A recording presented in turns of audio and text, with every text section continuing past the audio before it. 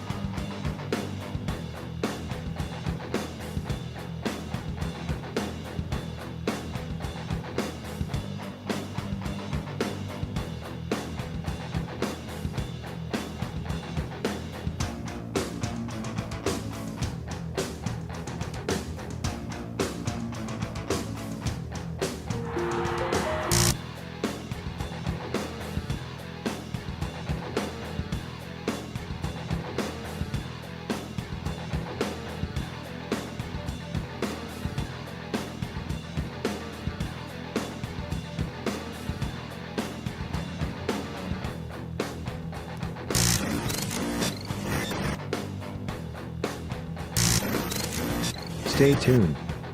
Your program will begin shortly.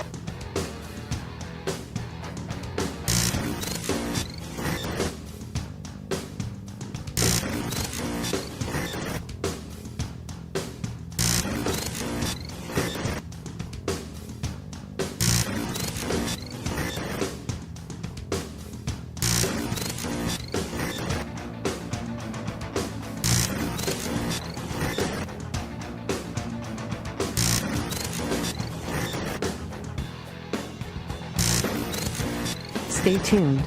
Your program will begin shortly.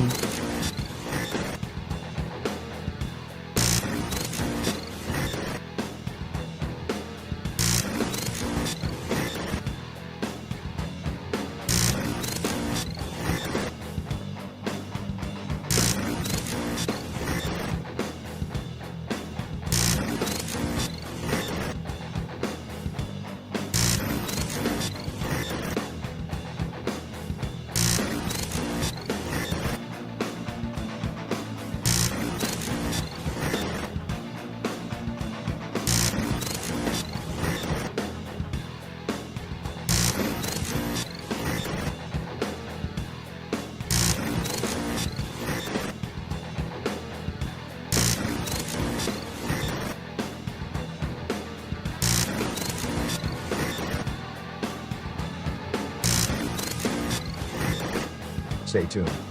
Your program will begin shortly.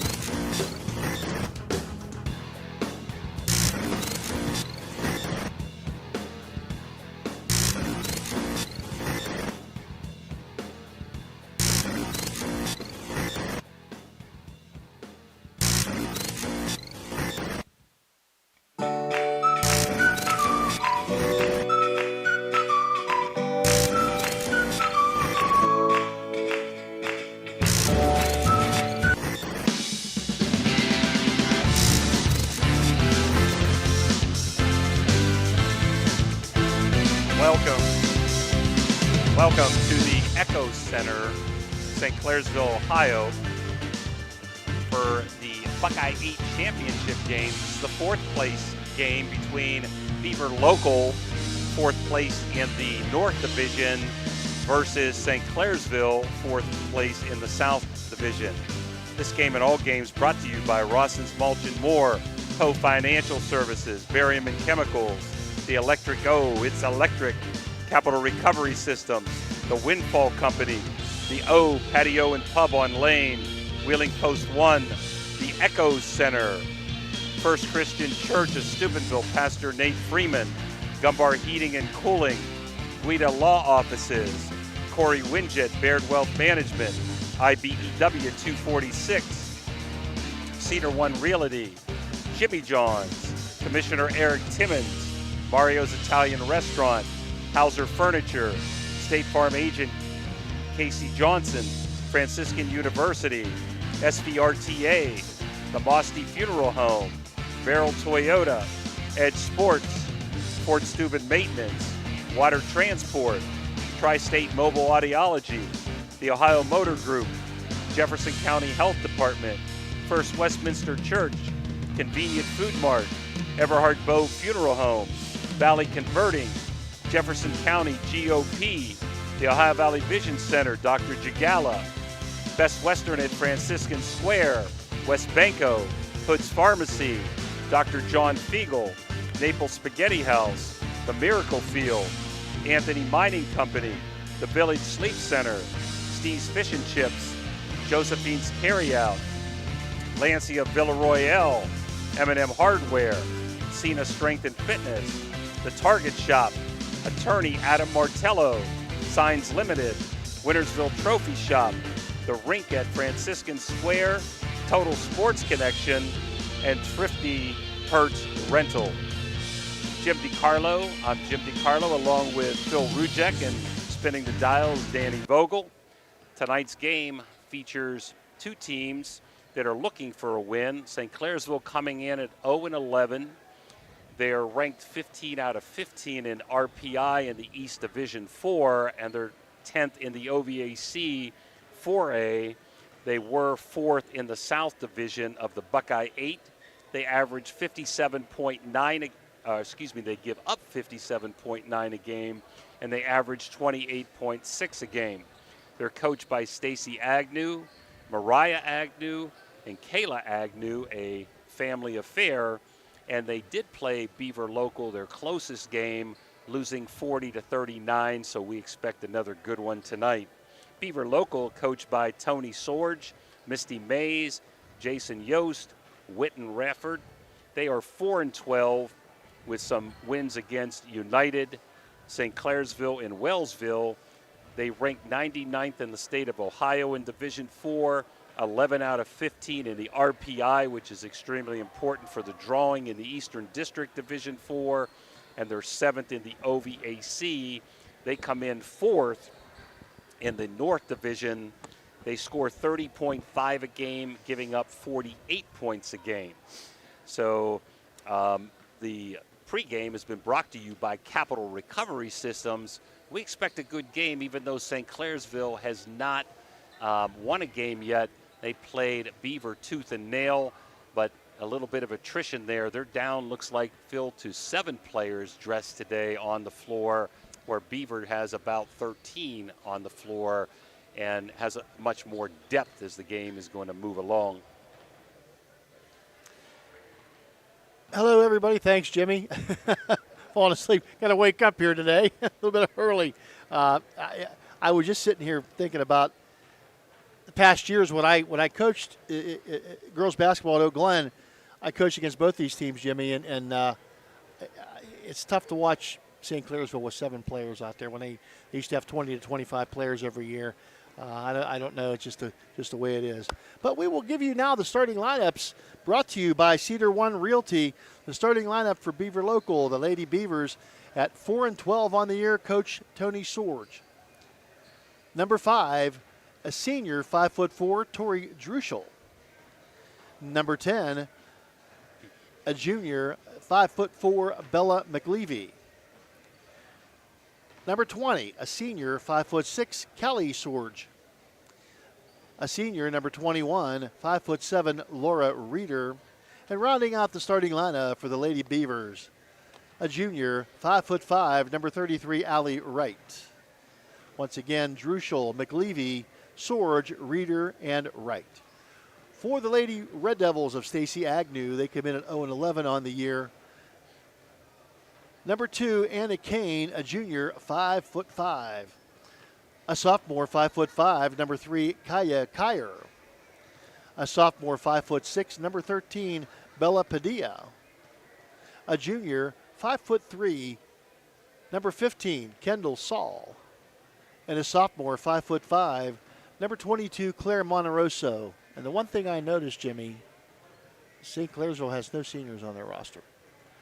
They've had some injuries too this year, so I'm sure that's hurt their attrition. But they don't play any JV games. They're down to 7 players, it looks like. So they're just trying to wiggle through this season, and hopefully things will be much better.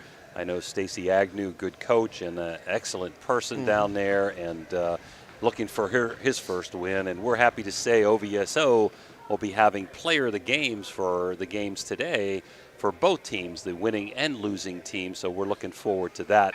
We're going to be back for the Eric Timmons opening tip-off right after this commercial break.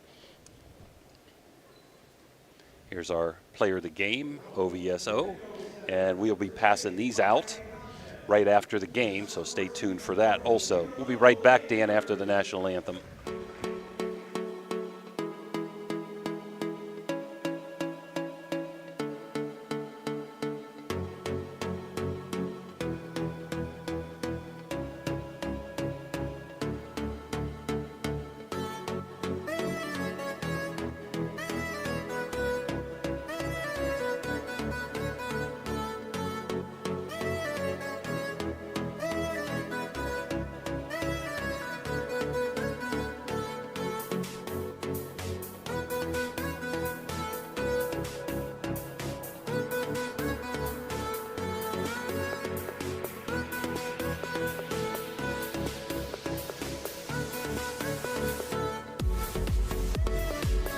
Imagine a vibrant hub where education meets wellness, a place where students and community members thrive together. At the East Central Ohio Educational Service Center, we're not just envisioning this future, we're building it. With partnerships that unlock resources and opportunities, we're addressing healthcare needs and cultivating talent. Join us in creating a healthier, brighter tomorrow. Attorney Adam Martello is your one call for DUI defense, probate, and estate planning. He also can provide real estate expertise plus general civil litigation. Call Attorney Adam Martello today at 740-317-0193. The Martello Law Office is located on Fernwood Road in Wintersville. Attorney Adam Martello is your one call for legal assistance. 740-317-0193. Discover United Dairy in Wheeling, West Virginia, where freshness meets quality. Our milk, cheese, and yogurt are packed with essential nutrients, supporting strong bones and a healthy lifestyle. Experience the creamy goodness and local flavors that elevate your meals. Choose United Dairy, where every sip and bite nourishes your body and community. IBE.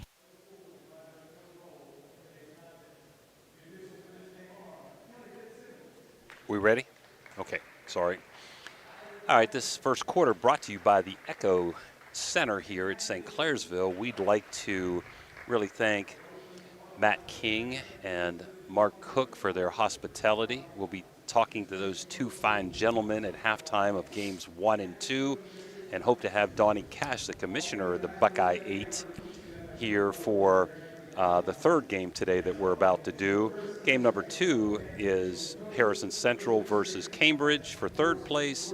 Game number 3 today is BELLAIRE East Liverpool for second place. And Indian Creek will be playing Union Local somewhere about 6 o'clock for first place. Phil? The OVAC veteran officiating crew here assigned by the OVAC. Kelly Fitzsimmons will be the referee, and the two officials for the game, Matt Hissam and Valerie Downing. Valerie, fairly new to the OVAC, but I've seen her on some big games, so she's obviously got the eyes of some of the officials, the powers that be in the OVAC. Kelly Fitzsimmons, Matt Hissam, both have been doing games in the OVAC for quite some time. A very good officiating crew for this game here this morning or this afternoon here, Jimmy. Well, St. Clairsville comes in 0-11, but I'm sure they're looking forward to trying to steal a win here today. And they played Beaver Local extremely well the first game, and the Beavers coming in at 4-12 at this point. The one thing, Jimmy, with St. Clairsville, no seniors on the team, so you're building. Now you build for next year. So, all you want to do is get better every game, get better every game, get better every game. Hopefully you get a win or two here before the season's over. If you don't, it's not the end of the world because everybody's back next year, and then you'll have some incoming players next year as well from, as freshmen. So, the future could be a little brighter for St. Clairsville. Beaver Local has some young players as well. So, Tony Sorg has been doing this a while, and these are both two very, very successful programs. The schools have had success in other sports as well. They've had success in girls basketball in the past. So those things tend to run in cycles. They should both be back near the top again at some point. So I'm looking here, Phil, 5 of the 7 girls dressed today are freshmen or sophomores for St. Clairsville. Mm-hmm. So only have 7, no seniors, and just 2 juniors there on the bench today. And we're ready to go, Phil, with the Eric Timmons opening tip. First quarter again brought to you by the Echo Zone Center. And Kelly Fitzsimmons puts the ball up, and it's controlled by Beaver Local. Beaver Local, top of the key, shot up, and it's good. It's electric. That time by Allie Wright, the junior, 5'5". Makes it 3-0 right away for the Lady Beavers. Remember today, Phil, don't get confused with that three-point line there. They got 2 of them, so it's the black one, not the white one. It can be very confusing. Out at the top, handling the basketball now for a little bit of a scoop shot that time by Saul, and it will not go and knocked out of bounds. A team rebound for Beaver Local. Beaver Local right will trigger it in. Callie Sorg gets it across half court to Druschel. Drushel's ball stolen away that time by Padilla. Padilla stolen back away. Another Thrifty Hertz turnover. And we're going to see another one again, stolen away by St. Clairsville's Saul. Now handling the basketball for St. Clairsville. She's going to take it to the baseline, and the ball stolen away from Kyer. That time by Druschel and out of bounds. Another turnover, Thrifty Hertz turnover. And that was just a flurry of turnovers. Yeah, we've had a ton of them. Both teams are pressing here, Phil. Man-to-man for St. Clairsville. It looks like Beavers in a zone press as St. Clairsville beats it pretty easily. Into the paint. Off to the low post, and the ball gets away. Back out front it goes.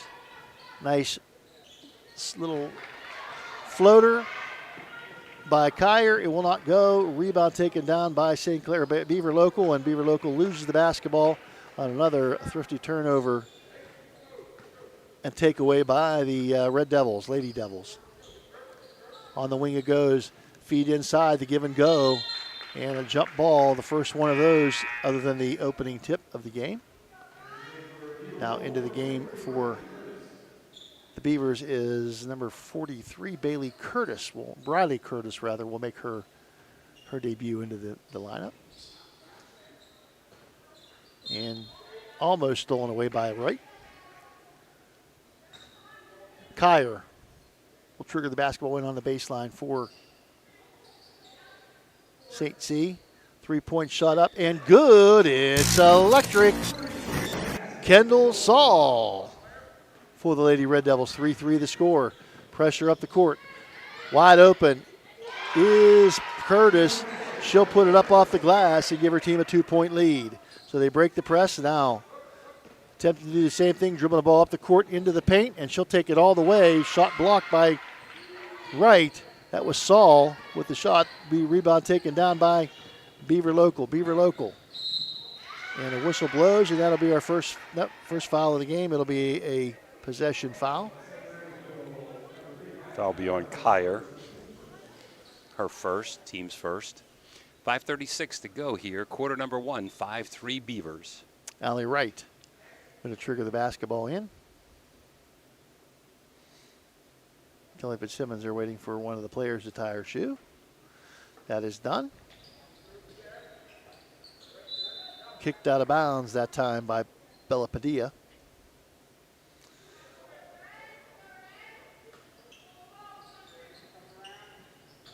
And the ball triggered in, and now inside it goes to Wright. Wright going to put it up off the bottom of the rim. Rebound taken down by Druschel. Druschel back inside to Wright, knocked away. Good defensive play by Padilla. And a jump ball going to be called.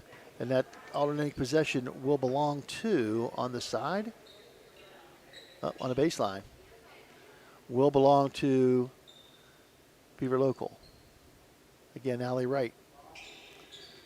Looks for the cutter, and the shot taken up, no good by Sorge. Rebound taken down by the Red Devils. Looking up ahead and just a little bit out of the reach of Claire Monterosso, who was ahead of the group, the head of the pack, and the ball goes out of bounds. Another thrifty Hertz turnover. Good idea by Kane that time, just overthrew her a little bit. Well, you're going to get turnovers when you run the fast break. Stolen away this time by Kyer, and Kyer going to take it all the way, puts a shot up, no good, and out of bounds it goes. Team rebound goes to Beaver Local. Kyer took it to the hole, but just could not get the ball to fall in traffic. Sorge will take the ball out of bounds. She'll look deep, nothing there.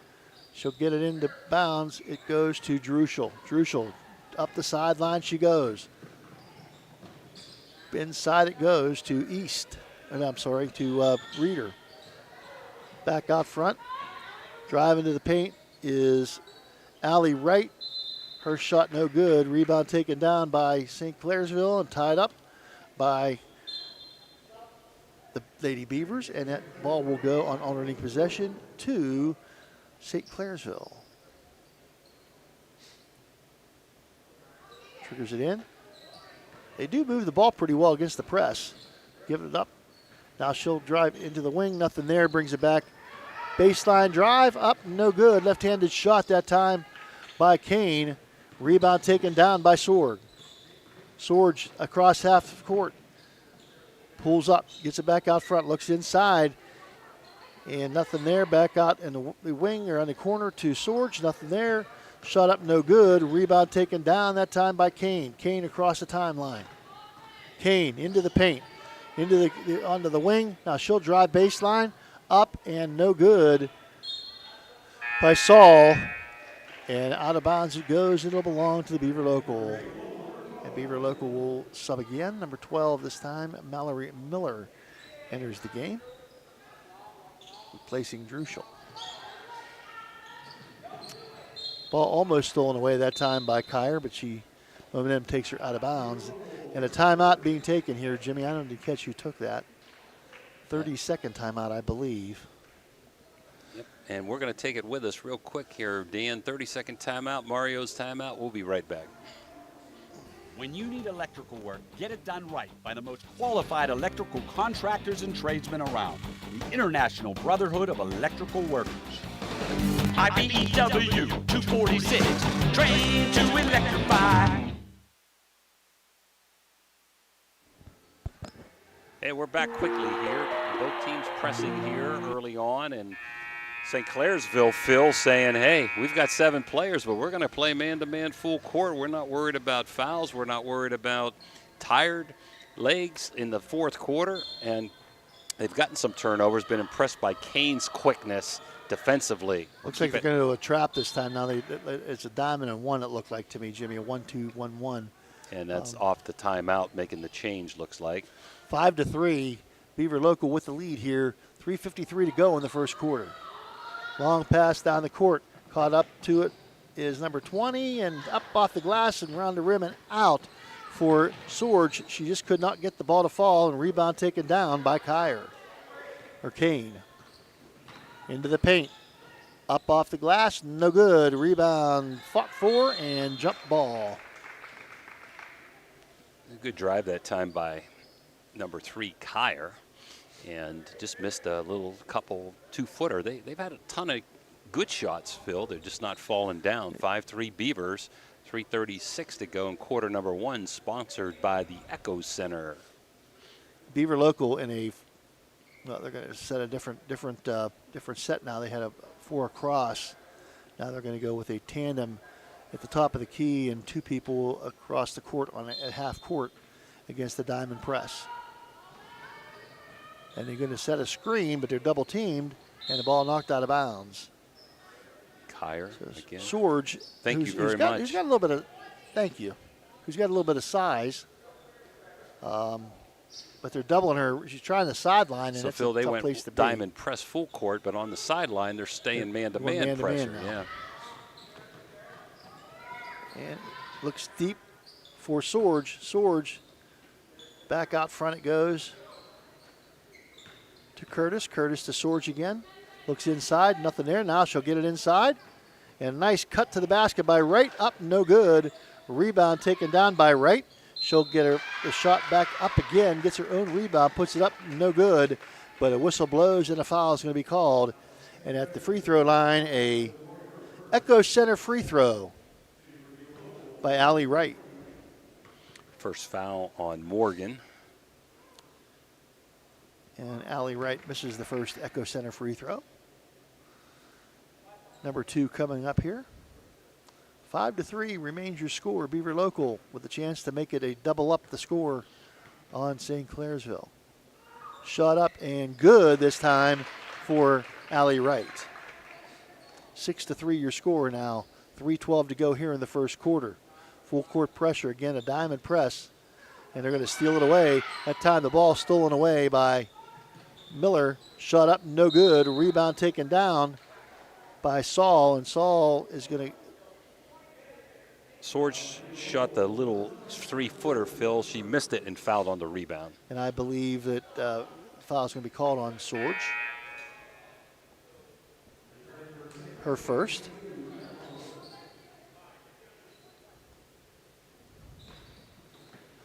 And ball stolen away by Sorge. Sorge in the corner it goes. Now she'll bring it out. Out front. Shot up from the elbow. No good. Rebound taken down by Miller. Shot is blocked, and the other way, coming the other way with the Red Devils is Anna Kane. Kane. Monterosso. Monteroso's shot just inside the paint, up and good for Claire Monterosso. Makes it a 6-5 game with 2:40 to go. Full court pressure still. Stolen away this time. That's Kyer. Kyer gets it to Kane. Kane on the wing. Shot up. No good. Rebound taken down by Sorge, please forgive me. And she'll get it over to Miller. Miller, in the corner it goes. Back out front to Sorge. Back to Curtis in the corner. Curtis going to drive, and a whistle blows and a foul going to be called. A hold against number 22. Claire Monterosso. Yep. That'll be her second. Her second, team foul number 3 on the Red Devils. Sorge with the 3-pointer up, no good. Rebound taken down. Shot up, no good. Rebound. Shot blocked and rebound taken down by Kendall Saul. Saul gets it over to Kane. Kane going to go the distance. Gets it off to Padilla. Padilla's shot up, no good. Padilla takes it away, gets their own rebound. Driving into the paint that time is Kyer. Up, no good. Rebound taken down. Fought for, but taken down by the Lady Beavers, Mallory Miller. Miller gets to the Sorge. Sorge ahead to Wright. Wright off to Miller. To Sorge in the corner. Back to Wright. And a little bit too tall, but knocked out of bounds by Padilla. And the Beavers will have the ball underneath their own basket. Back in is Druschel. The scoreboard, Phil, had it wrong initially. Monterosso, that was her first team foul, and they did correct that up there. So nobody has more than 1, and St. Clairsville has 3 team fouls. Beaver only has 1 foul in the first quarter. Neither team scores a lot of points. Both teams average around 30 a game. So we expected a low-scoring contest. And Curtis with the basketball. She looks to drive into the paint. Puts the hook shot up. No good. Rebound fought for and out of bounds. It'll go to the Red Devils. Both teams, Phil, have had good shots. You know, 2-footers. Just won't fall. Can't fall in there. Diamond press, and they throw a little bit over the top, and they break the press very easily, do the Red Devils. The shot up and no good, but fouled is Kendall Saul. That foul going to be on Allie Wright, number 33, her first, team foul number 4. Oh, number 2. I looked at the wrong side of the scoreboard. And the Echo Center free throw by Saul, up and good. We now have a tie ball game with a minute 13 to go here in the first quarter. 6-6 your score. Saul with a chance to give her team the lead here in the first quarter. Kendall, second shot up and round the rim and in, and she will give her team the 7-6 lead. Moving the ball very good, and now trying to dribble up, and the ball stolen away by the Red Devils. Another Thrifty Hertz turnover. 3-point shot by Kane. It's electric, and it came. Now they got Sword tied up in the corner. She's going to throw it away again, another turnover, and this time the shot is going to go to Kyer, who stole the ball and went straight to the basket. And the press is bothering the Lady Beavers. As the ball knocked out of bounds, it'll stay the Lady Beavers right by the Beavers bench. We had an explosion there. 2 free throws, a 3-pointer and a 2-pointer in the last 30 seconds has put St. Clairsville up by 6 here, under a minute to go in the first quarter. 12-6 Red Devils. And Swords with the basketball. Man-to-man defense employed now by the Lady Devils. They get the ball to the elbow, and she's going to drive, try to get the shot up. Nothing there. Stolen away, ball thrown away. Another Thrifty Hertz rental turnover. And now turned back over. Let's see, a foul. Swords fighting for the ball. There's a whistle blows, and there's going to be a foul called. It's going to go Saul against Saul. It's going to be the 4th team. So possession. Man-to-man defense by the Lady Devils. Mallory Miller says, clear it out. I will take the ball. They like that sideline. I'm not sure why, but I'm not a sideline. I don't care to go down the sideline unless it's pretty wide open. Miller was tied up there, did a smart thing, threw it off a defender out of bounds. So back to the Beavers. Let's see if they can cut into this 6-point deficit with 15 seconds to go. Very quick 6 points by St. Clairsville. Sorge looks to trigger the ball in, and she does, and out of the reach and stolen away by Monterosso. Monterosso takes it to the hole. Up and in off the glass for Claire Monterosso, 14-6. Ball stolen away again by St. Clairsville. Shot up and no good at the buzzer. And at the end of 1 quarter of play, St. Clairsville, looking for their first win, leads the Lady Beavers of Beaver Local 14-6. You're watching High School Buckeye 8 Championship Day basketball on the High Valley Sports Authority, OVSO. Windfallfunding.org connects innovators, artists, and entrepreneurs with the resources they need to thrive. We empower communities by providing crucial funding and support. Join us in transforming ideas into impact. Together, we can create a brighter future. Let's make magic happen with Windfall Funding. Low credit. This looks impossible. Credit scores can be loan obstacles too. How do I get to good credit? Get credit advice for life from Westbanco. Money doesn't make you wealthy. Understanding it does. Welcome to the Harp and Habit, Steubenville's hidden gem. Here, Irish charm dances with local warmth. Picture shepherd's pie, fish and chips, and soda bread, all crafted with care. Whether it's family, friends, or romance, every meal becomes a celebration. Join us, where good food meets great memories. You belong here. In Steubenville. We're back here for quarter number 2, going to be sponsored by Total Sports Connection. 14-6 St. Clairsville.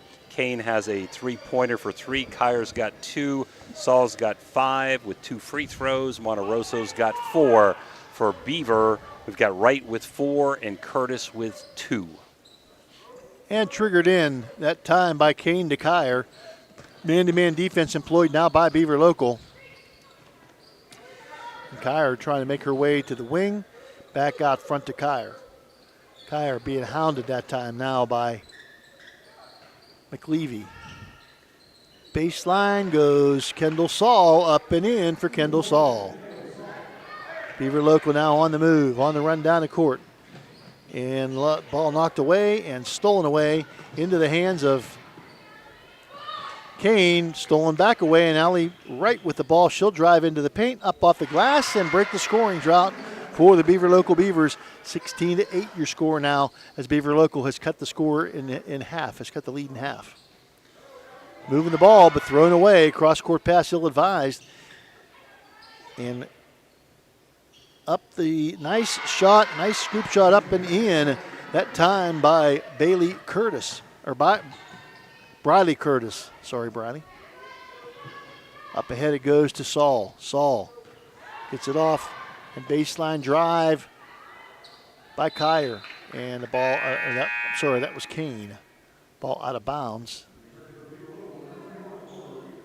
Looked like a 3, but it's a 2. Sword's going to take a break.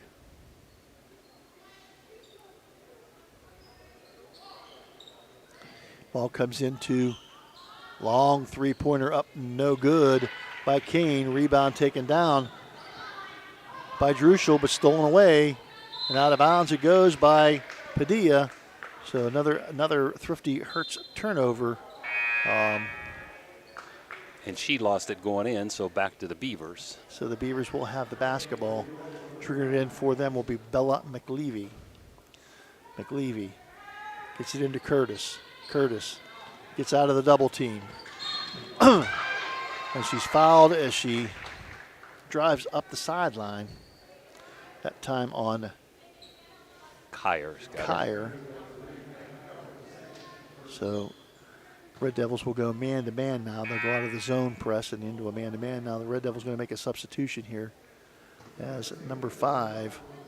It's Elizabeth Morgan enters the game for Kyer. Right, gets it into Curtis. Curtis drives. Nice pass down low. Shot up and good that time. Anderson. By Anderson. I was looking to see who that was, 35. Driving down the court into the wing. Back out it comes to Kane. Kane looks at the wing, looks inside. Nothing there. Back out front it comes to Saul. Saul going to penetrate up, no good. Rebound taken down by Curtis. Curtis up the court across the timeline. Dribbles into the paint, and she'll take a nice Euro step up and good. This time for Briley Curtis, and a timeout taken by the Red Devils as the Beavers have cut it to 4 at 16-12 here in 5:59 to go in the second quarter of play. We'll be back after this 30 seconds. Halftime is sponsored by Berryman Chemicals in memory of Eleanor and Douglas Red Naylor, supporting area youth since 1960 through academic and sports scholarships, mentorship, and community spirit. Good luck to all area teams from Berryman Chemicals. Now we're back, 16-14. St. Clairsville is Beavers cut the 16-8 lead down to 2 points. We've got so far Curtis with 6 and Wright's got 6. The lead Beavers, and for St. Clairsville, Saul leads them with 7. Monterosso has 4. Phil. And Beaver Local going to continue in their diamond press. Ball comes in now. Pass around, now they'll try to swing it to the other side, and they do break the press as Kane comes in, and she'll pull up a nice short jumper, and that'll break the drought for St. Clairsville as Kane sticks it in for 2. Almost stolen away, out of bounds it goes. Oh, and it's going to belong to, it was stolen away. Last touch by one of the Beavers. Nice job by Kendall Saul, and Saul will trigger the ball in. And she gets it in. Monterosso, shot up no good. Rebound taken down by Curtis. Curtis, the ball stolen away by Padilla. Padilla to Morgan. Morgan shot up no good. Rebound taken down by Curtis. And Curtis down the sideline, looks up the court and out of bounds. A little bit too tall that time for Bella McLeavy. And that ball will belong to the Lady Red Devils. 18-14 your score here with 5:26 to go here in the first half. Sorge back into the game for Beaver Local. Double team, reversing the ball. No, stolen away. Nice job by Anderson. She'll drive to the paint, and she's fouled by Elizabeth Morgan. So Maya Anderson has come in and sparked the Red Devils a little, or the Beavers a little bit. And she'll be at the line for an Echo Center free throw. This will only be the third and fourth free throw for Beaver. St. Clairsville's only shot 2 free throws. First shot is up, a tall shot, and it is good. A lot of arc there, but nice floater, huh? Wipe the snow off the top of it. And that is going to come up short. little bit too much arc there. Yeah. And that will come up short of the basket. So she'll make 1 out of 2. Does Maya Anderson.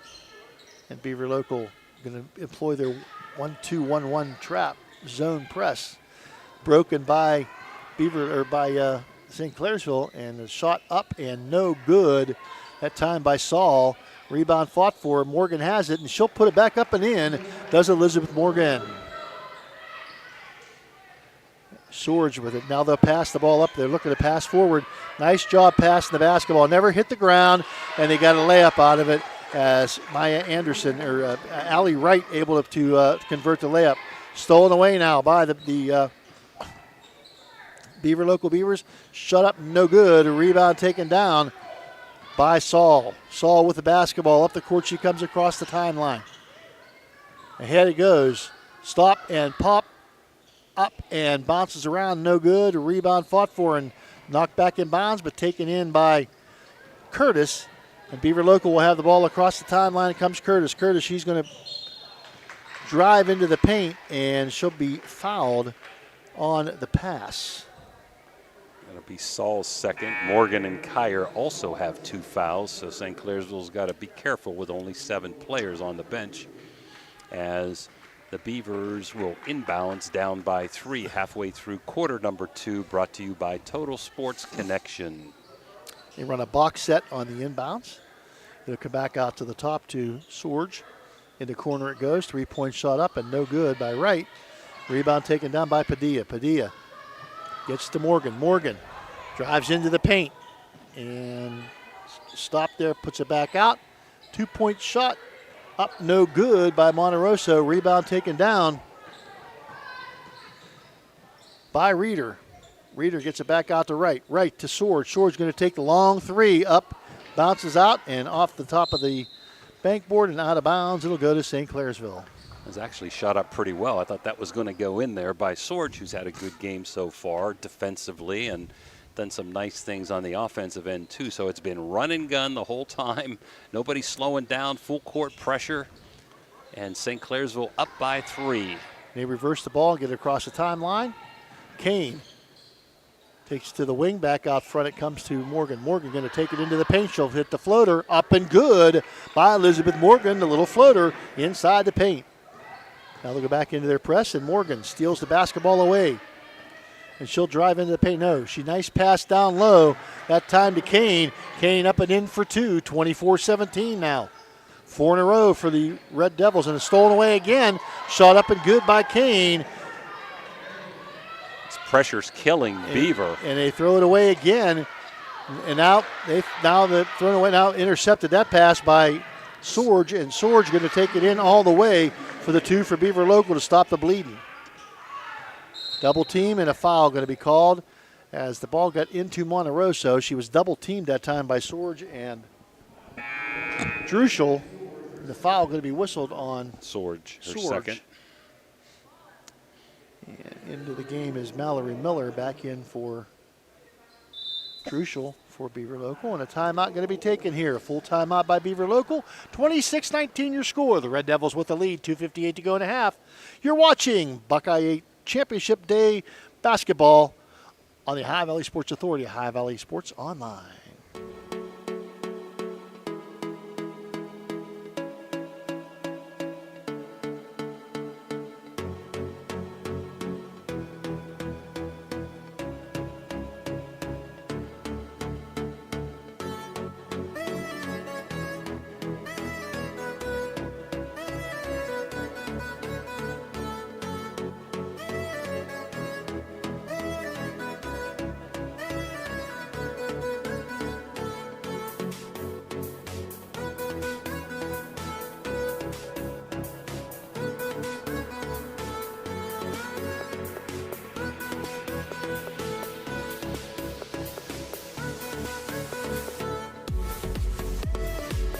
Imagine a vibrant hub where education meets wellness, a place where students and community members thrive together. At the East Central Ohio Educational Service Center, we're not just envisioning this future, we're building it. With partnerships that unlock resources and opportunities, we're addressing healthcare needs and cultivating talent. Join us in creating a healthier, brighter tomorrow. We're back, 2:58 to go. Red Devils up 26-19 here in quarter number 2. And triggering the basketball in. Sarah Clairsville breaks the press. Kane with the basketball. She bounces it off and back to Kane. Kane on the wing now to Saul. Saul inside to Morgan, and the shot is blocked, but a foul called. Foul's going to be on Miller. And Kane or Morgan will go to the free throw line for the Echo Center free throws. Elizabeth Morgan, who's provided a little bit of a spark here for the got for the 4, Red Devils. going for her 5th and 6th. And the first one bounces off the rim, no good. So she'll get another. St. Clairsville 2 for 3, Phil, from the free throw line. So far, Beaver 2 for 4 from that line. And the second one, no good. Rebound taken down by Wright. Wright drives it up across court, looks ahead, has her lady in Reeder. Reeder going to take it into the paint. Ball knocked away and stolen away. Padilla with the basketball. And she'll get it back to Saul, and Saul will bring it across the timeline, and Beaver Local sets up in their half-court man press, or man defense, and knocks, Driving in that time was Kendall Saul, and a great defensive play. I mean, Allie Wright was standing right there, and it created a turnover. St. Clairsville with Saul with the travel. They're going to try a 2-1-2 now, full-court press. And that was broken pretty easily by Beaver Local. Back out top to Sorge. Sorge going to take the three-pointer, the long three-pointer up, no good. And a rebound goes out of bounds. It'll belong to St. Clairsville. Still the diamond press. It has worked pretty good for the Red Devils. But this time, Beaver Local, St. Clairsville breaks it. Nice pass up to Padilla. Shot up, no good. Rebound taken down. And thrown ahead by Reeder to Sorge. Sorge up off the glass, no good. A rebound taken down, that time by Kane. Kane gets it to Monterosso. Monterosso to Morgan. Morgan up the court, drives to the elbow. Back across court to Monterosso. Shot up, no good. A rebound taken down by Wright. Wright, she'll get the ball back here to Mallory Miller. Miller, uncontested down the court. Cross-court pass, gets it to Sorge. Sorge's baseline jumper up, no good. Rebound Miller, and Miller cans the shot inside the paint and brings her team to within 5. Stoppage in play here is one of the players has to tie her shoe, and that'll bring in some players, some fresh bodies off the bench. Bryce Powell, first time in for St. Clairsville, number 00. High-scoring second quarter somewhat. Beavers got 15 in the quarter, and St. Clairsville has 12. And the ball triggered in, and a double team almost stolen away. And the jump ball going to be called. And let's see who it's going to belong to. That's going to belong to Beaver Local. No. Yeah, it's Beaver's Should be ball. Beaver Local, yeah. They're giving it to St. Clairsville, but the arrow points Beaver. Let's see. Yeah, they're catching. They're catching that now. And the ball will be taken out of bounds by Bella McLeavy. Well, nope, Wright's going to take it out. And Beaver Local set up in their box.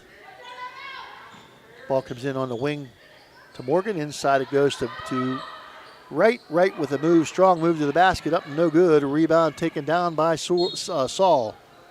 And the ball knocked out of bounds by the Lady Beavers, and the Red Devils will have it on the sideline right in front of their bench. Triggered in by Kane. Kane gets it ahead. Nope. Ball stolen away that time by Reeder. Reeder up the court. She'll come into the corner. It comes to Morgan. Morgan's shot up, and she is going to be fouled. Mallory Miller, rather, is fouled as she drives into the paint, and she'll be at the free throw line, the Echo Center free throw line, where she'll get 2 opportunities. 26-21 your score. St. Clairsville with a lead. 53 seconds to go here in the first half of play. Her shot up short. They put a lot of arc on the ball, which is sometimes a good thing, but a little bit too much that time maybe. Left-handed shot is up. This one is a little bit long, and that happens frequently. A rebound taken down by Padilla. Padilla with the outlet almost stolen away, but Annie Kane able to control it, and she'll come across the timeline, meet the man-to-man defense of McLeavy. McLeavy, or Kane gets it off to Saul. Saul going to drive into the paint. She'll take it up off the glass and in. 28-21 now. Curtis with the basketball. She'll bring it across the timeline, breaks the press, looks ahead. Ball stolen away that time by Padilla once again. Excuse me. Gets to Kane. Kane looks ahead to Monterosso. Back out to Kane. Kane to Monterosso on the wing. Monterosso bring it back out front. Other wing it comes to Saul. Saul. Other wing it goes to Kane. Kane going to take the shot up. No good. Rebound taken down by Wright, and that's going to do it for the first half of play here at the Echo Center on Championship Day for the girls basketball. Buckeye 8. Your score after one half of play: the St. Clairsville Red Devils 28, the Beaver Local Lady Beavers 21. You're watching Buckeye 8 Championship Day basketball on High Valley Sports Online. We'll be back after this.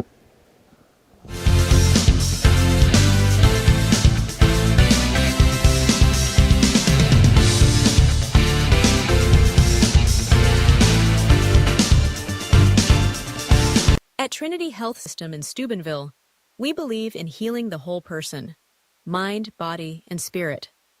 Partnering with Franciscan University, we offer cutting-edge care infused with compassion and faith. Experience a community where health meets hope.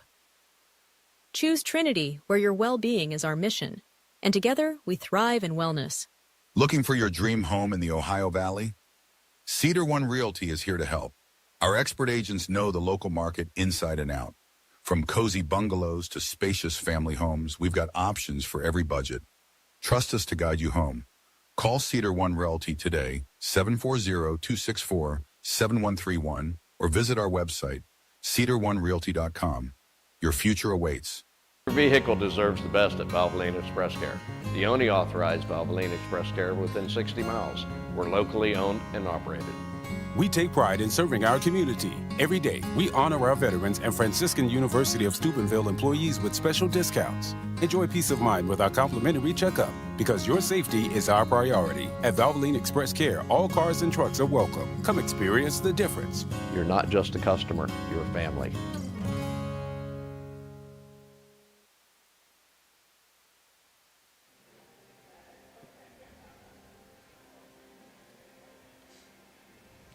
And we're back here, 28-21, Red Devils at the half over the Beaver Locals, fourth place at the Buckeye 8 Championships here at the Echo Center, and we'll really be welcome and glad to be here with Matt King.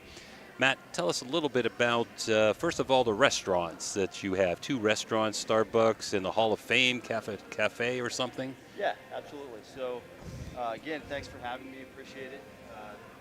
Really excited about some of the upcoming opportunities that we're going to present for the community, particularly in regards to the Proudly Serving Starbucks that we're hoping to open in early spring, as well as a concession area that will also provide some light catering, and that will be operated by the Hall of Fame Cafe out of Wheeling. We have an agreement with them to provide those services, so we are really excited about it, looking forward to it. Good. You have some offices here for dental and doctoring. Let's go there next. Sure, no problem. So over here to the left, the area that currently has some bleachers, that's going to be housed by Ohio Hills Health Centers, and they're going to have dental and primary care physician services being offered out of that space once it's renovated.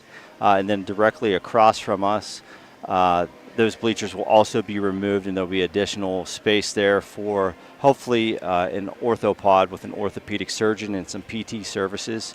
Very close to entering into a contract with a medical provider. I can't speak to that provider just yet, but very, very close, and excited for their services as well. So, when will the dental offices open for you? Our deadline for the completion of the dental and primary care physician space is September, October of 2025. So we do have grant funding that's going to pay for the majority of that remodeling. So that's our hard deadline timeline, I guess, on getting those services up and running. Before I turn it to Phil, if people want to rent space here, become part of the physicianal coop here with you guys, how will they get a hold of you or Mark? Yeah, so you can access our website, www.ecoesc.org. Our phone number is listed on the website. Our two primary contacts for the Echo Center are Angela Hannas and Mark Cook, as you mentioned. Reaching out to either one of those via email or phone would be appropriate. Our phone number is also listed on the website. It's 330-308-9939. Phil? Matt, Echo comes from East Central Ohio, so hence the Echo Center, which is the Educational Service Center. Correct. Here in the area. You serve as the treasurer and CEO of the ESC. What was it that was attractive about taking over this facility? Sure. So very familiar with this particular facility when it was built back in the late 90s. Mm-hmm. I was in college was at the the time. NAY Center at the time? Yeah. It was the NAY Center. Had the opportunity to come here and work out as a college athlete myself, so was very impressed with it. Always thought very highly of it. Unfortunately, due to declining enrollment and elimination of programs, it's kind of been highly underutilized, so we had the opportunity to speak with some of the university personnel about the future of the building, and quickly realized that there was an opportunity here for us to possibly take it over and make it turn it back into something that the community can be proud of. Well, you guys, we were here back in December, the first boys basketball game, Steubenville Big Red and New Lexington. And a lot has been done. I can see a lot of transformation here since we were here back in December. Sure. So in 1 month, you guys have made great headway here.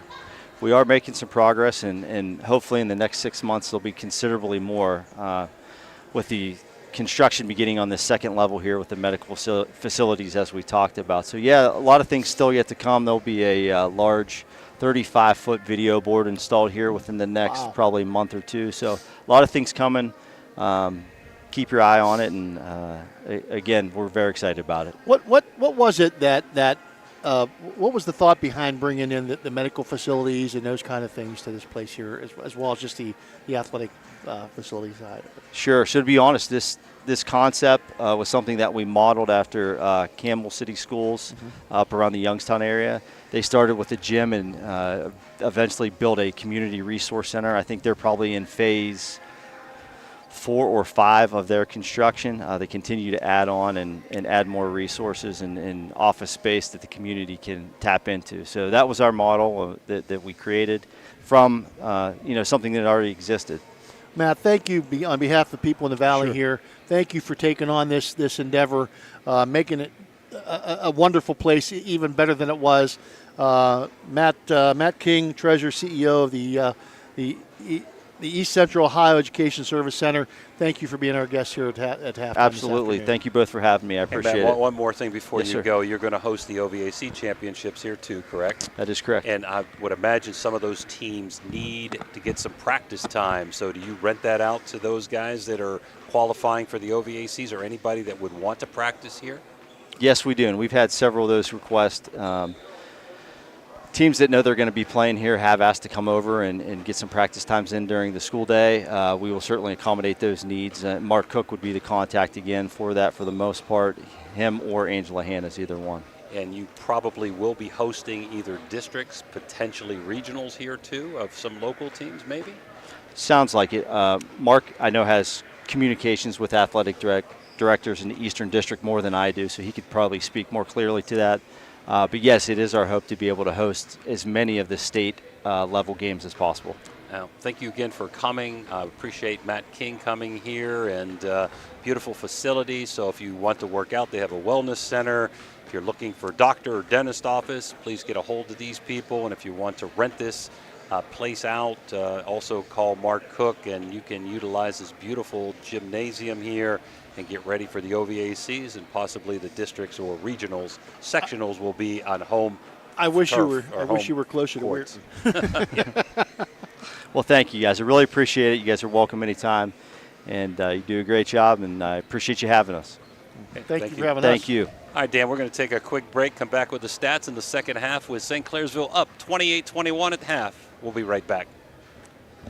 Barium and Chemicals, operating since 1916, has consistently set high standards in the production of various chemical compounds. Their unwavering commitment to quality has propelled them forward. So, if you're in need of industrial chemicals, remember Barium and Chemicals. Barium and Chemicals is a proud sponsor of this broadcast.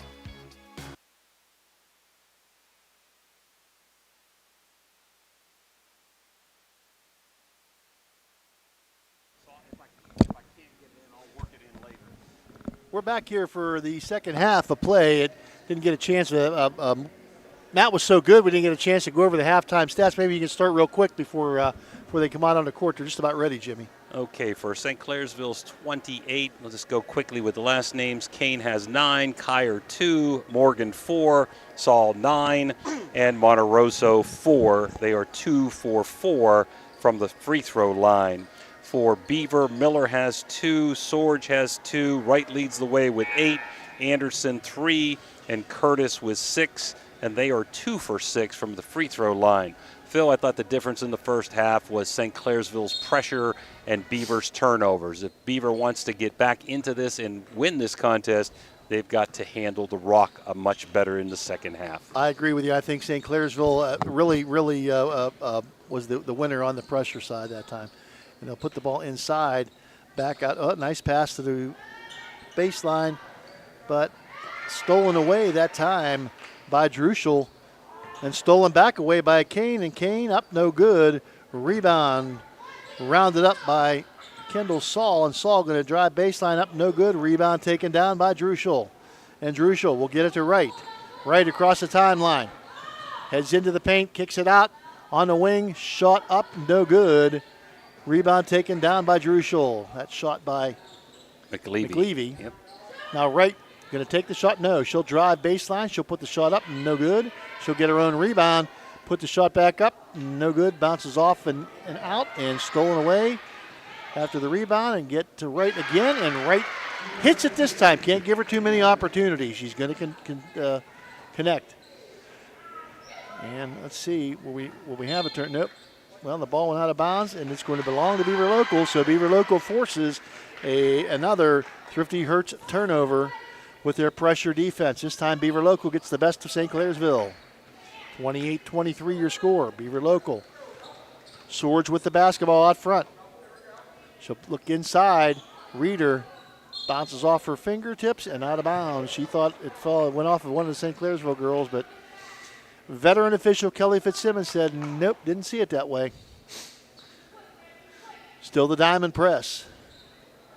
And they're going to try to throw it over. No, she'll bring it inbounds. Now they'll throw it down the sideline, and she'll try to drive to the middle of the court. Saul with the basketball into the corner. Kane has it knocked out of bounds by McLeavy. So on the baseline, St. Clairsville will take the basketball out of bounds. It's going to be Kaya Kyer. Gets it in, and their jump ball gets it in to Monterosso, but getting her hand in there, I believe, was McLeavy. Alternating possession, that'll belong to Beaver Local. Man-to-man full court defense now. And Sorge beats her player and takes it into the paint. Nice drop-off pass, and off the glass it goes, and that is Reeder with the basketball. Laura Reeder with the 2. Almost stolen away. But Kane with the basketball across the timeline. She'll take it down the sideline, looks cross court to Monterosso. Monterosso back out front, it comes to Kyer. Kyer over to Kane. Kane being hounded by Sorge. Knocked away and out of bounds by Sorge, but it'll still belong to St. Clairsville on the sideline right in front of her bench. Kane comes into Kyer. Kyer one-on-one with Druschel. Ball almost stolen away. Could have been a walk, but a nice steal by Sorge, and tries to get the outlet and stolen back away by Kyer. And Kyer going to drive, penetrate into the paint, and she'll take the short jumper up and no good. A rebound taken down by Wright. Wright gets it ahead and beating her to the basketball that time was Monterosso, but Monterosso has it stolen back away by Druschel or by McLeavy. And McLeavy, the shot, I don't know who got. Druschel missed that three. And the rebound comes down to Kyer, and Kyer takes it the length of the court and puts the layup up and in. Right. Nice pass to Reeder. Reeder rounds up the basketball. Gets it back out front to Sorge. Sorge with the basketball. Almost knocked away. Penetrates. Stops, pops, no good. And the ball will go out of bounds and a rebound. Team rebound belongs to St. Clairsville.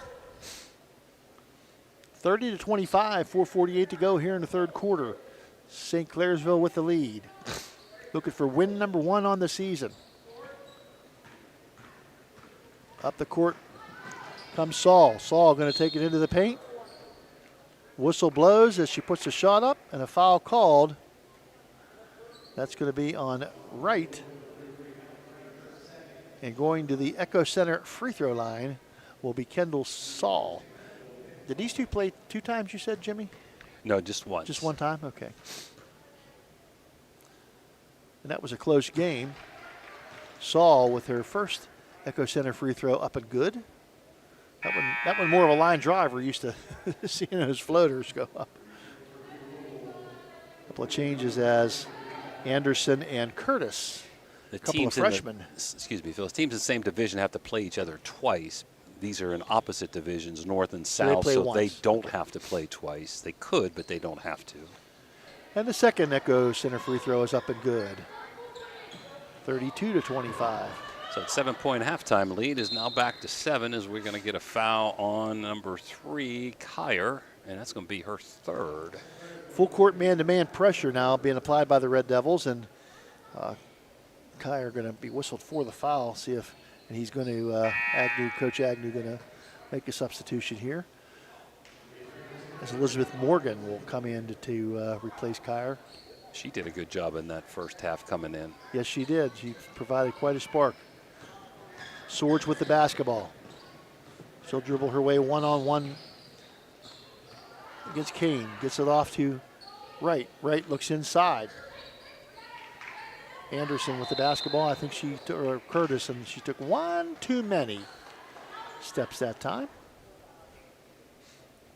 Back into their diamond press.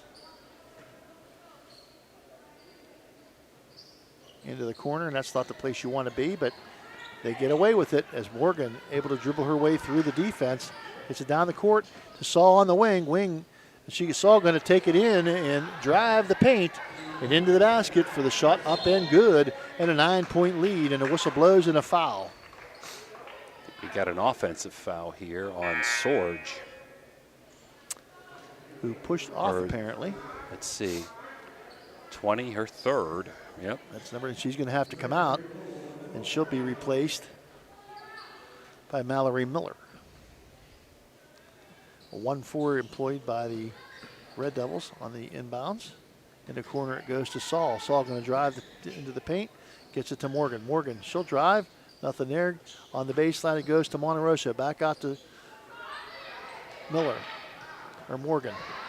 Morgan stolen away that time, and up and in. Oh, nope, wouldn't go. Can't call him too fast. Unfortunately, wouldn't go that time for McLeavy.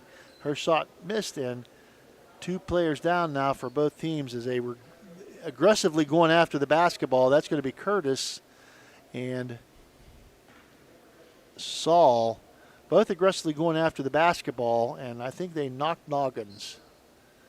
We're going to take a Mario's timeout. 34-25 St. C. We'll be right back.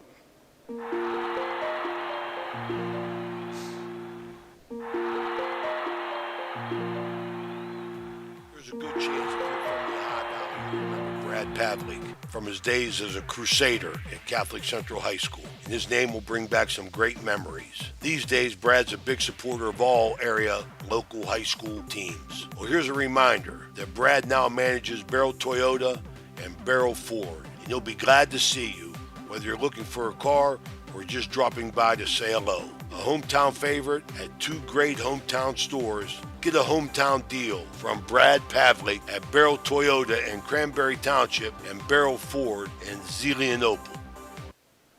And we're back, 34-25 Red Devils, third quarter, brought to you by Jimmy John's. And St. Clairsville with the basketball. Kyer going to bring it across the timeline. Kyer penetrates, kicks it to the wing. Back to Kyer from Padilla. Padilla, out front it goes to Morgan. Morgan going to drive baseline, nothing there. Looks cross, baseline to Padilla. Shot up, no good. Rebound taken down by Wright. Wright, up ahead it goes to Miller. Miller shot up and whistle blows and a foul called, and Miller will be at the free throw line for 2. And that could be a problem, Phil. I think it's going to be number 4. They put Kyer in for Saul because she was hurt, and that's going to be her 4th foul. Yikes. And we're going to get Bryce Powell will enter the game. First of 2 from Morgan. Or Miller, rather. Up, no good. I knew it began with an M. Echo Center free throw. Echo Center free throw.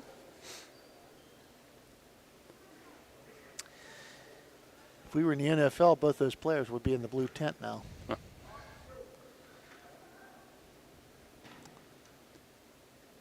Second shot from the Echo Center free throw line.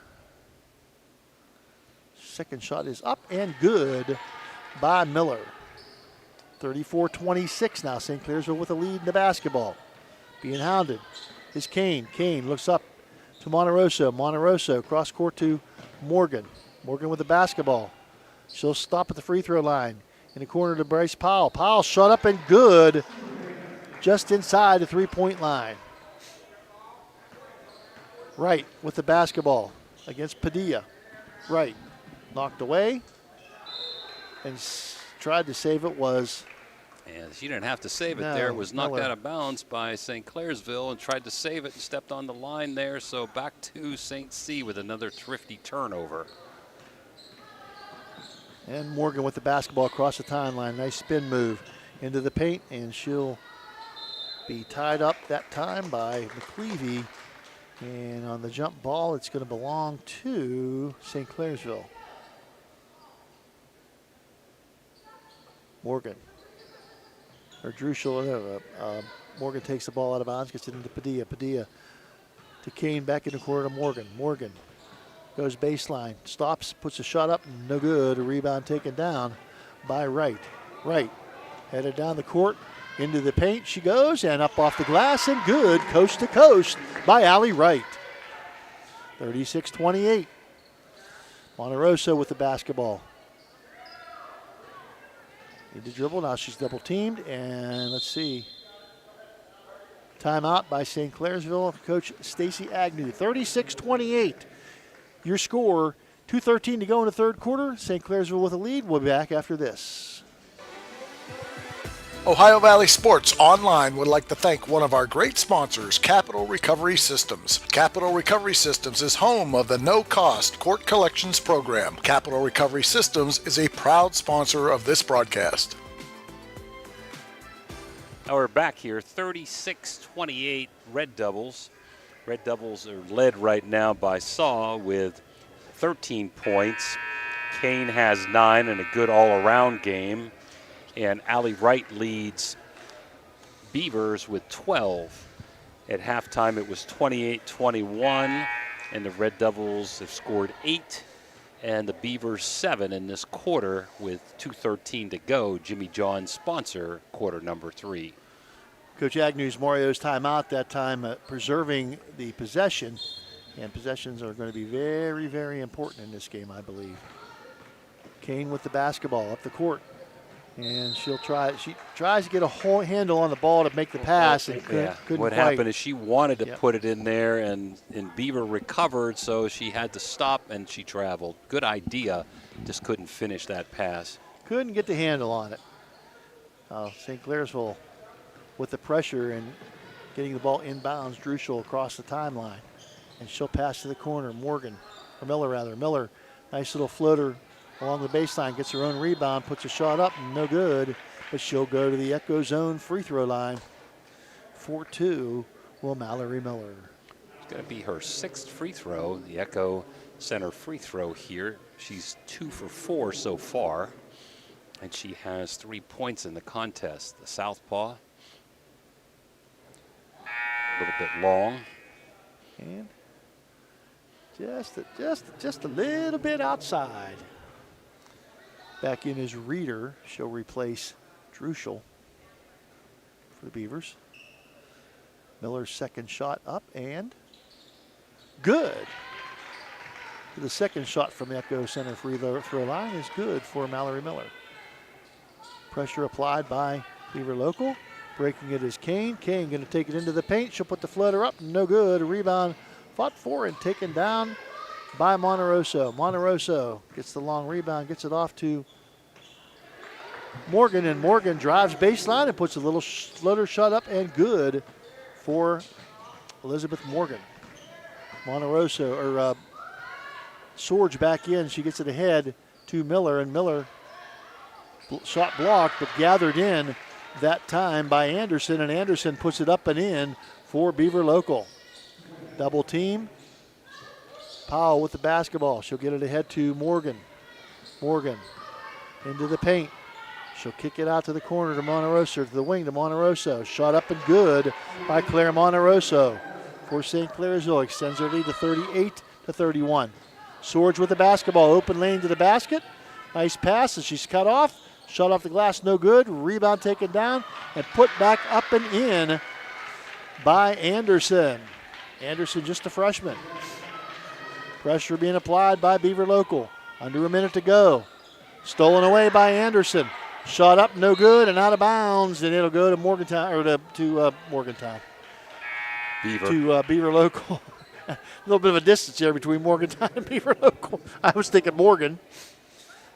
Opportunity there for St. Clairsville, for Beaver Local to cut the lead to 5. Yeah, went off Beaver's foot, we should have said. Back to St. Clairsville, up by 7. They make a little run, does Beaver, but they can't get it down to over the hump here. They're still down by 7, but a little bit more high scoring than we thought. 40-39 last game, 40-33 already in the third quarter here. And ball knocked away and stolen away by Beaver Local.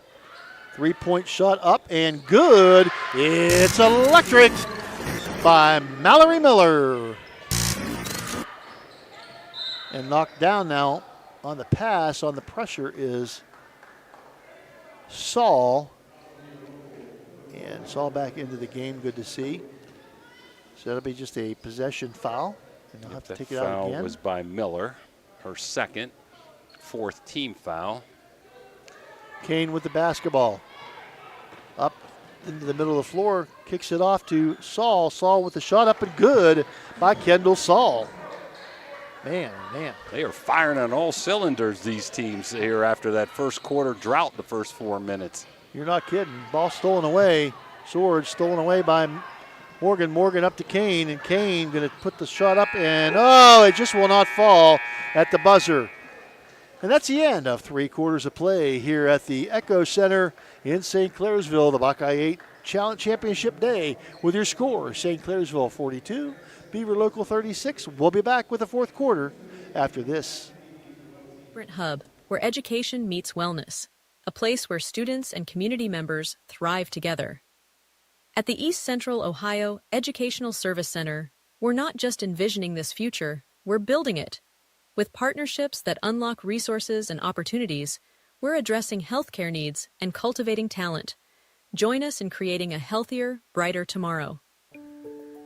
Attorney Adam Martello is your one call for DUI defense, probate, and estate planning. He also can provide real estate expertise plus general civil litigation. Call Attorney Adam Martello today at 740-317-0193. The Martello Law Office is located on Fernwood Road in Wintersville. Attorney Adam Martello is your one call for legal assistance. 740-317-0193.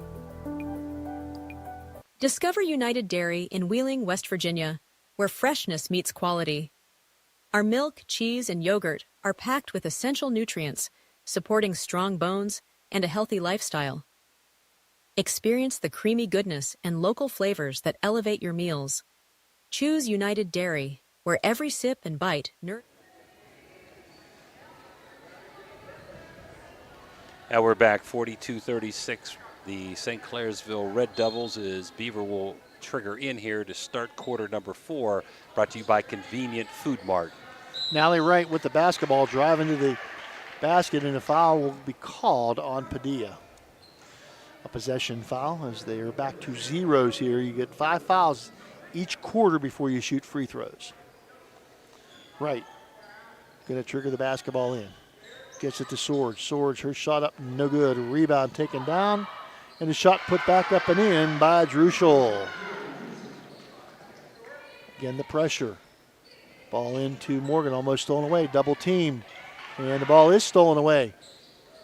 And Reeder with the basketball. The short jumper in the paint, up, no good. Rebound fought for, and ends up in the hands of Reeder. Reeder going to kick it out to Swords. Swords going to take the short jumper up, no good. Rebound taken down by Saul.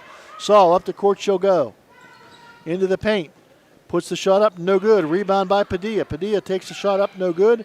Rebound taken down by Druschel, and Druschel looks up the court and stolen away. Right idea, but stolen away that time. Looking for Swords, but stolen away by Kane. And Kane trying to dribble into the paint, stolen back away by Swords. And Swords gets it ahead to Druschel. Druschel going to drive into the paint, puts a shot up and good off the glass. Cuts the lead to 2 at 42-40 now.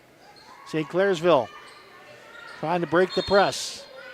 And the whistle blows. She's out of bounds. A good double team that time by Beaver Local. And that's another turnover. Another Thrifty Hertz turnover by the St. Clairsville Lady Devils. Wright will trigger the ball in on the sideline opposite the Beaver Local bench. So far we have Wright with 12 and Miller with 7. Also Anderson with 7 to lead Beaver. For St. Clairsville, we've got Saul with 15 and Kane with 9. And Kyer has to come out, and she's replaced by, or Kyer comes in for Kane with 4 fouls, and the ball stolen away by St. Clairsville. And Kyer with the basketball now comes out to Morgan. Morgan, top of the key, she'll penetrate, nothing there. Ball knocked away, but in the hands of Kyer. Kyer, she'll bring it back inside the paint, and a little bit of action there, but finally the whistle blows. The foul going to be called against McLeavy on the drive.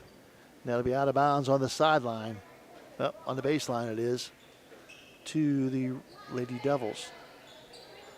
They'll get it in, and the shot taken right away, up and in, that time by Claire Monteroso. Extends the lead to 44-40. Swords with the basketball, man-to-man, Kyer guarding her. Got to be careful, she's got 4. Swords, and a timeout taken by Beaver Local. So with 6:06 to go here in the fourth quarter, 44-40. The Red Devils with the lead. They're taking a timeout, are the Beaver Local Beavers, and we'll take a Mario's timeout as well. We'll be back after this. When you're shopping for insurance, you might say, "What? Huh?" I'm so over this. But what you really need to say is something that could actually help. Like a good neighbor, State Farm is there. When you get a local State Farm agent, they can help make it easy and help you choose the coverage you need. Plus, they're available online, over the phone, or even in person. I'm so into this. Get someone who actually can help. Contact State Farm agent Casey Johnson today.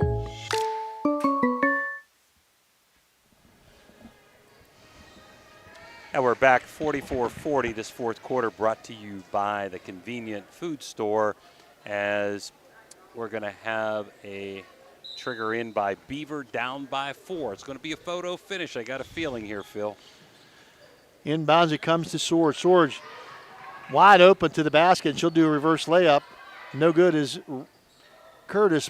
Rebound taken down by Druschel. Shot up, no good. Rebound taken down by Druschel, and the shot taken by Allie Wright. And it sticks in the little area between the basket and the backboard. And that's going to be a jump ball. Well, no, they got a foul on that. Oh, they had a foul? Okay, well. So Allie Wright will be at the Echo Center free throw line, and there's nobody able to jump up and get the ball. Yeah. What's the matter with those referees? They should be able to do that, right? They all got Rougeac disease. And Kelly Fitzsimmons gets the ball down.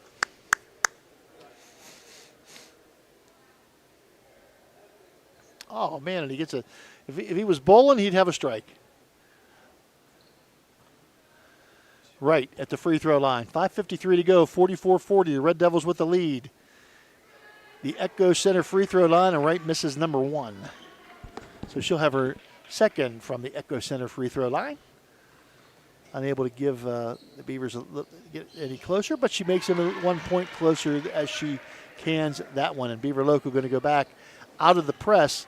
They're going to be in a half-court and man-to-man defense now. Kane back into the game with the basketball. Gets it off now to Saul. Saul back to Kane. Kane looking to set something up. She gets it to Kyer. Kyer being bothered.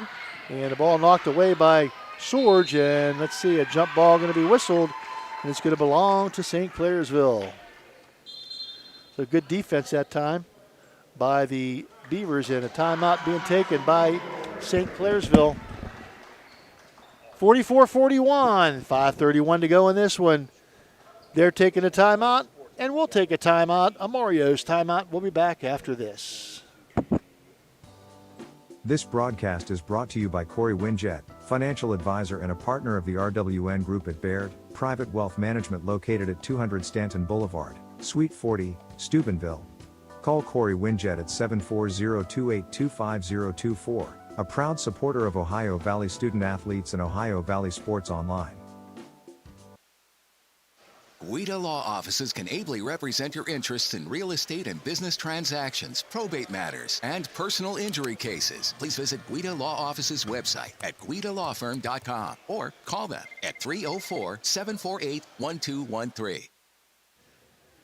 All right, we're back 44-41. Fourth quarter brought to you by the Convenient Food Mart. I'd like to thank Mark Cook in the Echo Center, Matt King. Matt was here at halftime. Mark will be back up here to get an interview at halftime. He just came to get some of our ideas for Player of the Game, which OVSO will be presenting a shirt to both teams, one player.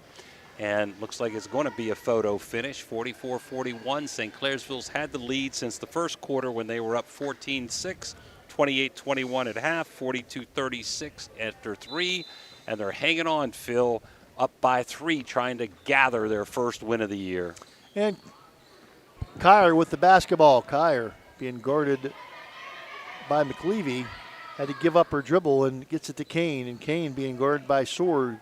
Sorge gets it off to Saul. Saul back out to Kyer. And Kyer, man-to-man defense by the Beavers, Lady Beavers. Saul double dribble, yeah. Picked up her dribble and then was kind of over teamed.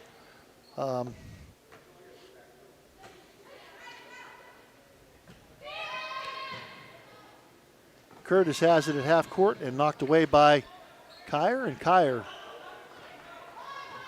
gets to Monterosso. Monterosso back to Kyer. Kyer going to penetrate, kick it back out. And I think they'll take some time if they possibly can. Saul with the basketball gets it back to Kyer, and they're going to set up again their offense. 4:36, long time to take some time. If you could take 5 minutes, 20 seconds here, 30 seconds there, it's very helpful. She better hurry up and get rid of that's it. She gets it to Kane. Doesn't want to get a 5-second call. And Kane with the basketball. In the corner of Monterosso. Monterosso on the wing. She'll bring it back out front. Gets it off to Kyer. Kyer like a 3-man game out front now. Kyer going to penetrate the paint. She'll stop. She'll pop. Nothing there. Off the backboard. Rebound taken down by Druschel. Druschel comes the other way. Looks to penetrate. Gets it in the corner. Shot up. No good. Rebound taken down by Kyer. Kyer to Saul. Saul heads down across half court.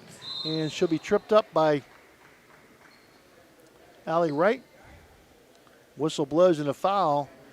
And Saul landed a little awkwardly. So she's still down. They can ill afford to lose her at this point. And you've got Kyer, Jimmy, with 4 fouls. And with this break in the action, we'll take a Mario's timeout. We'll be back right after this.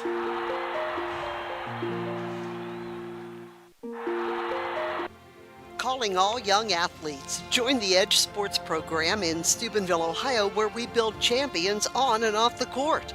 From basketball to golf, Edge Sports offers top-notch coaching and a supportive community for kids of all ages. Edge Basketball provides skill development, competitive play, and Christian values. Edge Golf offers expert coaching and state-of-the-art facilities. Sign up today and be a part of a program that promotes athletic excellence and personal growth. Kane triggers it into Kyer. Kyer taking her time across the timeline, being guarded by McLeavy. In the corner it goes to Morgan. Morgan loses the basketball. Taken by Sorge. Sorge gets it off to Curtis. Curtis is shot up, no good. Rebound taken down, fought for, and a jump ball going to be whistled. And that'll belong to Beaver Local. 44-41 your score, 3:28 to go here in the game. St. Clairsville with the lead. Beaver Local with a chance to cut the lead to 2 or tie. Good to see Saul back. Now Kane is out limping. Right, going to trigger the basketball in. Gets it out to Sorge out front. Inside the paint she'll go. Shot up and good. Shot up by Druschel. No good, but she's fouled, and she'll go to the Echo Zone free throw line. Or the Echo Center free throw line. You got to be saying Echo Zone. She's going to shoot 2, and Kane. that was on Monterosso, her second. Kane trying to walk off the ankle issue. First shot up from the Echo Center free throw line is good by Druschel. Cuts it to 42-point lead at 44-42. Second shot up, bounces off the front of the rim, no good. Rebound taken down, shot taken up, no good. Rebound taken down again by Beaver Local, and the shot up and good by Curtis. And that's going to tie the game at 44 with 3:18 to go. And a timeout taken by Beaver Local, a full timeout. Again, 44-44, 3:18 to go. You're watching Buckeye 8 Championship Day basketball here on Ohio Valley Sports Online. We'll take this Mario's timeout and be back after this. It's electric. The Electrico is a family-owned, full-service electrical contracting company that is licensed in Ohio, West Virginia, and PA, but remains community-focused here in our backyard. Dave and Darla Oseba are committed to providing service that is family-backed. Whether it residential or commercial, the Electrico will provide service that will give you peace of mind and even lessen your electric bill. All electrical needs for new construction, remodeling, troubleshooting, whatever it may be, Electrico can do it efficiently. They service one happy customer after another, and for that I can attest. Call Dave Oseba at Electrico, 304-670-8277. Well, we're back. This fourth quarter, Beaver Local has outscored St. Clairsville 8-2 to knot it up at 44. 3:18 to go in the contest. Going to be a photo finish, just like their first game, Phil, where Beaver won 40-39, and St. Clairsville desperately trying to get win number 1 on the season. Well, it's tough for St. Clairsville with only 7 players. I mean, you're going to bound to get worn out, and they pressed most of the game. And it's a tough game. It's a good rivalry game. Ball into Kyer. Kyer being guarded by Curtis. And Curtis does a good job and knocks her out, or she goes out of bounds and rides her out of bounds, and it's going to be a turnover. Another Thrifty Hertz turnover. It belonged to the Beaver Local Beavers with a chance to take the lead here. First time since probably the first quarter, I think, Jimmy. Oh, absolutely. They were down 14-6 end of the first, and they've been down ever since. And they throw it away. Thrifty turnover. And Kyer with the basketball across the timeline being guarded by Sorge. And a whistle blows, and something's up. Oh, the clock didn't run. Something is awry. Yeah, we're not privy to what's going on. I don't really know why they stopped it. They're looking at the St. Clairsville bench. I don't have any idea why that was stopped there. Kelly Fitzsimmons. Oh, they did take 8 seconds off the clock, so Okay. maybe that's it. That was, yeah. Clock did not start, so triggered into Kyer. Kyer fighting the St. Clairsville, steals the ball away into the hands of Wright, and she's lucky she didn't get a double dribble there. Whew. Sorge. She'll come across the timeline, being guarded by Kane. Sorge gets it to Wright at the elbow. Cross court it goes to Druschel. Druschel going to drive the paint. Shot up, no good. Good block out, but a good rebound taken down by Curtis. Curtis out to Sorge. Sorge a three-pointer up, no good. And the ball will go out of bounds. It'll belong to the Red Devils, and Kane down one more time. She's been struggling with that ankle, and she's down again. There's a timeout on the court. We'll take this Mario's timeout. We'll be back after this, 44-44. Are you looking for encouragement? Join our First West family for an uplifting message of hope. Whether you're looking for a thriving youth program, an inspiring Bible study, or a senior community group, there is a place for you at First West. Sunday morning worship in Children's Church begins at 10:45. Stay connected with us. Follow us on Facebook or visit our website, firstwestminster.org. We hope to see you soon. Love God and love others. Well, we're back as Anna Kane is hobbling off the floor. She's had a good all-around game. Scored 9 points, but done a great job handling the rock, playing good defense, and let's hope she can come back in. We're tied up at 44-44, Phil, with 2:30 to go here in quarter number 4, and St. Clairsville to trigger in. Monterosso will take the ball and trigger the ball inbounds. Again, the diamond press being employed by Beaver Local. They've got the double team, the steal, and up and in by Curtis. Keep the ball out of the corners, guys. Keep the ball out of the corners. And Kyer with the basketball. Gets it to Saul, back to Kyer, and Kyer up across the timeline. Beaver Local looking to double team anywhere they can. Gets it in the corner to Saul. Saul back out front. It goes to Morgan. Morgan fakes the shot. She'll penetrate, put the shot up and in by Elizabeth Morgan. 46-46. Sorge with the basketball. Being guarded by Morgan. Tries for the steal. Nothing there. In the corner it goes to Curtis. Curtis looking inside.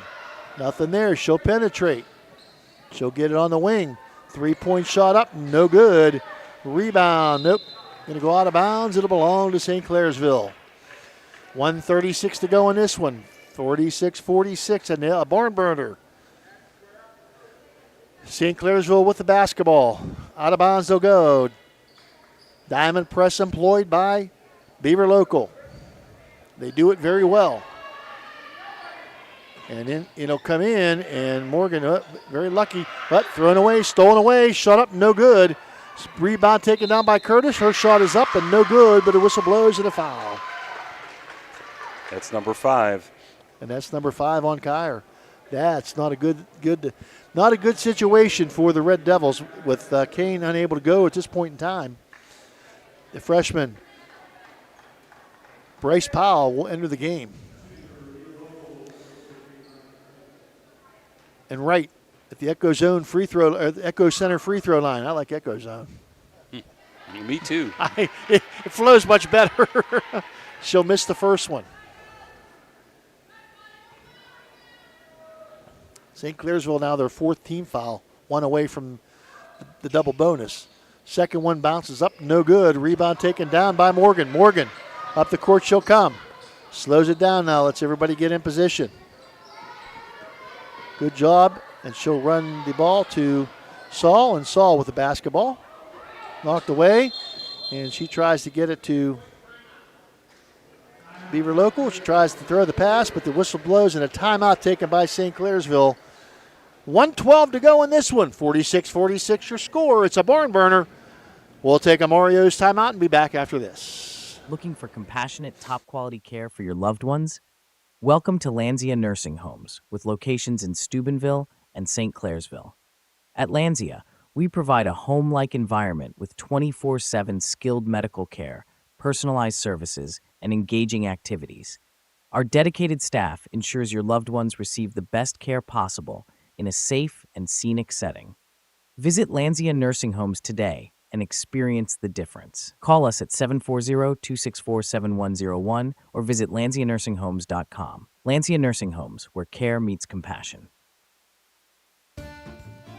Looking for a great meal? Stop in Mario's Italian Restaurant and Lounge and DeCarlo's Pizza, located at 3806 Main Street in Weirton. Proudly serving the tri-state area for over 60 years. Family owned and operated, serving salads, sandwiches, pasta, and pizza 7 days a week. Call Danny at 304-748-1179 or visit them at mariosrestaurantandlounge.com. Good luck to all area teams from Mario's Italian Restaurant and Lounge. And we're back 46-46, final minute here of the contest, Phil. And Morgan with the basketball for St. Clairsville. Nice spin move. Stops, elbow shot up, no good. Rebound taken down by Monterosso. Fight for the rebound and a jump ball. Druschel and Monterosso, and it'll belong to the Red Devils. All important possession. St. Clairsville's better ball handlers not in the game now. Kyer fouling out and Kane injured on the bench.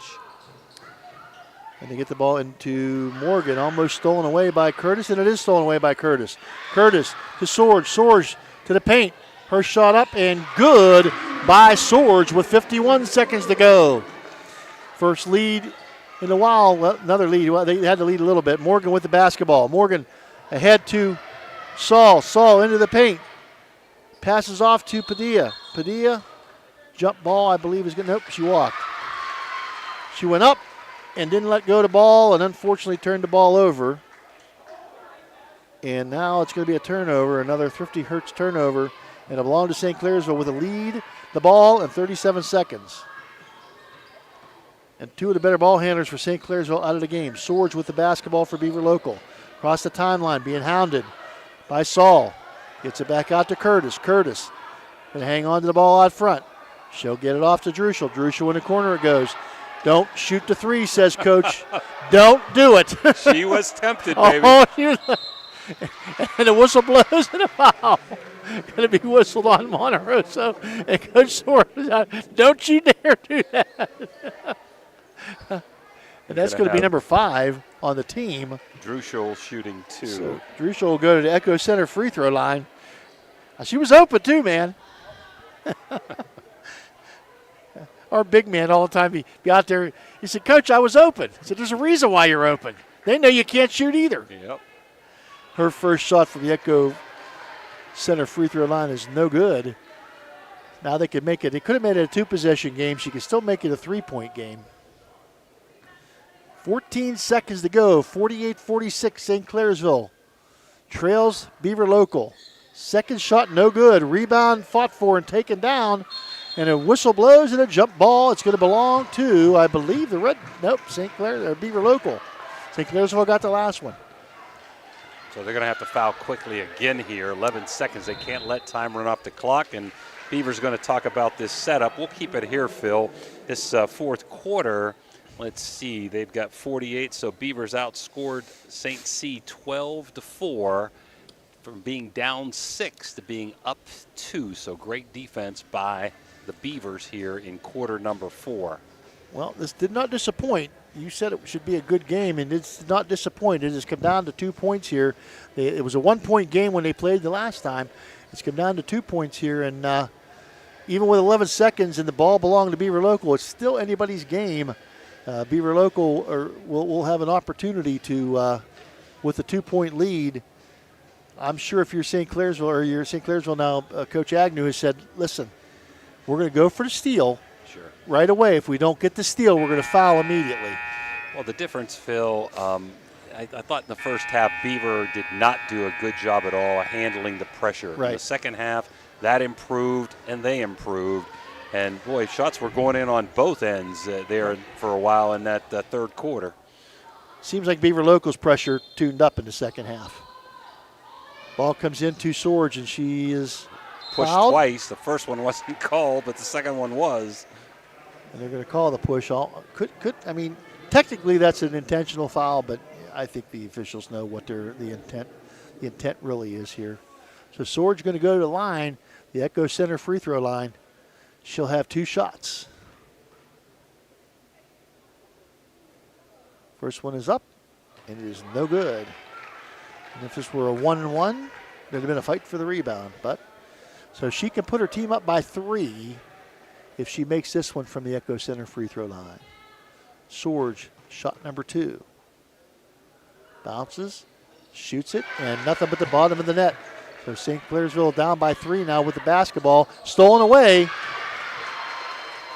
And a shot taken by Sorge, and she'll be at the free throw line again. With 5.8 seconds, she'll go to the Echo Center free throw line. And is that going to be number 5? That's number 5 on Saul, maybe? Monterosso. No, on Monterosso. And Kane going to have to come back in the game. Basically on one leg, 1.5 we'll call it. But Sorge going to shoot to try to give her team a two possession cushion, and she makes the first one from the Echo Center free throw line. 50-46 now, Beaver Local.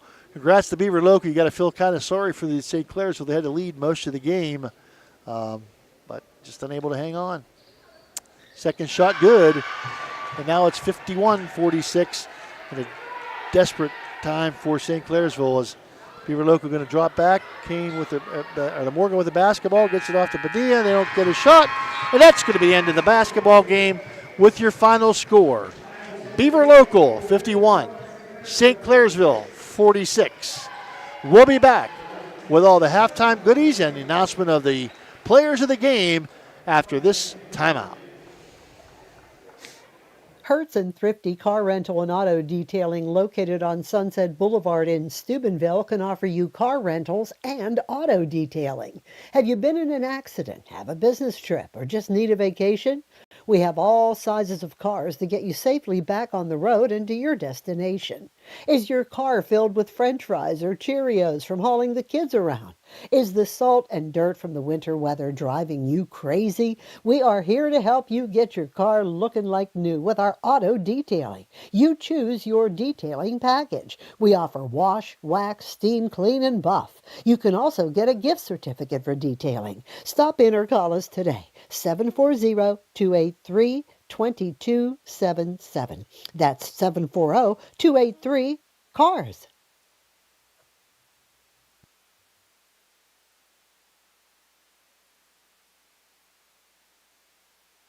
Attention sports fans, are you looking for the ultimate game day experience? Look no further than the O Patio and Pub on Lane, your go-to spot for pregame excitement, located just a 5-minute walk from the iconic OSU football stadium and the Schottenstein Center.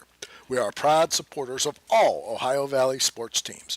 Join us for the largest pregame parties for football, basketball, and concerts. Indulge in Columbus's best wood-fired pizza and marinated, baked, then deep-fried wings with all your favorite sauces. Our rich history in Ohio State's campus and culture spans 30 years, with a deep-rooted love for home reflected in our logo, featuring the Star of Steubenville. So whether you're visiting family, catching up with friends, or headed to an event around OSU, make yourself at home at the O Patio and Pub on Lane. Embrace the spirit of the Valley and the thrill of a game with us. For a memorable game day experience, visit us on Lane Avenue in Columbus, Ohio.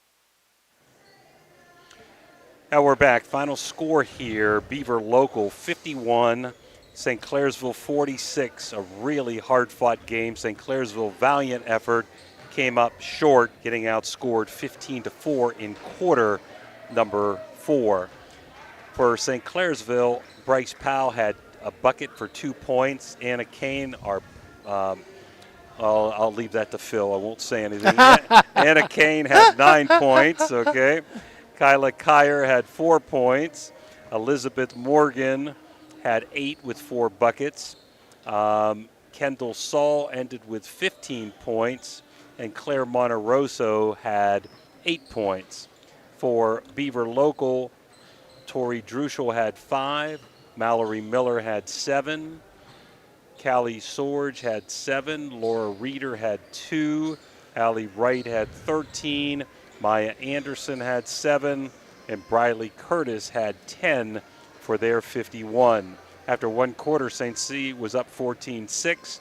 They had a 7-point, 28-21 lead at the half, a 6-point lead, 42-36 going into the fourth quarter.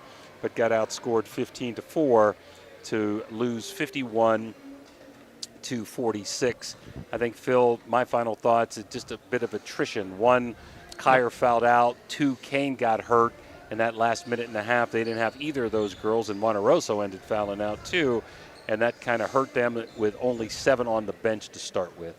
And I think, too, Jimmy, St. Clairsville's press in the first half worked very well, and Beaver Local had a hard time handling it. The tide turned in the second half. Beaver Local's press worked better, and St. Clairsville had a hard time dealing with it, and that's, again, attrition, I think, did it.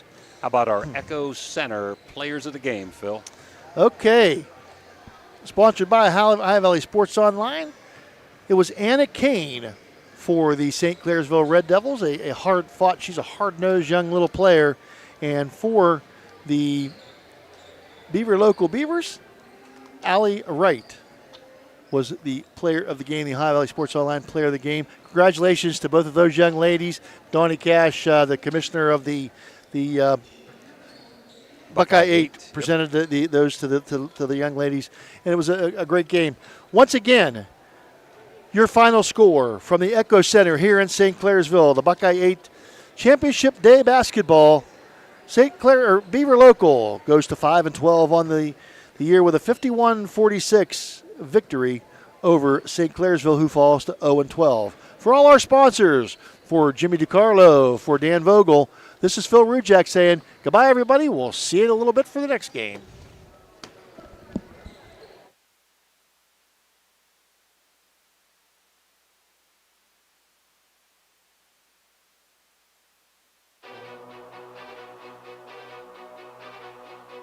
Stay tuned. Your program will begin shortly.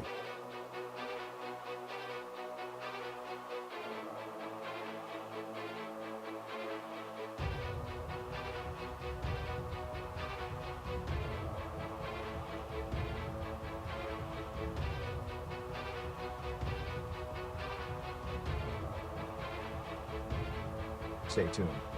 Your program will begin shortly.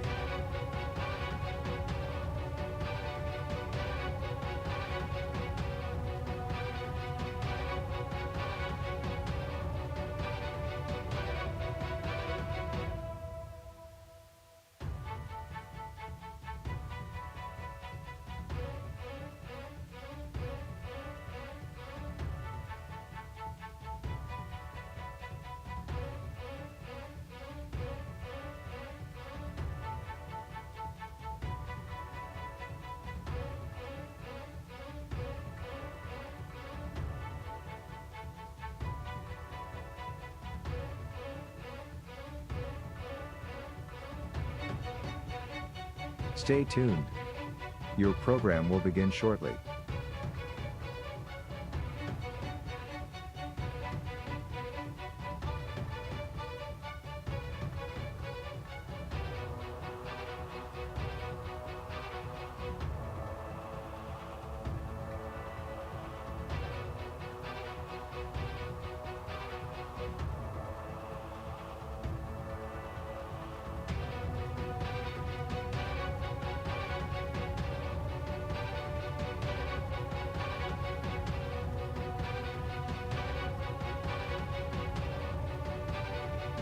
Stay tuned. Your program will begin shortly.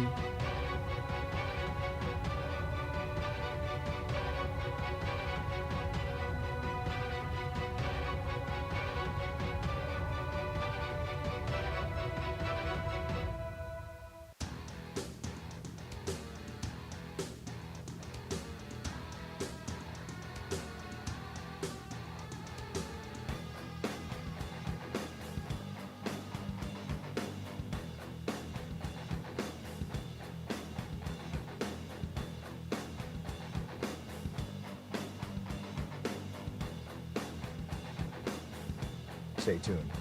Your program will begin shortly.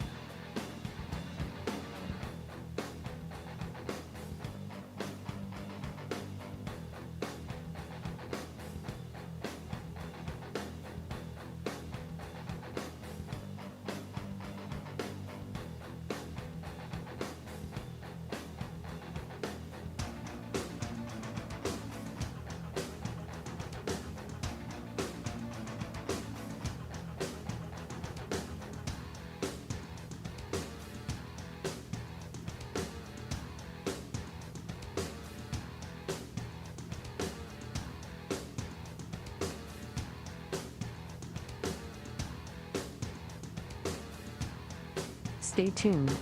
Your program will begin shortly.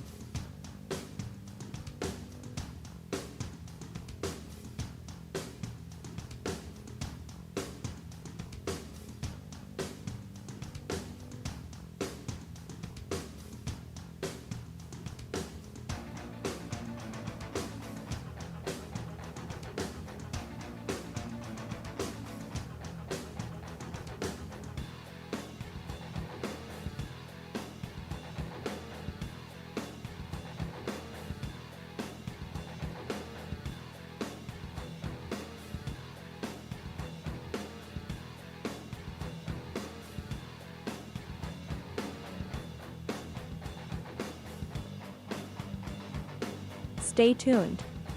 Your program will begin shortly.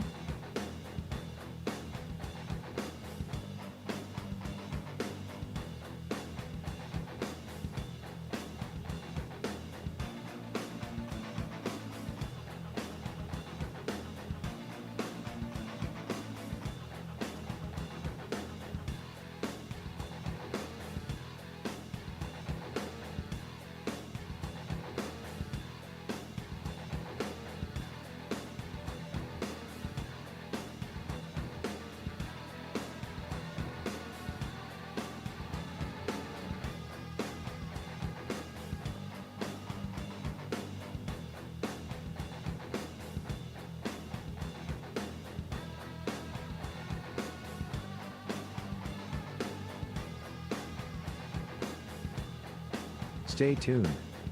Your program will begin shortly.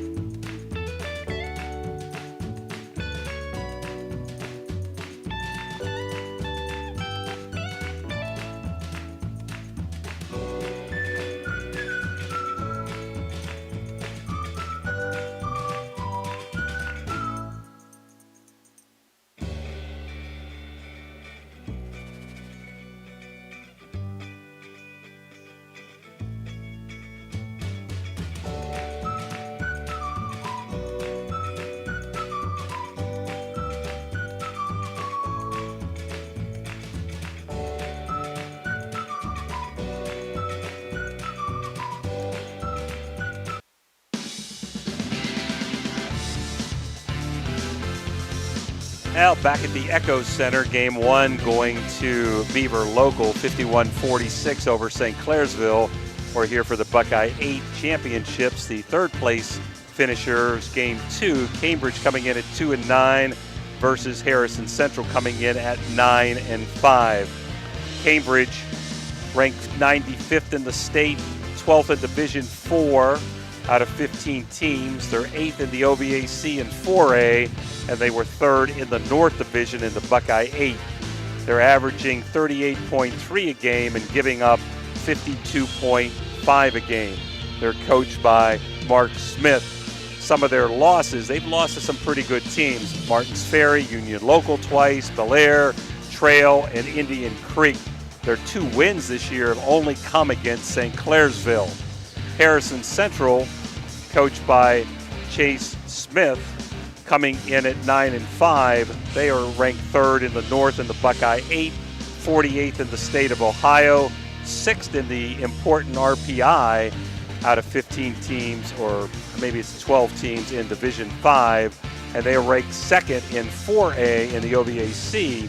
They've defeated Edison twice, who's number 1 in the OVAC, also defeated East Liverpool, Steubenville Central, and Buckeye Trail for some of their big wins, and some of their losses have come to Indian Creek twice, Union Local once, East Liverpool once, and a hard-fought loss to a really good BELLAIRE team, 45-41. Capital Recovery Systems pregame here brought to you for this pregame was brought to you by Capital Recovery Systems. And how about Phil, our Cedar One Realty starting lineups? Okay, for the Lady Bobcats from Cambridge, at guard, 5'3", a freshman at number 3, Cameron Moore. At wing player, 5'7", and a senior, Chloe Saracen, number 13. At the post player, 5'11", and a freshman, number 14, Cadence Haynes. At the wing, 5'10", and a senior, number 15, Emma Kreis. And at the other guard, 5'2", and a senior, number 20, Grayson Kinnan. That's Moore, Saracen, Haynes, Kreis, and Kinnan for Mark Smith's Lady Bobcats.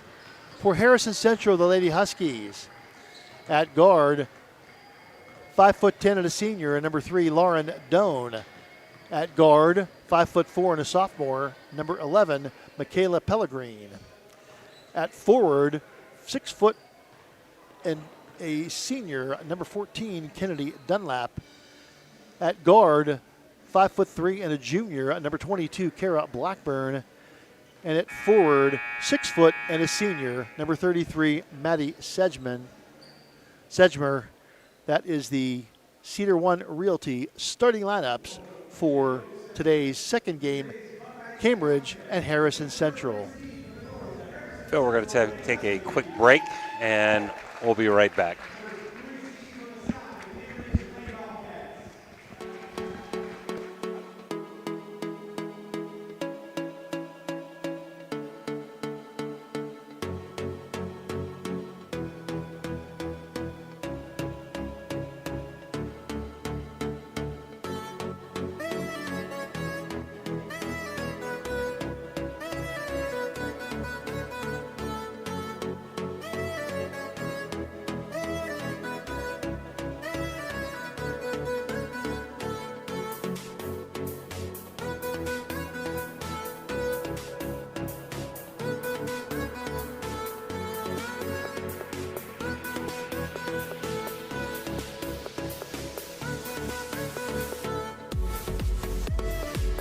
Imagine a vibrant hub where education meets wellness, a place where students and community members thrive together.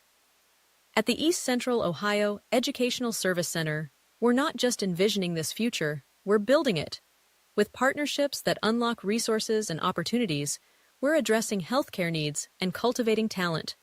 Join us in creating a healthier, brighter tomorrow.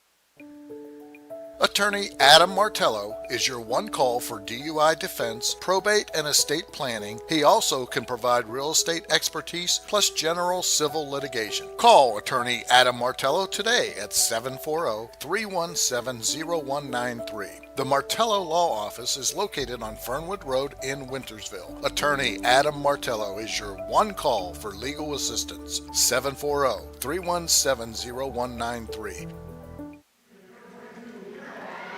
Now we're back here. They're introducing the starting lineups. Couldn't get any stats on Cambridge, but for the Harrison Central ladies, Lauren Doan averaging 9.3 a game, 8.9 rebounds, 2.2 assists.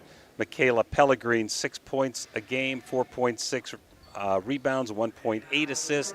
Kennedy Dunlap, 3.9 a game, 6.9 rebounds, 1 assist. Kara Blackburn, 4.1 a game, 2.8 rebounds, and 1.1 assist. And Maddie Sedgmer, 13.4 a game, 7.8 rebounds, and 1.3 assists, Phil. And Jimmy, this is the battle of the Smiths. Mark Smith, the head coach of the Cambridge Lady Bobcats, and Chase Smith, the head coach of the Harrison Central Lady Huskies. The officials for today's game, again, assigned by the OVAC. The referee today will be Bob Narish, and assisting Bob Narish as the officials, will be Randy Cunningham and Russ Posevec. So Narish is going to trigger the ball on the jump. All veteran officials. I'm going to guess Cunningham and Posevec are just Ohio officials because they look like they've been doing this for a while, and I've not seen them. So I'm going to guess they pretty much just do Ohio since I was a West Virginia guy. Our first time seeing both teams, so we're trying to get ourselves familiarized with the names as Cambridge wins the tip. Moore running to show. Harrison Central man-to-man. Moore slivers there, gets through, looks for a long jumper. Bingo! It's electric. 3-0 Cambridge. As the super soft Pellegrin brings it up. Good volleyball player, terrific softball player, pitcher, third baseman for Harrison Central. Stolen away by Moore. She's going coast to coast, lays it up, lays it in. 5-0 as Cambridge with an early surprise. Cambridge in a 1-2-2 zone. See if somebody cuts through that middle, Phil.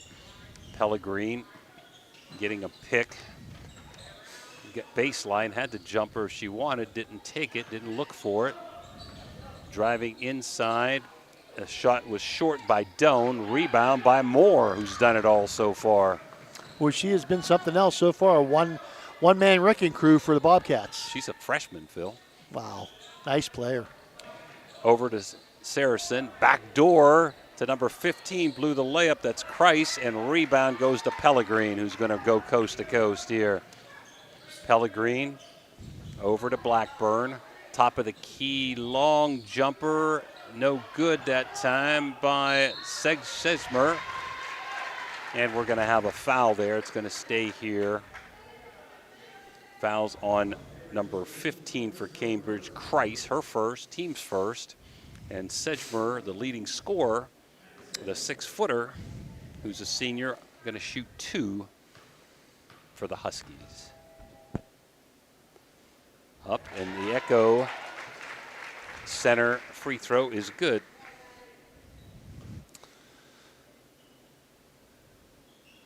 Sejmer at the Echo Center free throw. Takes a couple of dribbles, eyes up the basket, and boom. Nothing but the bottom of the net, and Harrison's going to pick up full court. Looks like man-to-man full court pressure into Moore. Hounded by Pellegrin. Kicked away, recovered by Cambridge. That's Kreis. Top of the key, hounding man-to-man defense by Harrison. Kreis is going to try to force and bully her way in. No good, air ball. Rebound, long jumper. Cambridge bank is open for number 13, Saracen. It's electric, 8-2 Cambridge. Harrison Central with Pellegrin at the point, over to Doan. In the post area to Sejmer, no good, gets her own rebound. Nice spin move up and gets fouled. And that looks like it's going to be number 2 on Kreis. Yep, 2 fouls in the game, both on Kreis. 1-2-2 defense employed by Cambridge here, and you know, sometimes those are hard to navigate if you don't see them, because you don't see that very often. I tell you, you're going to see it today with Indian Creek. They're pretty good at that when they play for the championship against Union Local, as Sejmer misses the Echo Center free throw. Right after this game, we've got game number 3 for you coming up here, East Liverpool and Bellaire. And then around 6 o'clock, Union Local will be taking on Indian Creek for the championship as Sejmer splits the two. And Cambridge gets it into Kennan, who throws it away, and it's going to be a thrifty turnover back to Harrison. 8-3 early going Cambridge, hitting a couple three-pointers. And the pressure by Harrison Central causing a little bit of problem for Cambridge. Hard to put that pressure on unless you score. Long jumper air ball that time by Blackburn. Rebound goes to Moore. And she's going to walk it up. Looks inside, nice feed and pass, but blowing the layup there was Saracen. And here comes Harrison Central over to Pellegrin, trying to force her way in, nothing there. Gets caught underneath, but pass back out to Blackburn. In the post, nice spin move up and around and out by Sedgman. She's going to shoot 2 more, Phil. Well, this is going to be her 5th and 6th trip to the Echo Center free throw line. That foul on number 14, Cadence Haynes. That's her first. Team foul number 3. Up and in. First one is good. So Huskies have 4. Sedgman has 4. No fouls committed yet by Harrison Central. I noticed in the 1-2-2 by Cambridge, a lot of times your point will drop to the low block, and she does not. So gets the rattle and roll in. That allows them to pick up pressure. 8-5 Cambridge. Into Moore, hounded by Pellegrin. Good ball handling skills for the freshman. Nice hesitation dribble. Gets by Pellegrin. Got some help there. Gives it up to Kreis, who loses it for a turnover. And Sedgman going up the court here with it. Stops. Gives it back to Doan. She's going to run the point. Over in the corner. Nice kick out. Good ball movement. Long jumper. Doan around and out. Kicked around. Rebound. Cambridge. 8-5. That's the one thing about a 1-2-2. Your people have to be able to move from spot to spot. You got to have people, and they got to all move. They can't hesitate. Good ball movement that time by Harris. Just missed a jumper. Forced up and way long by Kreis. Rebound Harrison Central. And here comes Doan with it. Top of the key. Stops. Little 5-footer. Bank is in. 8-7 Bobcats. Stolen by Pellegrin with a thrifty turnover. Nice pass inside, but kicked out of bounds by Cambridge. Number 20, Keenan. We're going to have a sub here for Harrison. Number 0, Kelsey Powers in as Dunlap exits. They're looking, Phil, for an out-of-bounds play. A lot of times teams are in a 1-2-2 zone, but under the bucket they go 2-3. Then they go back to whatever. Looks lob inside, stolen by Moore. 1 against 2. She's going to take it in, force it up, and force it in over Pellegrin. Moore, good body control. 10-7 Cambridge. Nice job by Moore. Pellegrin, a very, very speedy player, was able to get down the court and had position, but Moore used her body well and was able to get that ball to fall. Long jumper, good by number 0, Powers.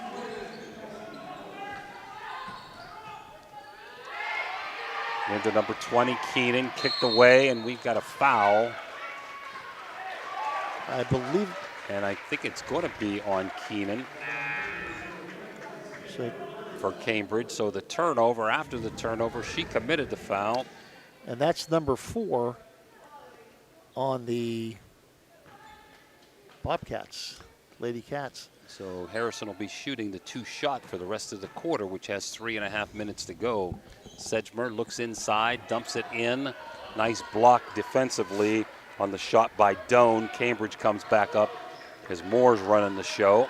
Haynes with the block.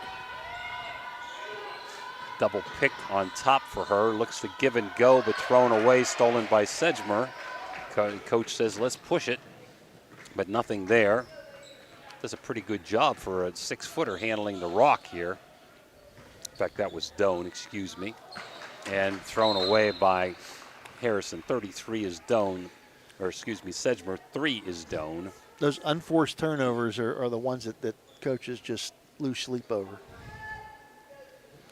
And that basically an unforced turnover split the 2 players that she was trying to get the ball to. Was hoping to get the ball to. Inside to Moore, hounded by Pellegrin in the backcourt. Pellegrin, a nice defensive player. Moore, a very nice ball handler. This should be a nice battle the whole day today. Yep. Jimmy. Good man-to-man defense by Pellegrin. Pass over to Kreis. Top of the key to Keenan.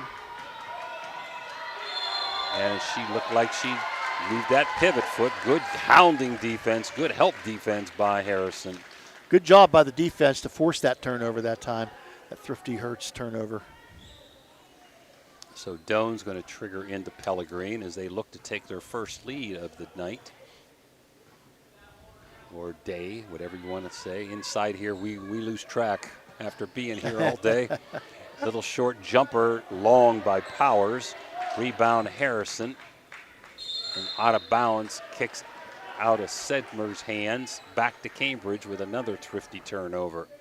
Mark Smith, the Cambridge ladies Bobcats basketball coach, longtime boys basketball coach at Shenandoah. Turnover off of Moore, throws it off of Pellegrin, and she kicks it out of bounds. She was standing out of bounds. So almost a turnover there.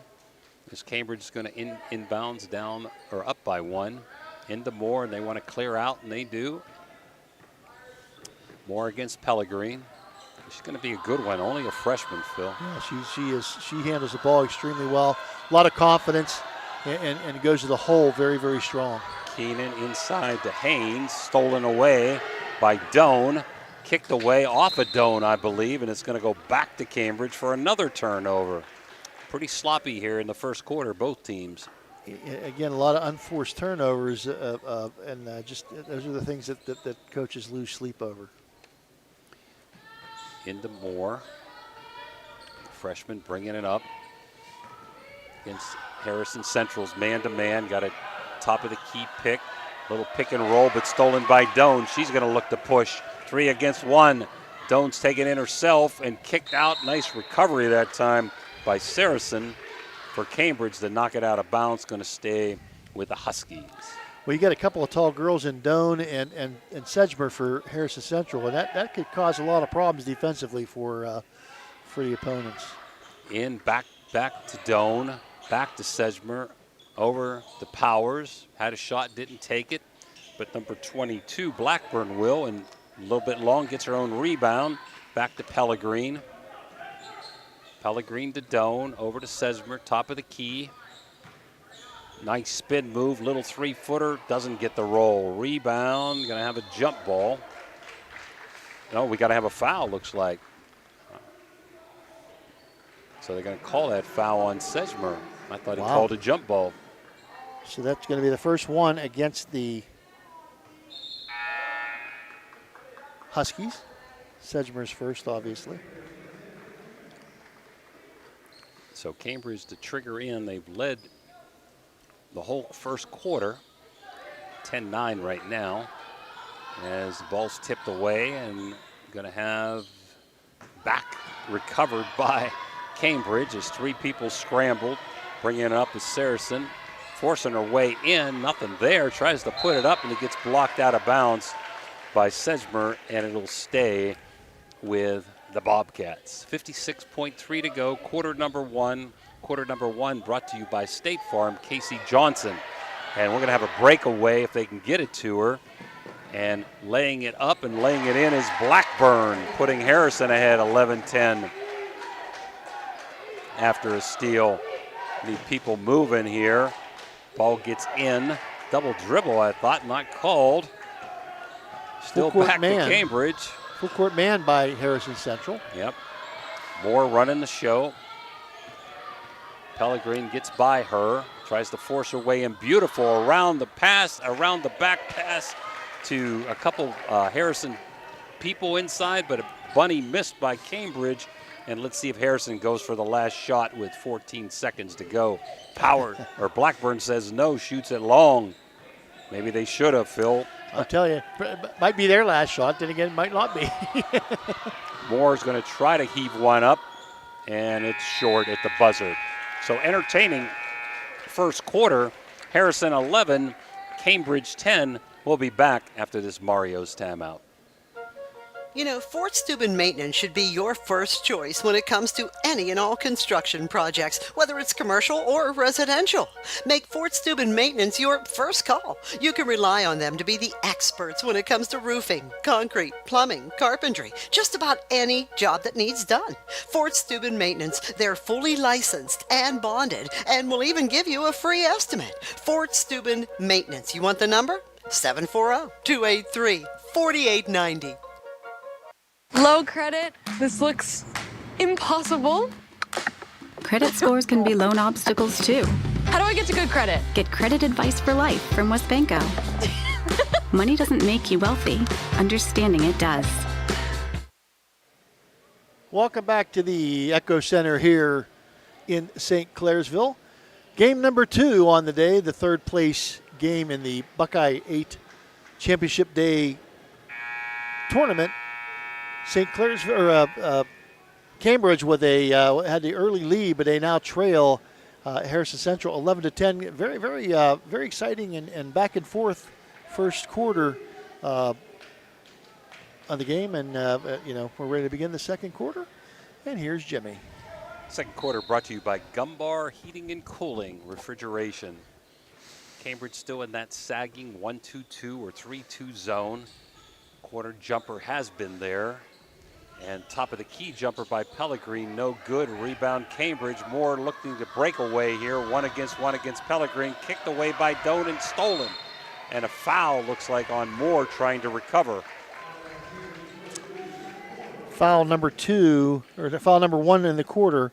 Foul number 1 on Doan, or on Moore as well. Yep. So Doan, top of the key here. I kind of always like the split against the 1-2-2. She's trying to drive through 5 girls. She does, lays it up and in.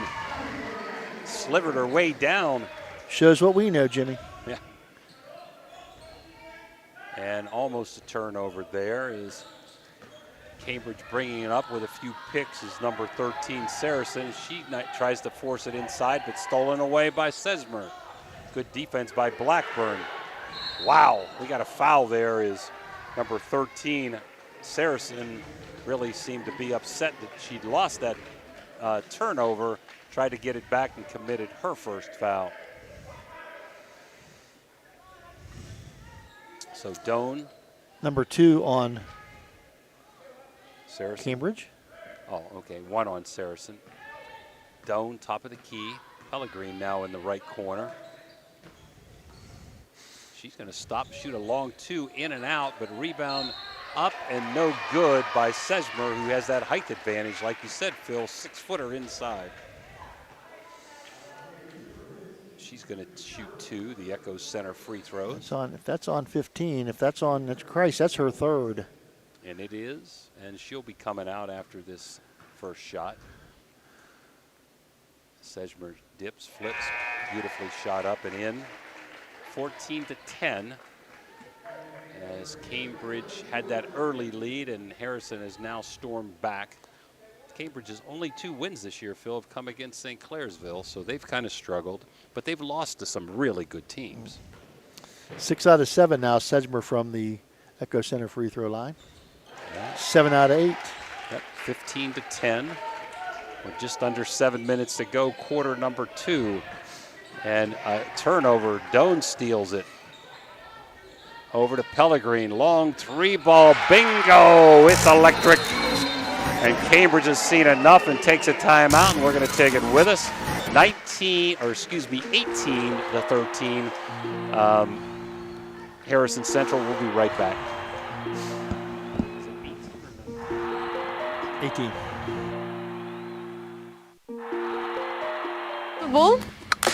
Credit scores can be loan obstacles too. How do I get to good credit? Get credit advice for life from WesBanco. Money doesn't make you wealthy. Understanding it does.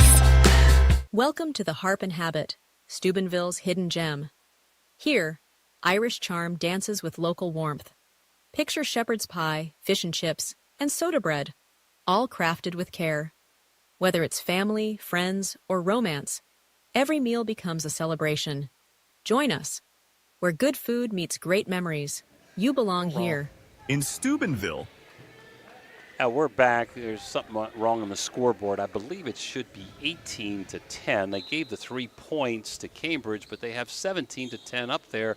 That had to be a 3-ball, wasn't it, Phil? It looked like it to me. I thought she was behind the black line. But. So if they called it a 2, it's 17 as Moore tries to force her way in and gets it as a running hook by Sorensen is no good. Rebound Harrison. So right now it's 17-10. I guess we're going to have to go with a 2-ball there. They force it into Sedgmer. Nice spin around, turning, round jumper, no good. Rebound Haynes. Over to Moore.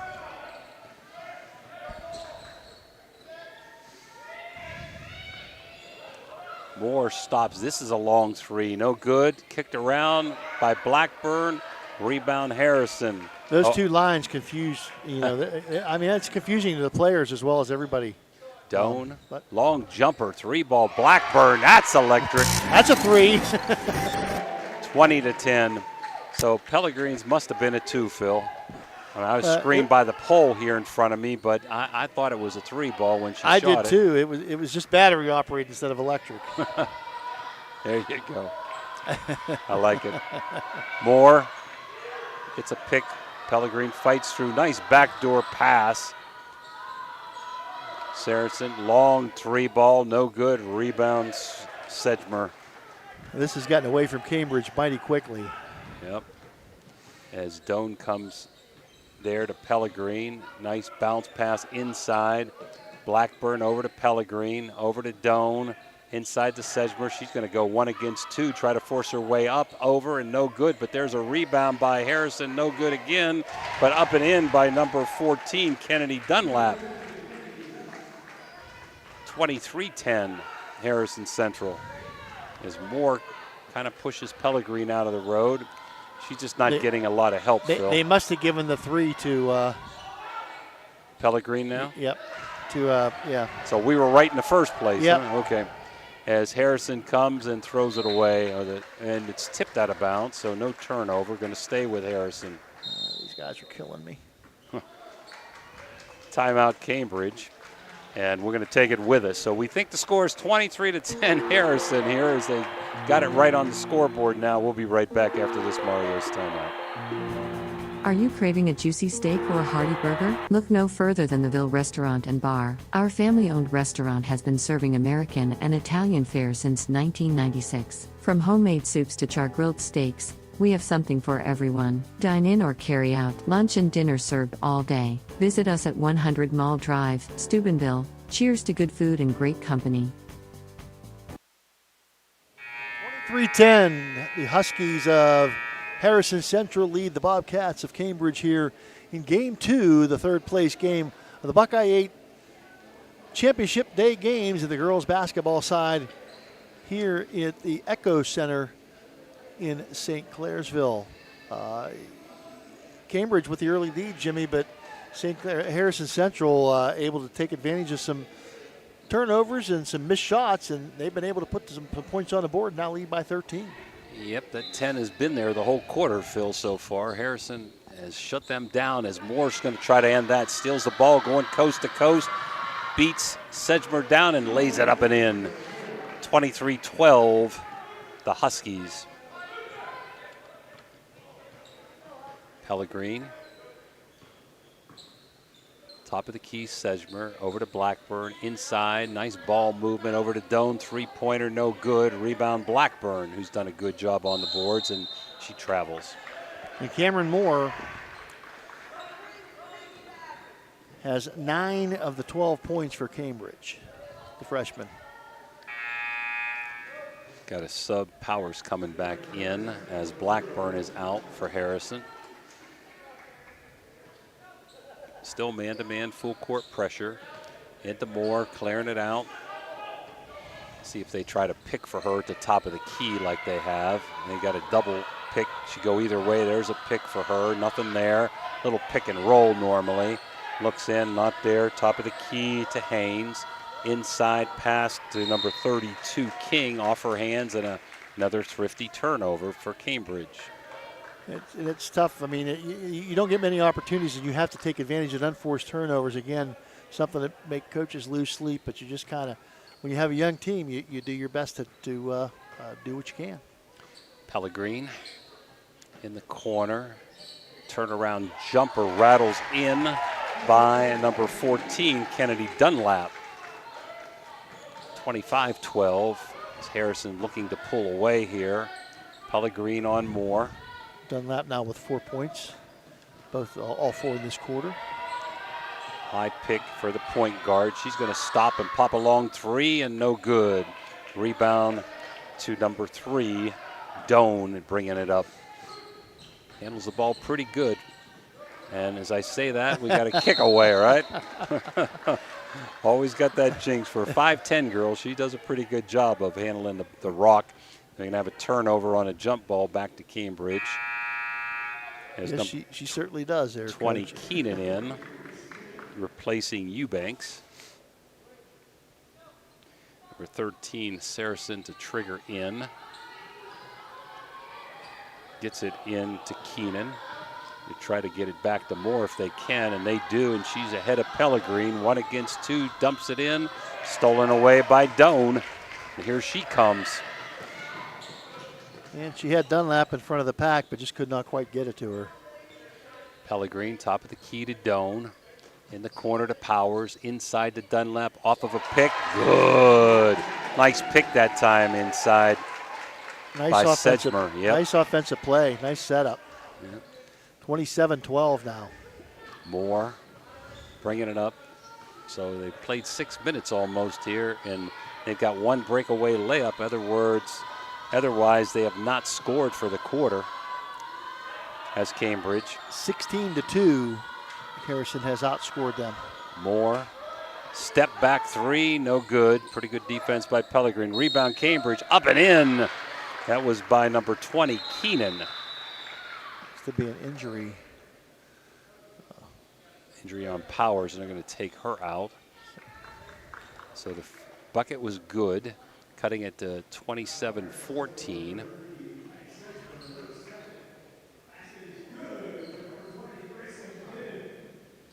And that foul was on Sedgmer, her second. And the free throw is good, Phil, by Keenan, so completes the traditional 3-point play. 27-15 Harrison, and Cambridge needed that, and the clock's not started here. So we've gone probably 10 seconds. Now it does, okay. Pellegrin, long 3 ball, no good. Kicked around, rebound, back to Harrison. Inside Dunlap, left-handed layup, doesn't get the roll, but she's going to shoot 2, being fouled by Haynes. They're doing a good job getting it inside and setting a few picks on the low block and getting some nice high percentages jumpers here as Harrison in this second quarter. I believe that was on Saracen. 12-point lead. It is on her second. Dunlap up and in. 28-15. 4 fouls on Cambridge now. We got 2 minutes to go in this Gumbar heating and cooling second quarter. Nope, that was on. It says. Oh, they changed it to 14. But she's got. That would be her second. That would be her second as well. Dunlap, no good from the Echo free throw zone. How about we say that? Echo Center free throw zone. That's it. All Echo right. Center free throw zone. I like that. All right, Moore off of a pick. Wiggles her way in and up and in. Boy, she's a player. She is a player. She's awfully fun to watch. Yep. We know who has the lead for our player of the game from one side of the floor, huh? I'd have to say I kind of agree with you there. Mark Cook will be joining us here in a couple of minutes at halftime. Pellegrin with the 11-point lead inside to Sedgmer. Can't get the roll. Kicked around. Rebound Cambridge. Over to Moore. Down by 11. Moore's going to pull it out. See if they set a pick for her. They will. Slivers her way in and gets fouled going to the bucket, and it might be Sedgmer's third. See who they called it on. I think it might have been. Yep. So she's going to exit for the rest of the half.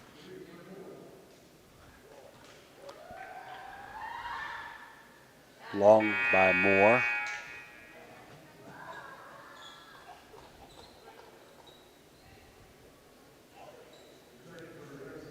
Sedgmer out. Blackburn back in as Moore tries to split the pair. Up, long, rebound Pellegrin. Number 12 is in. Bailey Smith for Harrison. Pellegrin, Blackburn. Over to Pellegrin. Inside, in out. Down in the corner. Shot by Blackburn. Rattles out, but rebound Harrison. And she throws it off of a Cambridge player, does Doan, and it's going to stay there with Harrison with under a minute. Free throw somewhere? I can't help you on that one, buddy, at the moment. 2, 3, 4, 5, 6, 7, 8, 9, 10. Doan, Pellegrin, long three. It's electric. 3-ball by Michaela Pellegrin, 31-17. As Cambridge tries to bring it up. Gets it over to Moore between her legs. It's a nice pick. Little 2-footer around, no good. Gets her own rebound. Stops, pull back three, way short. Rebound Cambridge, no good. Fight for a rebound. We got a jump ball. It's going to go back to Harrison with 27 seconds to go in the quarter. 31-17, Harrison Central. As let's see if they want to play for the final shot. The clock again not started. There. Somebody's got to start the clock, Phil. Okay. Yeah, they're not. There we go. All right. Something is amiss at the scorer's table. Long jumper, no good. Around, no good. Rebound Harrison, again, no good. Doan up and in and one. So 3 for a quarter, Phil, in there as number 14, Dunlap couldn't get the finish, but Doan did. And they do have some size on this team. Doan's a 6-footer, Sedgmer's a 6-footer, and Dunlap, Doan's a 5'10" girl, and Dunlap's the other 6-footer. So you don't see that very often. Not at all. Up and no good. Rebound Harrison, no good. Rebound Harrison again. Up Doan, banks it, no good. And Phil, I think it should be 33-17. I don't think they counted that 2, as here comes Cambridge. I think they're all screwed up with the, I have 32.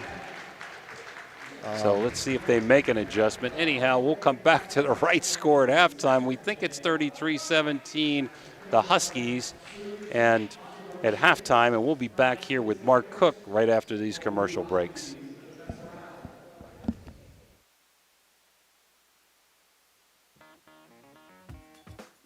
Valley Converting, located in Toronto, Ohio, purchases paper products from the public daily. Valley Converting is a manufacturer and converter of 100% recycled paperboard. For information or questions about Valley Converting products and services, contact them at 740-537-2152. Valley Converting is located on South 4th Street in Toronto, Ohio. Take your paper recyclables to them and convert them into cash. Valley Converting is a proud sponsor of this broadcast. At Trinity Health System, we have a profound respect and awe for all creation. We are motivated by the words of Christ to be his hands and heart to those in need. Our doctors, nurses, and staff are driven by selfless performance, combining our expertise with the technology to bridge the gap to healthier communities. Healthcare isn't just about healing, it's about human dignity. Trinity Health System, inspired by faith, serving you with distinction. And we're back here. It is 33-17. Harrison Central over Cambridge as Cambridge got off to an early lead, and Harrison came storming back, especially in quarter number 2. Phil will have those stats for you after we get done talking to a good buddy of ours, Mark Cook, the general manager, and whatever else goes with that nickname here at the Echo Center. So, Mark, welcome here. We appreciate you being here. And how about let's just starting with sports or related stuff. If somebody wants to rent the gym, especially OVAC teams that will be coming in here in a few weeks, you have the girls and the boys here, correct? Yes. And if they want to practice, tell them how to get a hold of you and how to get in to rent this facility. Yeah, first of all, though, I want to thank Ohio Valley Sports Online and our partnership that we have developed here. And watching your game last night. I caught our commercials and our advertisements, so we're appreciative of that, and we're glad to have you here. But we have several different things that are going on here in the venue. We do have teams that rent the facility, especially teams that feel that they possibly have a shot to play here in the OVAC finals, so they want to get on the floor. We've had some teams that have scheduled games here because of that reason. We have a lot of different things that go on here. We have a lease agreement with St. Clairsville Schools, and they use the facility, the floor, Monday through Thursdays from 3 to 9, and then we schedule around that. So basically, if interested in renting the facility or renting the floor, to get a hold of myself or Angela Hannes here at the Echo Center. You want to give a number, Mark? Yes. They can call our cell, 740-359-5539, or they can email angie.hannes@ecoesc.org or Mark Cook at ecoesc.org. Okay. You have other things going on here, wellness, and we've talked a little bit about dentistry and doctor offices coming down the road. Tell us a little bit about the wellness if somebody wants to come and work out here. How does that work? Yeah, I'm not sure to what detail or what extent Matt got with you guys, but we do have some medical facilities coming into the venue. Of course, you know, we have a medical facility coming over here. It slipped my mind right now, a place out of Barnesville, and they're going to be putting their business in over here. It's going to be a dental unit. There's negotiations and talks going on for the other part of the facility with a couple different places that the ESC has been talking to. So it's going to be used by some medical facilities over there. I don't want to go into too much detail because I don't know exactly where that all stands. And then, of course, downstairs, I'm sure Matt elaborated to the Starbucks and the Hall of Fame Cafe that's going down below. But if somebody wants to come in off the street to work out, don't you have a equipment? That's We do. what I wanted. We didn't talk about that with Matt. Yeah. We haven't opened up anything to the public yet. At one time, it was a facility where you could pay a fee and come in and work out. We have been working with Belmont County agencies, so we have a partnership with the senior citizens. So anybody that's a Silver Sneaker member can come in and work out and walk and use the weight facility. And we have a partnership with the college, Ohio University Eastern, where the students have access to the facility also. Other than that, we haven't got to that point yet, only because we're still waiting to see where the medical units lead us. Okay. Do you have hours of operation? We do. The Silver Sneakers, Ohio University Eastern, our offices, we're here from 8 to 3. Okay. And then after that, of course, it's all arranged, like I said, with St. Clairsville or with whatever schools that are renting or playing in the facility. Now, do you have a maintenance staff that works the facility here? I know when it was OUE, they ran through Ohio University Eastern. How did you guys handle this? Well, we're fortunate. Once again, we have a very good partnership with some people as far as the maintenance portion is concerned. A big sponsor of ours is Epic Restoration, and we work closely with them, and we use a lady daily to clean the facility, does an excellent job. Outstanding. Yeah, she does an excellent, and that's one of the things we pride ourselves on. We feel we have a very clean facility. You can eat off the floor. Yeah, well, thank you. And we try to maintain that every day. We've had some busy weekends in here. We've hosted a wrestling tournament. We've had different, conferences and things like that. So we have to stay on it. But we're blessed to be working closely with Epic and using their people in our facility at this time. Your hours 8 to 3 is that Monday through? What is your weekend? Is that the same on the weekends? Or? No, it's really not open on the weekends. However, the facility is rented out or used probably every weekend. We do a lot with Club Gold Volleyball, and they're in here quite a bit, as well as other groups that rent a facility. So the lights aren't off on the weekends. It's just that we kind of turn that over to groups that want to use the facility. Mark, one last question before we let you go, or unless Phil has another one. I know in volleyball you said you had some district games here. Tell us a little bit how that happened. Is there a possibility you could even get a regional here, which is very uncommon in our area? And what are your plans in the Eastern District of hosting boys or girls regionals? I know you don't know any matchups yet in the near future. That's a good question, Jim. We did. We hosted 3 district volleyball matches. We have been told by the Eastern District Board that we are on the radar for basketball as a host site. We're planning on hosting district basketball games. And like you said, it's going to come down to geographics. However, as far as a regional would go, we would love that.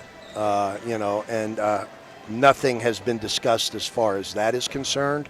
And of course, we will be hosting the OVAC games and everything else. So we're looking forward to that also. We're appreciative of this partnership. We thank the Echo Zone for being a sponsor, and we're so happy to be here for the Buckeye 8. Hope that we can do that next year in volleyball, and we wish we were able to be down here for the OVAC games, but that's out of our control. And I just appreciate you and Matt for what you've done, and thank you very much for giving me your time at halftime. Yeah, and to be honest about the whole thing, that this happened because of Matt. It was his vision. He's the guy that made this happen, and that's why we're here. So yes, so thank you guys, and again, thanks for the sponsorship, and thanks for all the advertisement, and looking forward to working with you down the road. Thank you, Mark. Okay, thank you. Thanks, Phil. Mark. That's Mark Cook. We'll be right back for Phil's halftime statistics right after this quick break. See you. Thank you. Okay. The Target Shop has all your fall sports needs. Shop local and get all your school spirit gear, fan wear, and everyday apparel. Support your locally owned Target Shop. The Target Shop offers new designs weekly. Stop in soon. Center Strength and Wellness Center is a training facility for both athletes and non-athletes and is located inside the Blue Wave Center in Fallersby, West Virginia. Pete and Ralph have over 10 years experience working at the Division I college level and will create programs to suit clients of all ages while addressing the individual and specific needs and goals of each and every client they work with. Follow Cinna on Facebook and Instagram and get started on a healthier you today. Harrison Central will have the basketball first to start the third quarter here, leading 33-17. We'll get you some halftime statistics here. Oh no, it's going to be Cambridge's ball to start the third quarter. Looked like Harrison Central, but it's going to be Cambridge's ball. So I'll turn it over to Jimmy for the play-by-play, and we'll get you some halftime stats as we go along with the leading scorers and the scores for both teams. This third quarter brought to you by Fort Steuben Maintenance. Fort Steuben Maintenance is Moore, who had a terrific first half, brings it up. It's that double high screen at the top of the key, swings it around to Sorensen, kicked out of bounds by Doan, who's been very active. Moore, the leader for Cambridge, with 11 points. Saracen with 3, and Kinnan with 3. For a total of 17 there, 1 for 3 from the free throw line. We'll go over Harrison Central's here in a minute. Harrison still man-to-man, kicked away by Doan, and there she goes, coast to coast, lay it up, jump stop, and no good, but they called her for a travel before the layup. And Doan with 6 points in the first half. Pellegrin with 6 points. Dunlap with 7 points. That's the point we were missing. Blackburn with 5 and Sedgmer with 7. Total of 33, 7 of 9 from the free throw line of the Huskies. Moore behind her back, top of the key.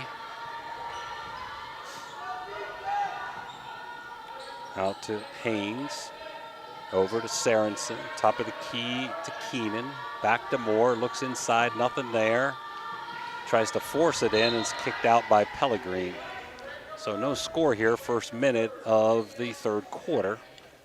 Same starting 5 for Harrison. Doan, Pellegrin, Dunlap, Blackbird, and Sedgmer.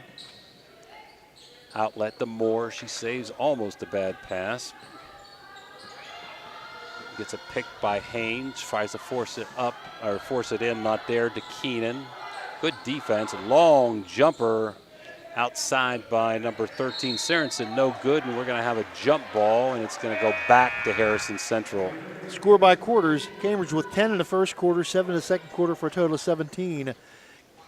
Harrison Central 11 in the first quarter, exploded for 22 in the second quarter for a total of 33. Kreis is in. We said Moore is in there, along with Haynes, number 14, Keenan, number 20, and number 13, Sorensen. Long jumper, Blackburn from the corner, no good. Rebound to Sedgmer, rebound into Dunlap. Finally, Cambridge pulls down the defensive board. Over to Moore. Moore again, over just to the freshman. Sorensen, long jumper, no good. So I think that white line throws these guys off a lot. They think they have to be behind the white line for the three. And just something to get used to. So we're 2 minutes in here, Phil. No score, third quarter. Makes your job easy. Kick on saves the on scorebook. pencil. Saves on pencil lead. Yeah. Kicked out of bounds, going to stay as Dunlap's going to trigger in. Back court to Pellegrin as they're going to set up against this 3-2. No changes on defense. Harrison man-to-man, full court, staying man-to-man, quarter court. 3-2 zone by Cambridge. Kicked away by Moore, diving on the floor. She is definitely my player of the game for Cambridge to this point. She is definitely. I mean, she's an extreme talent. Yep.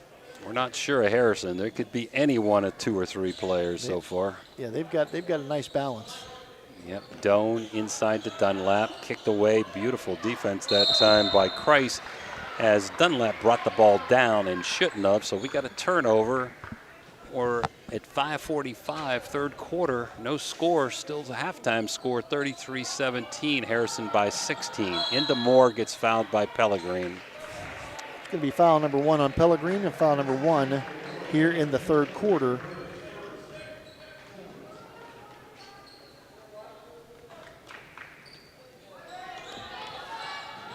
And a throwaway, stolen by Pellegrin on the full court pressure. Over to Blackburn. Top of the key to Doan, looking inside to the cutter Sedgmer. She'll take it herself. Stop, pop, no good. Rebound Moore, trying to go coast to coast. 1 against 3. Let's see if she can make something happen. She can't, pulls it back out. Cambridge will reset here with Kreis. Forces her way in and lays it in for the first points of the quarter. 33-19. Kreis with the first 2 points of the second half. Pellegrin to Doan, nice pass into Sedgmer, cut in the middle. Long jumper, gets her own rebound. Forces up a little 3-footer and gets the roll. Actually, her first basket of the afternoon, gives her 9 on the day. So a lot of free throws early on. Moore with a spin move. Just a little stop and go, brings it up against Pellegrin, who's really playing good defense there. They need an outlet here. Goes to Sorensen. Moore cuts through, not there. Sorensen going to go backdoor to Kreis. She lays it up, but no good. Gets her own rebound. Goes up, can't get it over Sedgmer to fall. So rebound, Harrison. Still up by 16. That was the lead at halftime. Both teams with 1 bucket here, and we're halfway through quarter number 3. Pellegrin, top of the key. She's got a wide open 10-footer, and she battles it home. 37-19. Pellegrin found herself open there against the zone and took it. Could be a 5-second count, just gets it in, does Cambridge. Over to Moore, kicked away by Pellegrin, stolen by Doan. Inside, beautiful pass, Dunlap, lay it up and in. And Cambridge needs a timeout, and they get it, and we're going to take a Mario's timeout with them. 39-19, 3:46 to go, quarter 3. We'll be right back. Vibrant realities. From eye-catching billboards to custom storefronts, we craft signs that speak. Our team blends creativity with precision, ensuring your message shines bright. Elevate your brand, attract attention, and let your identity stand out. Choose Signs Limited, where your ideas take shape. When you hear the name Tri-State Mobile Audiology, you should know that you'll get quality hearing healthcare right at your door. It's convenient and professional, locally owned and operated. We provide services along with counseling and education that, if you can't leave the house or rely on transportation, can help improve your quality of life and hearing ability. With Tri-State Mobile Audiology, there are no gimmicks, no bait and switch marketing, and we provide much more than just a hearing test. So contact Tri-State Mobile Audiology today, where hearing care is healthcare. We're back here at the Echo Center on the campus of Ohio University Eastern. The Echo Center, East Central Ohio Educational Service Center.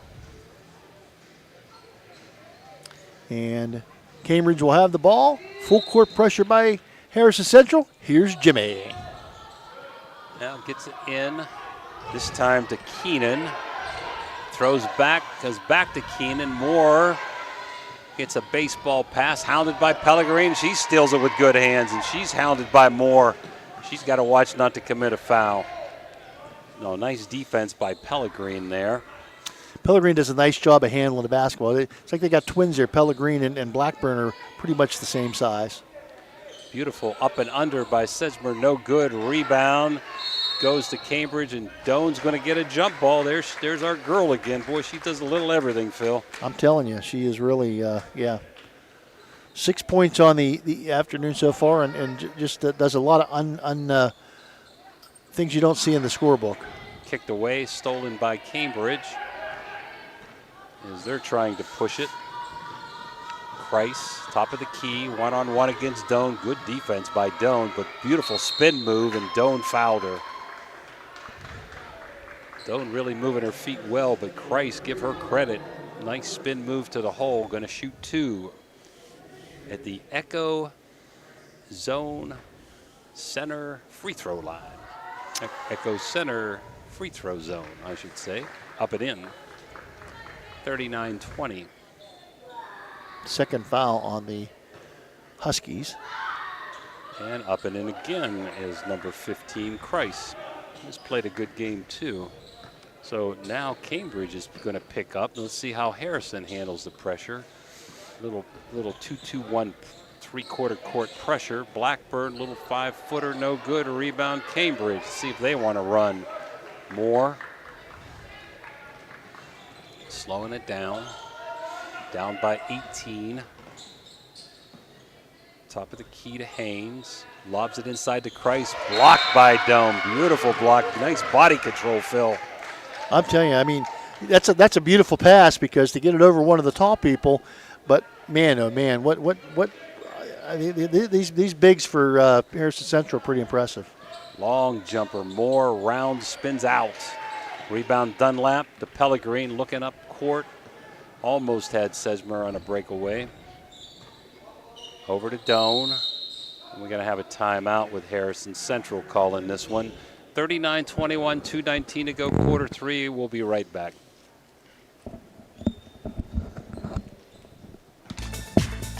TS Electric. TS Electric is a leading electric. Are you looking for the ultimate sports connection? Look no further than Total Sports Connection. We've been in business since 1995, providing the best in screen printing, sports equipment, and fundraising opportunities. Our selection of cutting-edge sports clothing is second to none, with various different brands to choose from.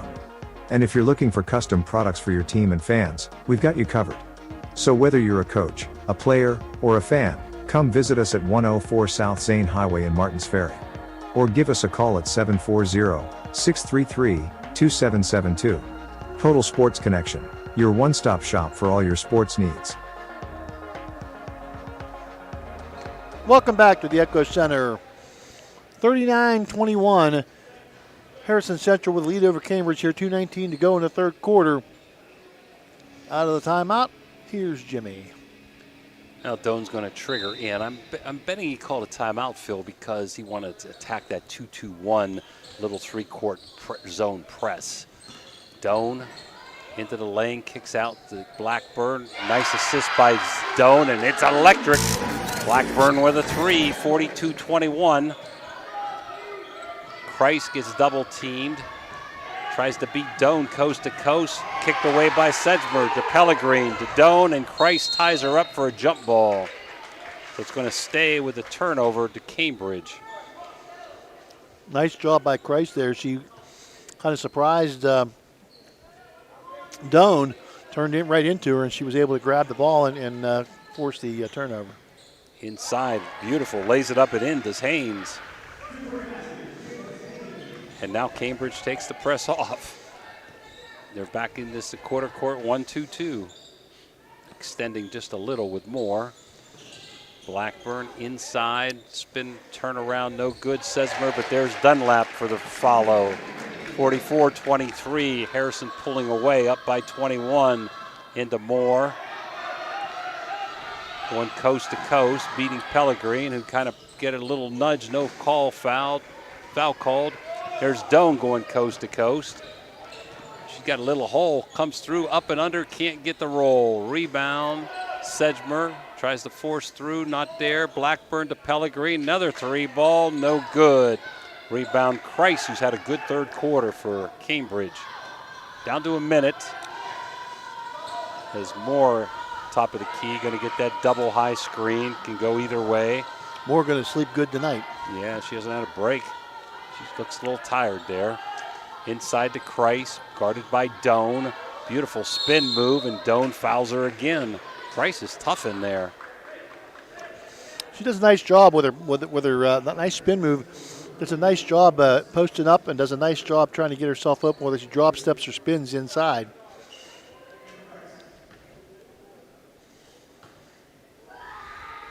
Price up and in on the first one. Beautiful free throw touch. As number 10, Eubanks comes in, and Keenan out. Dunlap going to take a break as Powers comes back in for Harrison Central. 44-24, Phil. Christ 3 for 3 from the Echo Zone free throw line. And make it 4 for 4. Pellegrin, now they're back to that 2-2-1 pressure. Doan in the middle, almost backcourt. Over to Pellegrin. Blackburn kicked away, stolen by Cambridge as Blackburn loses it to Moore. Moore guarded by Pellegrin, gets a pick by Christ. Pellegrin fights through that pick. 25 seconds to go, gives it into Christ. Tries to spin her way through this time, loses it, recovers, no good, rebound, back to Cambridge, up, in and out. Rebound Blackburn, and a reach in by Christ for a foul. And that's number 4 on Christ. Ooh, that hurts for them. Hurts big time. It's only their first team foul of the quarter, so Harrison should get the last shot of the quarter. With 12 seconds to go and up by 19, they've extended a 16-point, 33-17 halftime lead to 19. As Pellegrin's walking it up, I'd have a little more urgency here, Phil. Powers inside to Doan. She gets a shot up with 1 second, no good. Rebound around and no good. So at the quarter, Harrison Central 44, Cambridge 25. We'll be back for quarter number 4 right after this timeout. SVRTA can connect you to all kinds of destinations. Whether you need to connect to the Pittsburgh airport or connect across the river to Weirton, SVRTA has the connection you need. SVRTA and its connectivity can also connect you to Wheeling, St. Clairsville, Robinson, and downtown Pittsburgh. With SVRTA and its affordable annual pass, wherever you need to go, SVRTA can connect you there.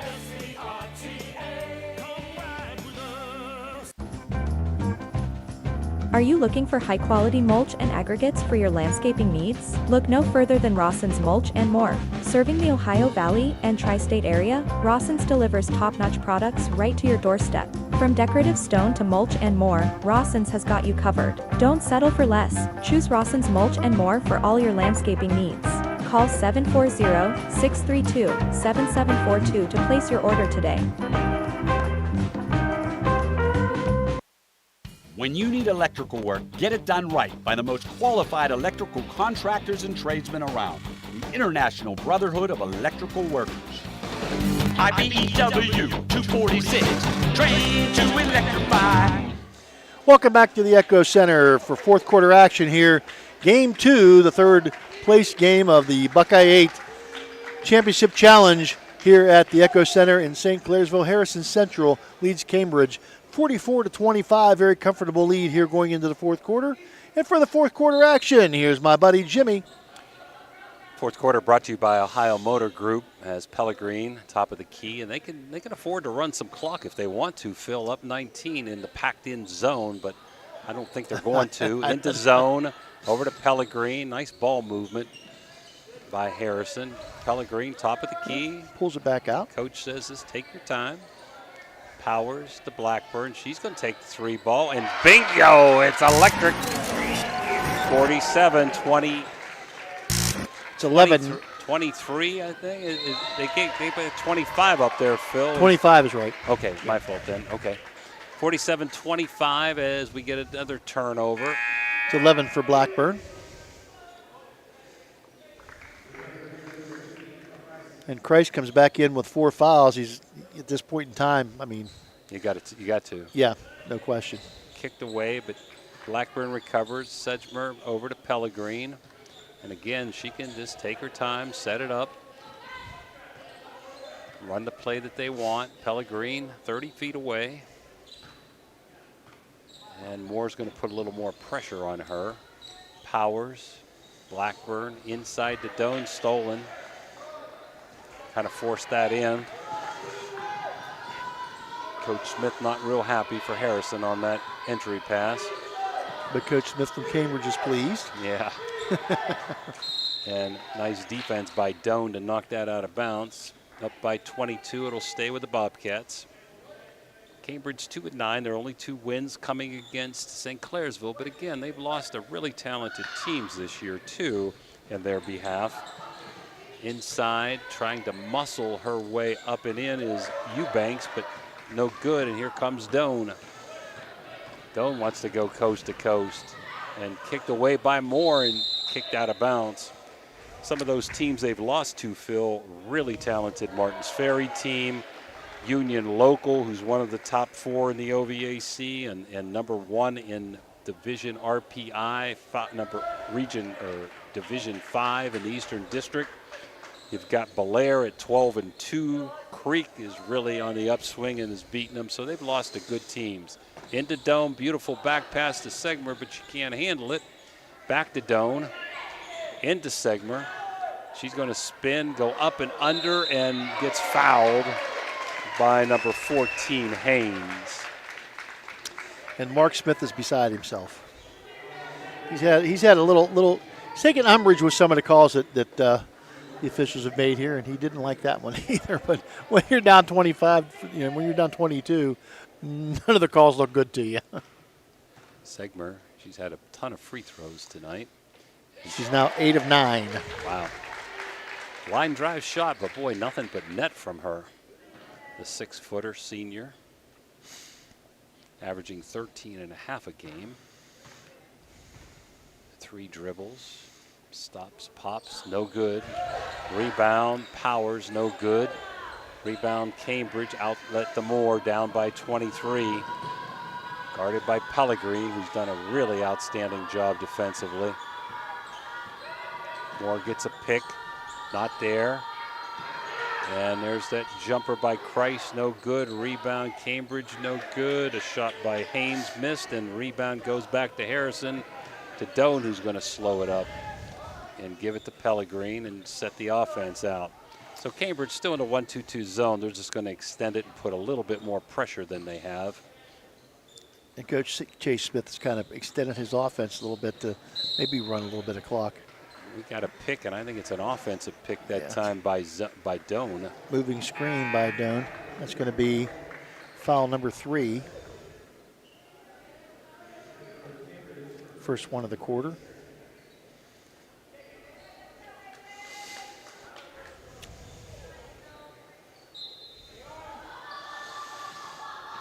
So into Moore as they clear it out. Harrison, man-to-man the whole game. Trying to get their 10th win of the season. They're 9-5. Over to Christ. Gets a pick. lays it up, no good. Rebound, kicked around. There's Kreis again, lays it up, no good. Kicked around, out of bounds, and going to stay with Harrison. Good battle on the boards with the Bobcats as we get Dunlap coming back in, along with number 12, Phil. That's Bailey Smith. And good hustle by Kreis. She does a really nice job on the boards, and they just couldn't get these shots to fall, but really does a nice job on the boards. Doan and Zegmer out. There's Moore with a long jumper. Can't get it to fall. Gets her own rebound. Battles. Out to her buddy, number 13, Saracen. Misses. Rebound, Pellegrin.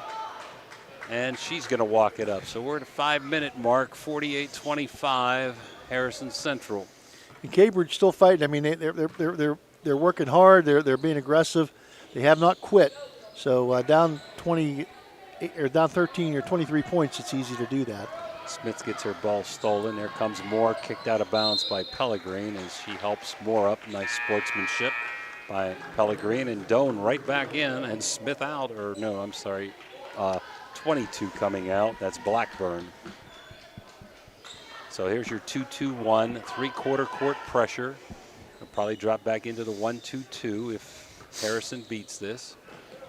Doan in the middle. Over to Dunlap. Smith back to Pellegrin, and there's the 1-2-2 as Pellegrin's going to pull it out, run some clock.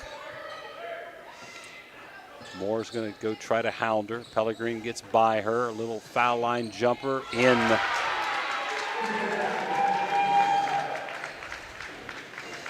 So doubled up 50-25, Harrison over Cambridge. And Kreis up and over Dunlap with a nice move. 50-27.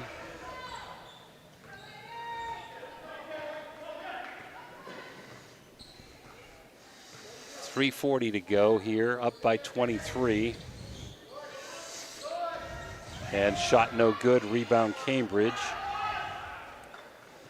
And over to Moore. Got a double high screen there. Moore gonna stop, shoot the long three, no good. And rebound Cambridge to number 20, Keenan. There's Kreis again, going to the hole, up and under, no good, but fouled again by Doan, her fourth. So 50-27 as Kreis is gonna try to cut into the lead. She's had a great second half there, but we think Moore has really played all around tremendously for Cambridge as Kreis misses the first.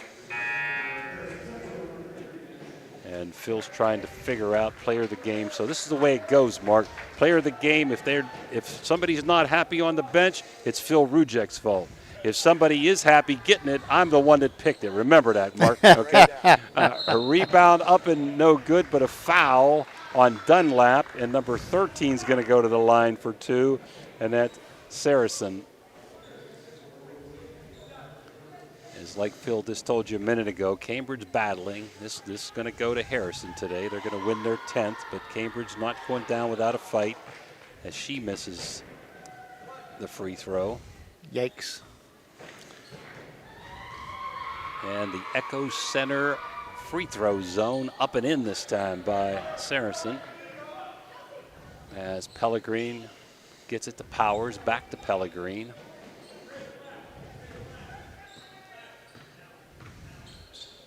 Inside to Sesmer, into Dunlap, little two-footer, up and in. 52-28. As Harrison's going to call off the dogs here and take the pressure off. Moore right by Pellegrin, little floater, can't get the roll, rebound, Moore battles, goes to Sedmer. She gets it over to Powers, back to Pellegrin. Back in the 3-2 zone is Cambridge, extended with the point guard. Pellegrin into Sedmer. Inside to Dunlap. No good, Dunlap again, no good. Out to Smith, no good. Rebound, Harrison getting the boards. And we're going to have a timeout, Harrison Central. So timeout, Harrison Central, 2:22 to go, fourth quarter. We'll be back after this Mario's break. Hauser Furniture prices and in-store financing won't be beat. Sofas starting at $4.99, recliners starting at $2.89, sectionals starting at $9.99, complete bedroom suite starting at $6.99, complete dinette set starting at $2.89, carpet with padding and installation as low as $2.89 per square foot. Hausers will absolutely not be undersold. Hausers has it all. 2:22 to go here in this one today, 52-28. Harrison Central with a commanding lead. They have control of this one over the Cambridge Bobcats. And a lot of new faces in, Jimmy, for the remainder of this basketball game today. Yep, still got Powers going to trigger into Pellegrin. Still got Dunlap in there and Sedgmer. And number 12, Bailey Smith. We wonder if that's the coach's daughter or not. Top of the key, Smith in the corner. And they're just running clock here. A little holding, and we have Andrews now at the top of the key, hounding for Cambridge. Pellegrin over to Dunlap, or excuse me, over to Powers, kicked out of bounds. Also for Cambridge. Let's see, number 20 still in there, and that's Keenan, as Kreis is out and Moore is out. 32 coming in for the first time, Briley King inside. And thrown out to Sedgmer, over to Pellegrin. We're under 2. Pellegrin, Dunlap, cross-court Powers, back to Pellegrin. Kind of gets a little bit of nudge, no call. Sedgmer, turnaround 5-footer in. 54-28. So let's see if Harrison empties the bench here, since Cambridge has. Looks like he must have heard me, huh? Okay. Yep. Goes Andrews, top of the key. And cross court to number 20, Keenan. Inside to 32. That's King with a turnaround jumper, no good. Back to Keenan. And we're down to a minute, Phil. He may not have time to. Yeah. Like to see those other kids get a chance to play a little bit. As Keenan shoots a layup, and it goes up and in. So if he's going to call timeout to get him in right now, we'll keep it here, Phil. Going to call timeout, and let's see if we can get those other Harrison names. Number 20, Zoe Whipke is in. 23, Maddie Farmery. See if you can come up with others. I think Powers is still in there. How about number 30, Phil, Peyton Visor. Visser, I guess we would say. And see if you can get me that 50, name. I think it's 50. No, there's no 50 on No, Harrison. 50, well, it's not 50.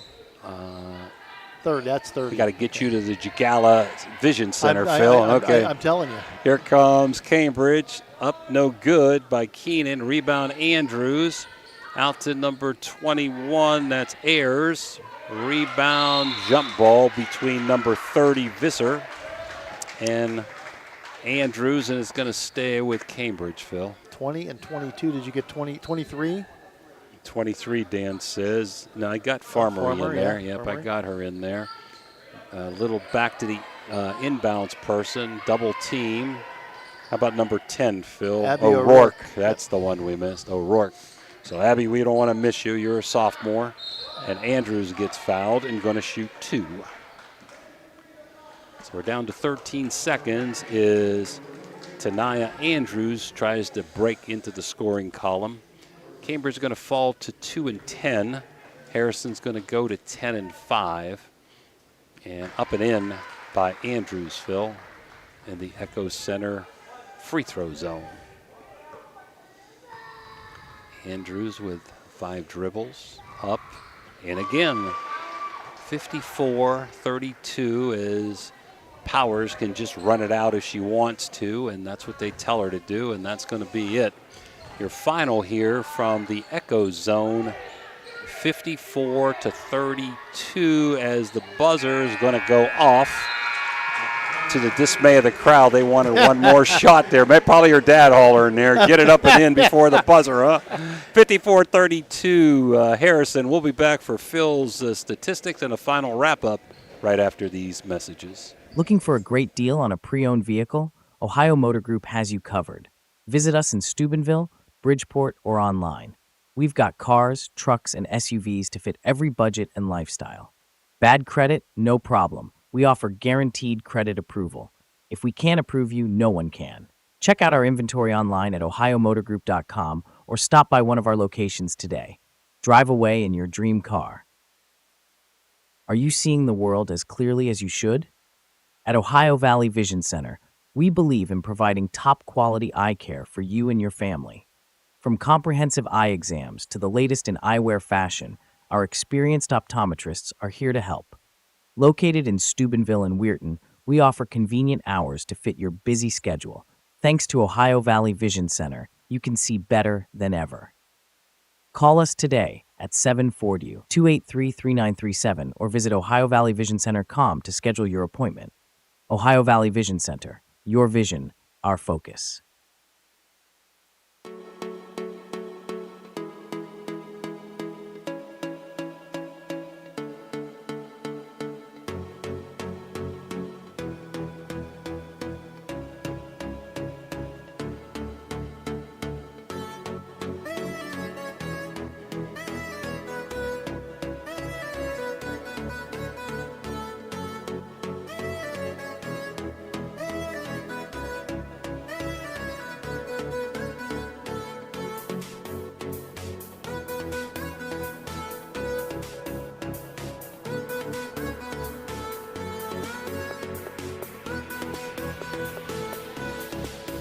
We're back here as Harrison Central wins game 2. We had game 1 winner was Beaver Local 51-46 over St. Clairsville.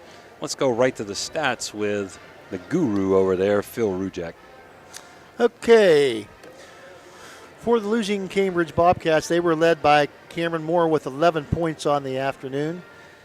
Emma Christ checks in at with 10 points. Grayson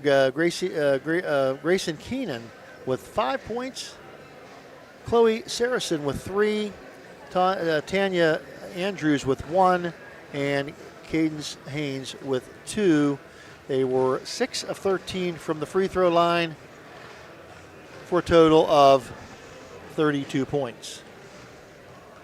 For the winning Harrison Central Huskies, who moved to 10-5 on the season now, Kelsey Powers had 2. Lauren Doan with 6. Michaela Pellegrin with 10. Kennedy Dunlap with 13. Kara Blackburn with 11.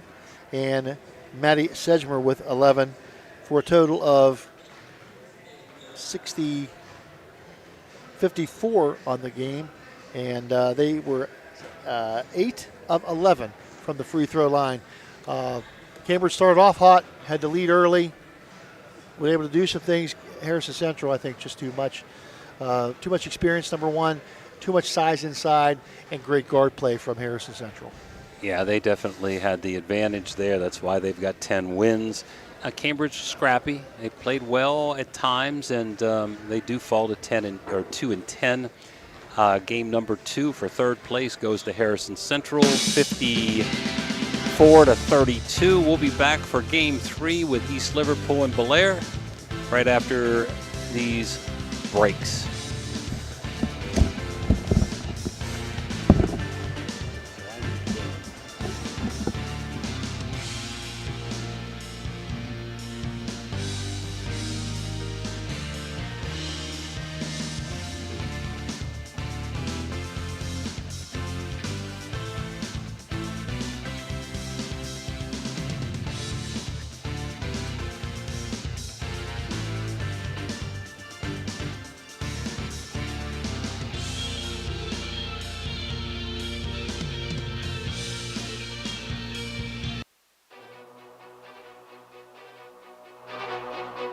Stay tuned.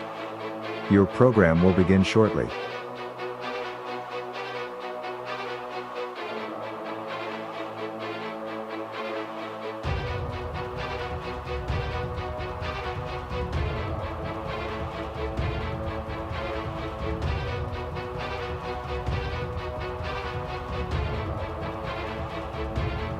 Stay tuned. Your program will begin shortly.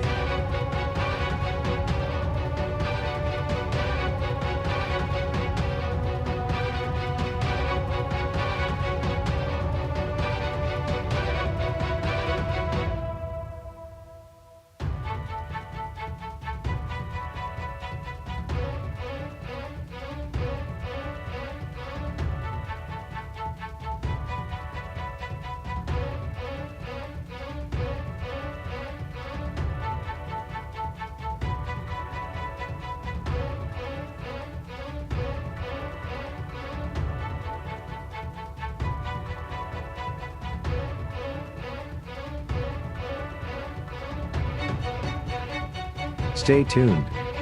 Your program will begin shortly.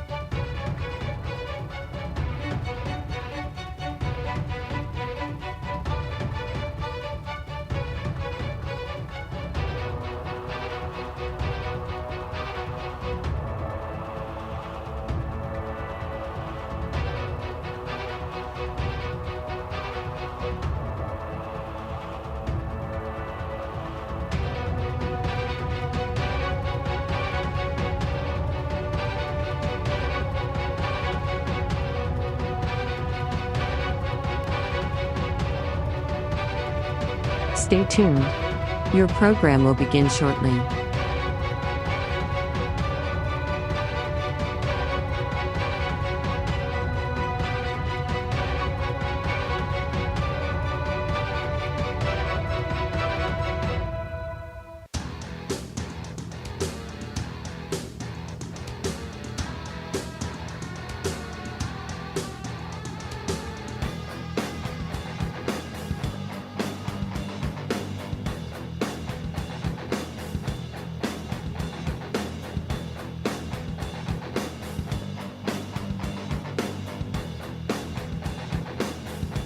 Stay tuned. Your program will begin shortly.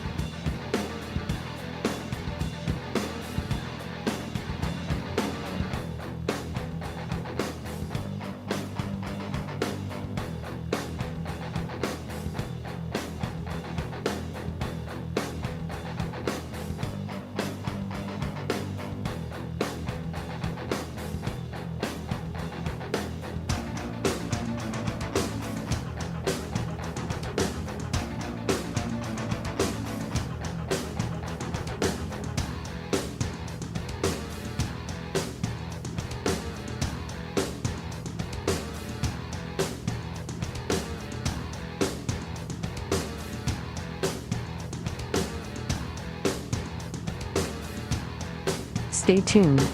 Your program will begin shortly.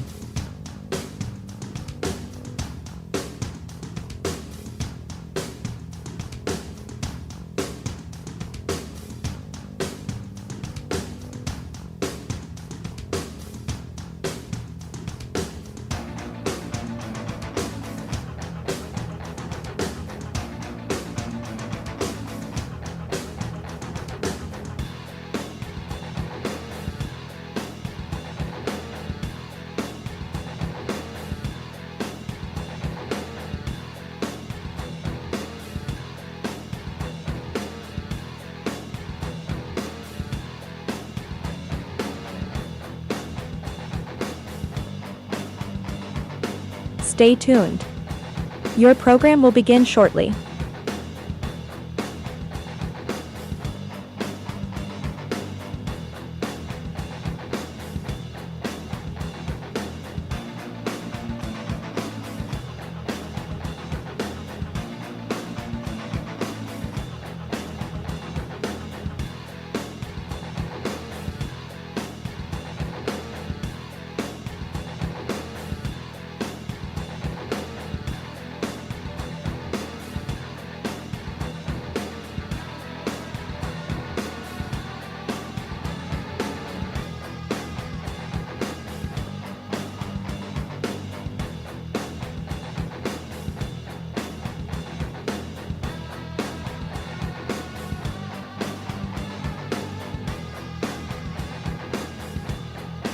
Stay tuned. Your program will begin shortly.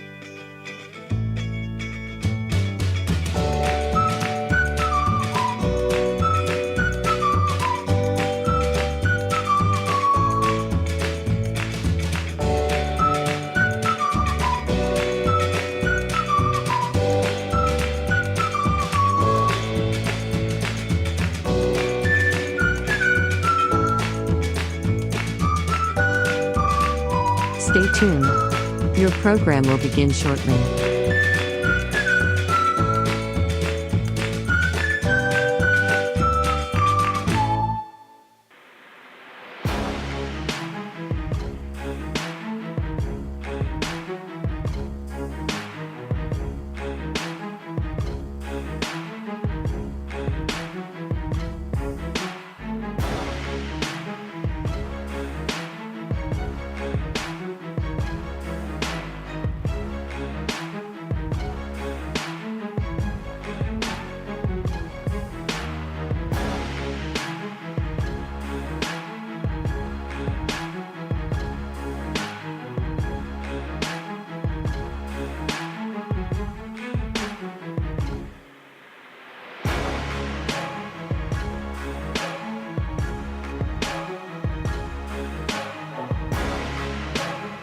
Stay tuned. Your program will begin shortly.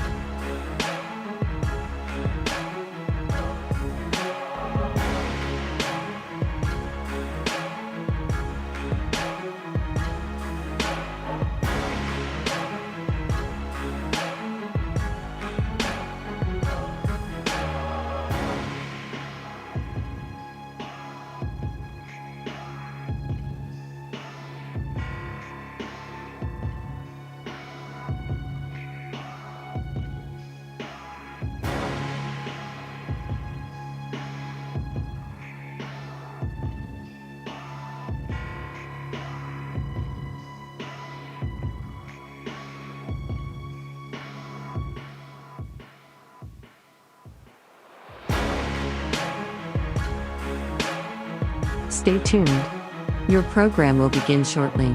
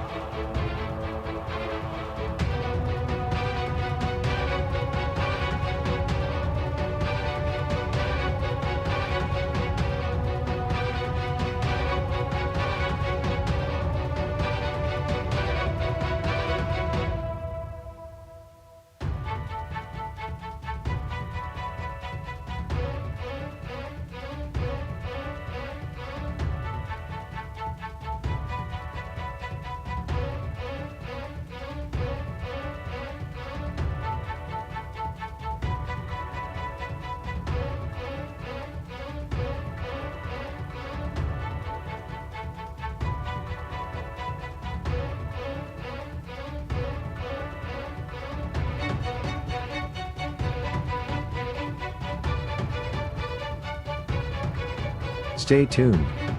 Your program will begin shortly.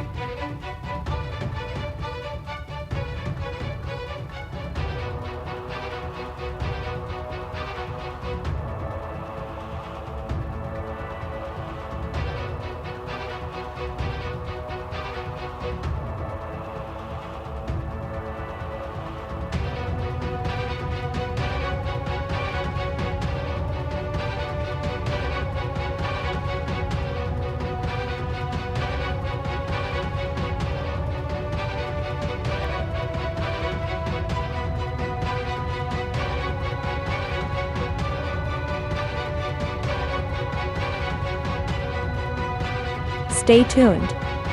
Your program will begin shortly.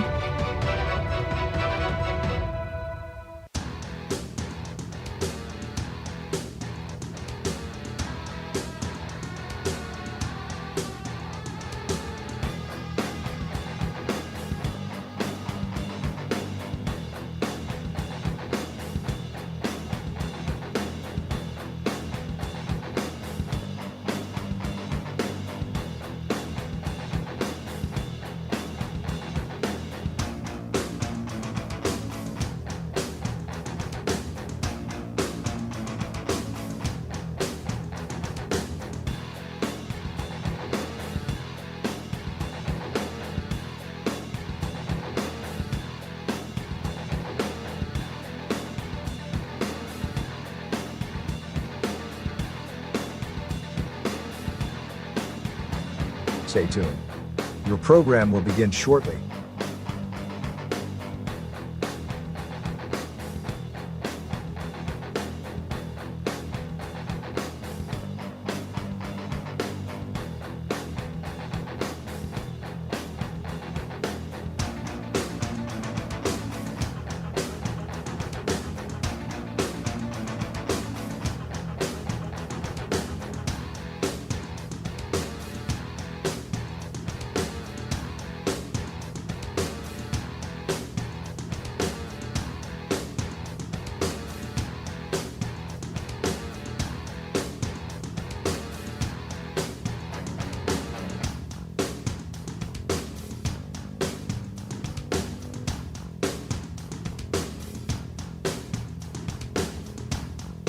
Stay tuned. Your program will begin shortly.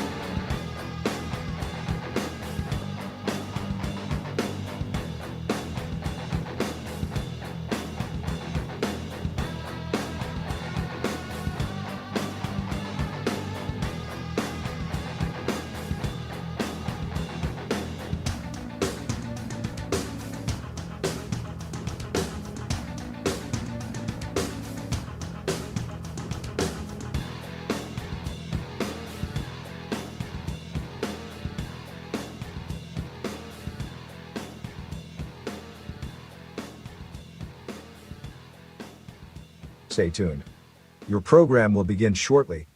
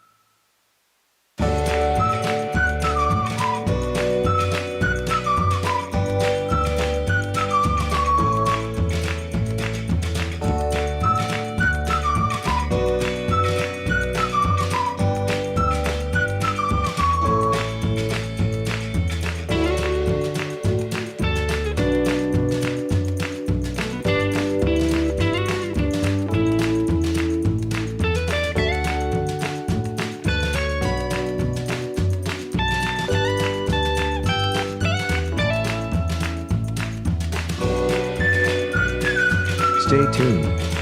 Your program will begin shortly.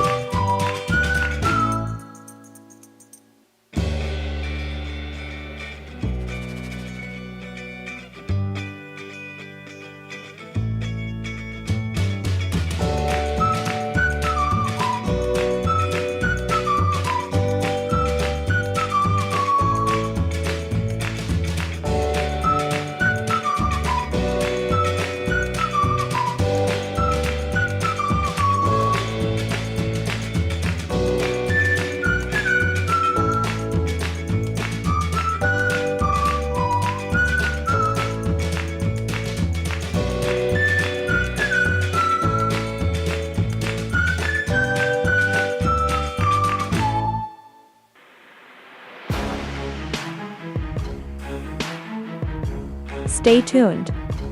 Your program will begin shortly.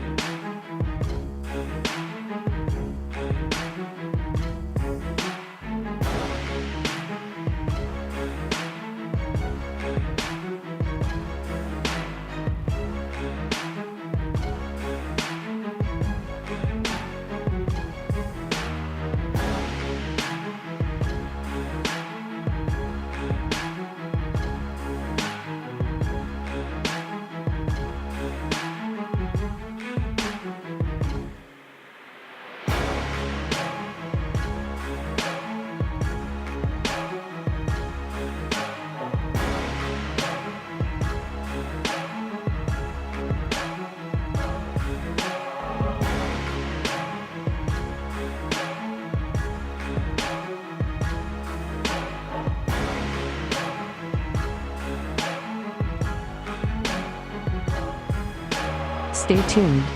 Your program will begin shortly.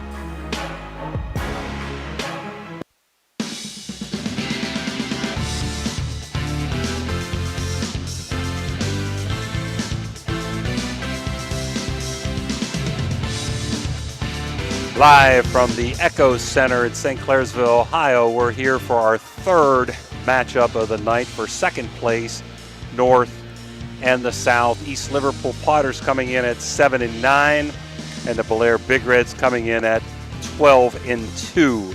Your pregame brought to you by Capital Recovery Systems. For BELLAIRE, they are ranked 12th in the state in Division 6. Second in the South Division in the Buckeye 8, only because they split with Union Local but lost game 1 They're ranked second behind Fort Fry in Division 6 in RPI in the Eastern District, and they're second in the OVAC coming into this week behind Wheeling Central. They average 55 points a game, 27.5 rebounds a game, and 10.1 assists a game.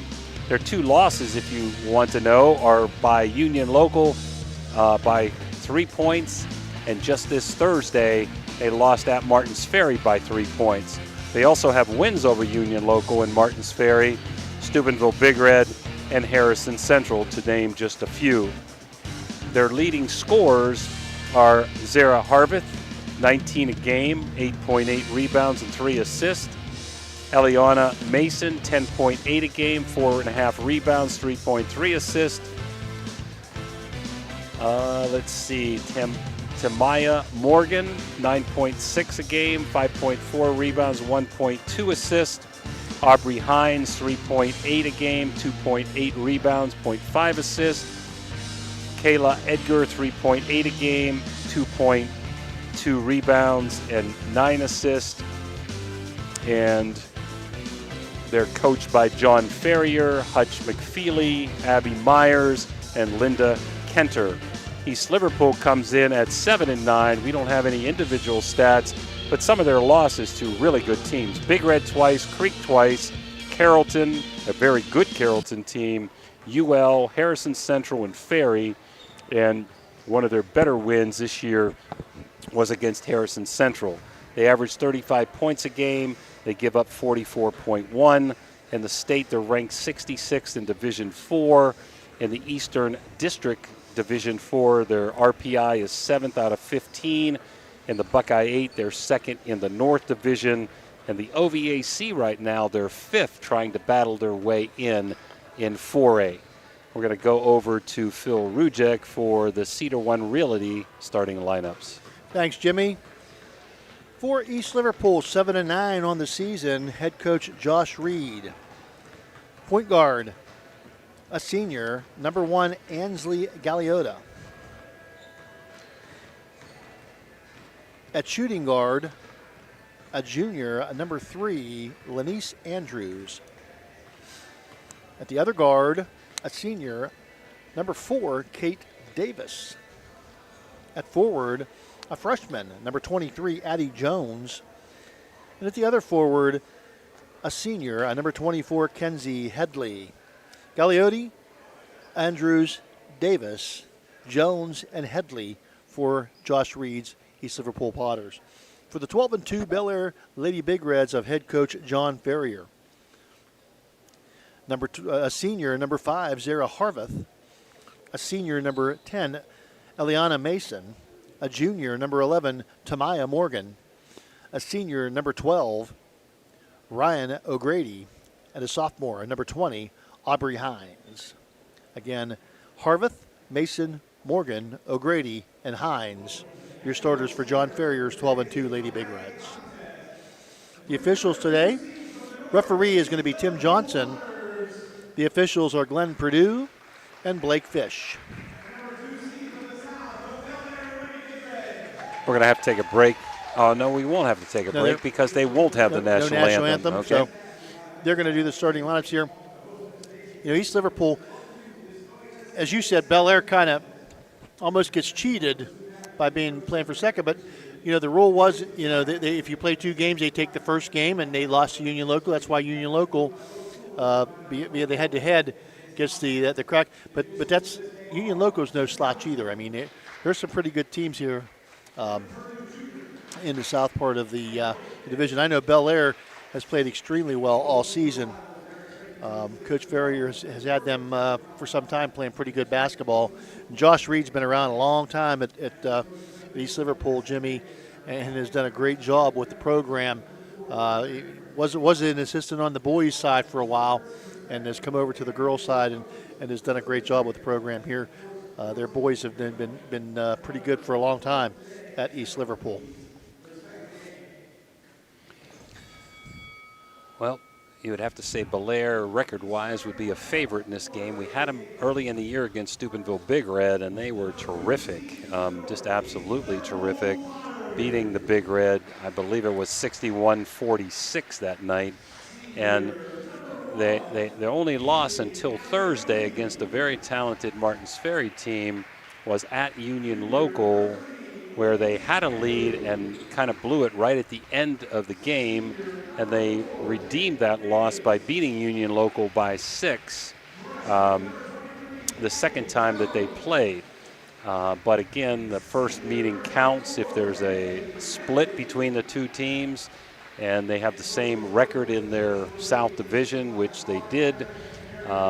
Right now there's only 8 teams in the Buckeye 8 as far as girls and boys basketball. And today, St. Clairsville lost the first game to Beaver Local 51-46. Harrison Central for third place beat Cambridge 54-32. This is a second place game, and right after this game will be the championship game, which should be a doozy between Union Local and Indian Creek, Phil. And I think this should be a really good game as well.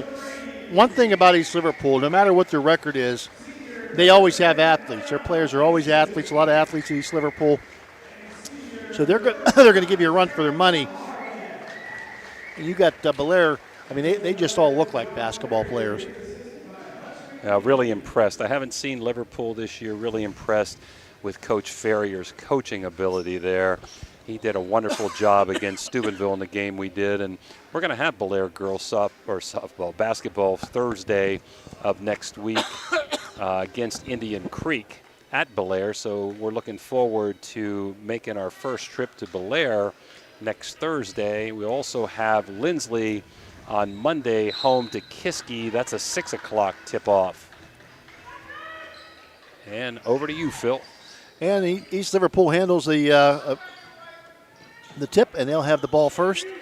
On the wing it goes. Back out front it comes to Andrews. Andrews, she'll penetrate and save it from out of bounds. Almost went out of bounds. Andrews has it. She'll kick it back out to Headley on the wing. Headley going to bring it back out front. They're going to reset their offense. She'll get it to the point guard, Galliotti. Galliotti out front to Jones. Jones going to try to penetrate. Looks inside, nothing there. Coming out to get the ball is Headley. Headley now with it again. Out front, now she'll look on the wing, opposite wing, penetrating, nothing there. Headley, she'll fake the shot. Inside wing, shot up, Galliotti, up, no good. Rebound taken down by Andrews. Andrews gets it back to Headley and stolen away by Mason. Mason shot up and good, 2-0. BELLAIRE with the lead, and now they will go into the full court pressure. And double team, slap at the ball, knocked away, and a jump ball going to be called. It'll be BELLAIRE basketball as East Liverpool handled the opening tip. So our first Thrifty Hertz turnover. Over to BELLAIRE, up 2-0 here early on, game number 3. Eliana Mason will trigger the basketball in. She gets it into Harveth. Harveth, the leading scorer. Gets it off to Mason again. Mason going to trigger the offense. On the wing it goes. Hines back out to Mason. Mason on the other wing. Back out front it comes. Harveth going to take it into the paint. She'll kick it to the corner. Gathering it up and getting it back to the wing now. Penetration by Harveth, and Harveth kicks it back out. Shot up at the elbow, and good again by Eliana Mason. 4-0 BELLAIRE. Full court man-to-man pressure by BELLAIRE, and they will double off of this. Hands up, Mason steals the basketball, gets it off to O'Grady for the 2 points. And the foul goes, the whistle blows, and the foul called. And O'Grady going to be at the Echo Center free throw line for the and one, the conventional three-point play. Ryan O'Grady up and good. And 7-0 now. The BELLAIRE Big Reds with the lead. 6:06 to go here in the first quarter of this one. Ball comes into Galliotti. Galliotti knocked away. Taken by Mason. Out it goes to Horvath. Horvath, nice, beautiful pass inside to Hines, and Hines going to double dribble on the Thrifty Hertz turnover, and a timeout going to be taken by the East Liverpool Potters. 7-0 your score. Bellaire with a lead. 5:55 to go. Bellaire or East Liverpool takes a timeout. We'll do the same thing. We'll take a Mario's timeout and be back right after this. You know, Fort Steuben Maintenance should be your first choice when it comes to any and all construction projects, whether it's commercial or residential. Make Fort Steuben Maintenance your first call. You can rely on them to be the experts when it comes to roofing, concrete, plumbing, carpentry, just about any job that needs done. Fort Steuben Maintenance, they're fully licensed and bonded and will even give you a free estimate. Fort Steuben Maintenance. You want the number? 740-283-4890. Jimmy, what I've noticed, a lot of pressure basketball here played by all these teams here today. East Liverpool gets the ball inbounds, full court man-to-man. They're going to double team, knocked away, and a foul called. That's going to be whistled on Eliana Mason as she reached in and caught the arm of Galliotti.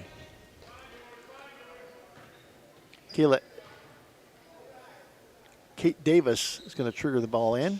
She'll get it into Addie Jones and back to Kate Davis. Davis going to bring it across the timeline. Gets to Galliotti. Galliotti being guarded by Mason. Mason back out front it comes. Inside it goes, and it'll go inside out. Davis to Galliotti. Galliotti with the basketball, loses their dribble, and it picked away by the Bellaire Big Reds. To the paint penetration, nothing there for Aubrey Hines, and East Liverpool comes up with the basketball on the pass. It's knocked out of bounds by Mason. Mason's all over the place. Yeah, I was very impressed when we did the Big Red game with Harvett and Mason. Also, Morgan had a good game that day, too, for Bellaire. Galliotti with the basketball. Gets it across the timeline to Davis. Davis down low. Nice spin move up, no good. Up again. Our own rebound. That was Chastity Smith. No good, and Mason comes down with a rebound. She'll get the ball back, and she'll take it across the timeline, being guarded by Galliotti. Shut up, no good. Rebound taken down by Chastity Smith. Up it goes to Kenzie Headley, and in for the two. They beat the press this time to the East Liverpool Potters. 7-2 now, 4:41 to go in the first quarter. Bellaire's going to take chances on that full court pressure, a little run and jump at times. So if they can beat the press, opportunity is going to be there for East Liverpool to score the bucket. Nice little 10-footer by Mason. Makes it 9-2 now. Up front it goes to Andrews. Andrews going to take it into the paint one-on-one, puts the shot up, no good. Rebound taken down by the Bellaire Big Reds. Tamaya Morgan. Morgan up it is to Horvath. Horvath into the paint, kicks it out, and off the hands of O'Grady and out of bounds. It'll be a 50 hertz turnover, and those things have a tendency to hurt you. East Liverpool will trigger the basketball in. Comes into Kenzie Headley. It's it back to Davis. Davis across the timeline, double teamed. Throws it away into the hands of Morgan. Morgan all the way down the court. Morgan takes the baseline. Kicks it out. 3-point shot up, no good. Rebound down by Headley. Got a breakaway here by Andrews, but kicked away by Bellaire. Andrews gets it inside as Phil catches his breath there. And here comes a rebound for Bellaire, and that's number 12, O'Grady, or that's Mason, excuse me. Beautiful pass inside. And rebound East Liverpool. And Kenzie Headley with the basketball. Stolen away on the pass by Horvath, and Horvath, nice pass. Beautiful. To Mason. And Mason cans it again. She's got 8 of the 11. 11-2 lead now for Bellaire. Bellaire's press is paying off for them. Out front to Headley. Headley shot up and good. When they could beat the press, Liverpool that opportunity converts. I've been talking about. It's just tough to beat the press. Yep. 11-4 your score. Across the timeline come the Big Reds. Horvath with the ball. Gets it off to Mason. Mason to Morgan. Morgan to Horvath, and shot taken, but tipped and out of bounds it goes. It'll still belong to the Big Reds. So Edgar's coming in, the sophomore for Hines, the other sophomore. O'Grady's a senior, Mason's a senior, Harvest's a senior, and Morgan is a transfer junior. Came from Martins Ferry last year. Shot up from the corner, no good by Edgar. Rebound taken down, and putting up O'Grady with a shot, and a whistle blows and a foul. She'll be at the Echo Center free throw line for 2. 11-4, 2:34 to go. Bellaire with the lead here over East Liverpool. Foul is on Sill, her first. First shot up and good for Ryan O'Grady. Second shot up and good from the Echo Center free throw line. Davis up the court quickly. They get it to Kenzie Headley. Headley going to take it to the paint, up off the glass, and good. And she's got all 6 of the Potters' points. They can beat it, but you'll take that when you get the turnovers the way Bellaire has done.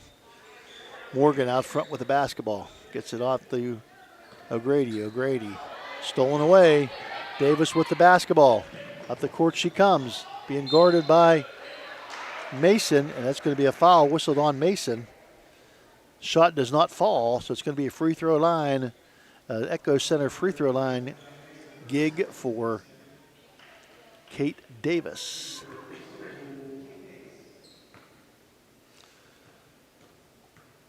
(13-6). First shot up, too strong off the back of the rim. Davis will get a second shot. Edgar, a pretty smart player, Phil. She's got 2 fouls. She doesn't want to commit her third here in the first quarter. Second shot up, again, too strong, no good. And Horvath gets it to Mason. Mason up and no good. Rebound taken down by Smith, but stolen away by Morgan, or Mason. And a foul whistled, I believe, going to be on 42. 42. Smith. Going to be on Chastity Smith. A lot of Smiths down here this weekend. The Smiths and the Joneses.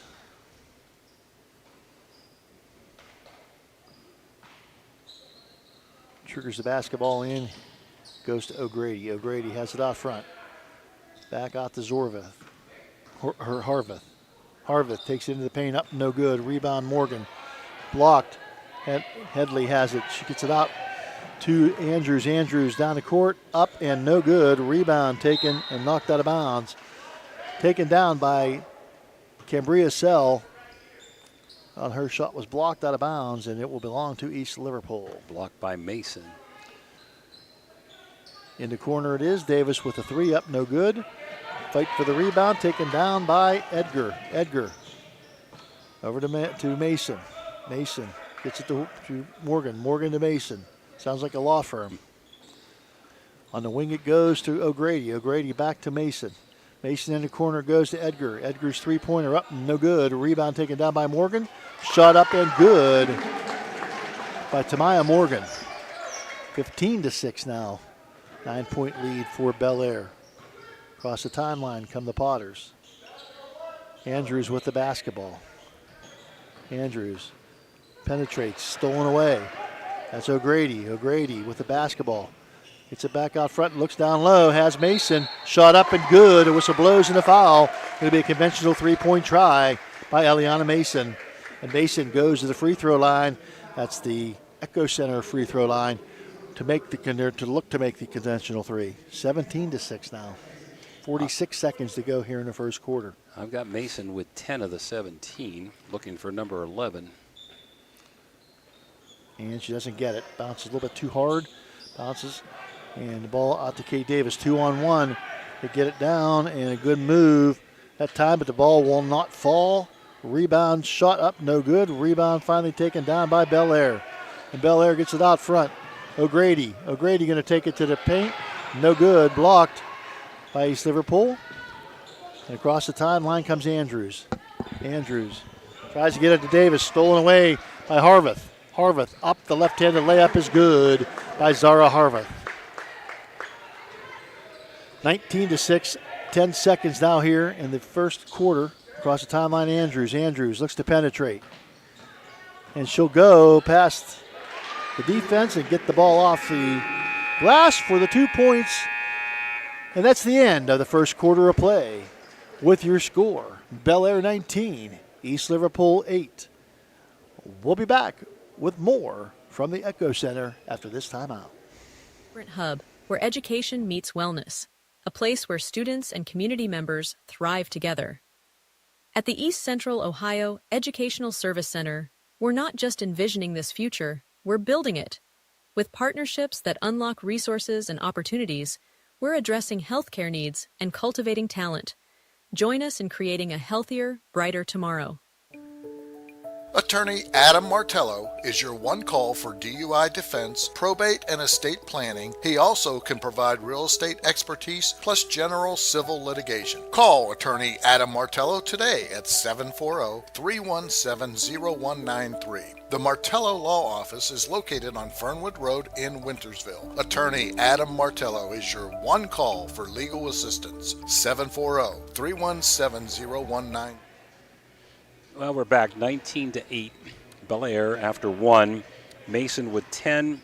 O'Grady with 5. Morgan and Harveth with 2.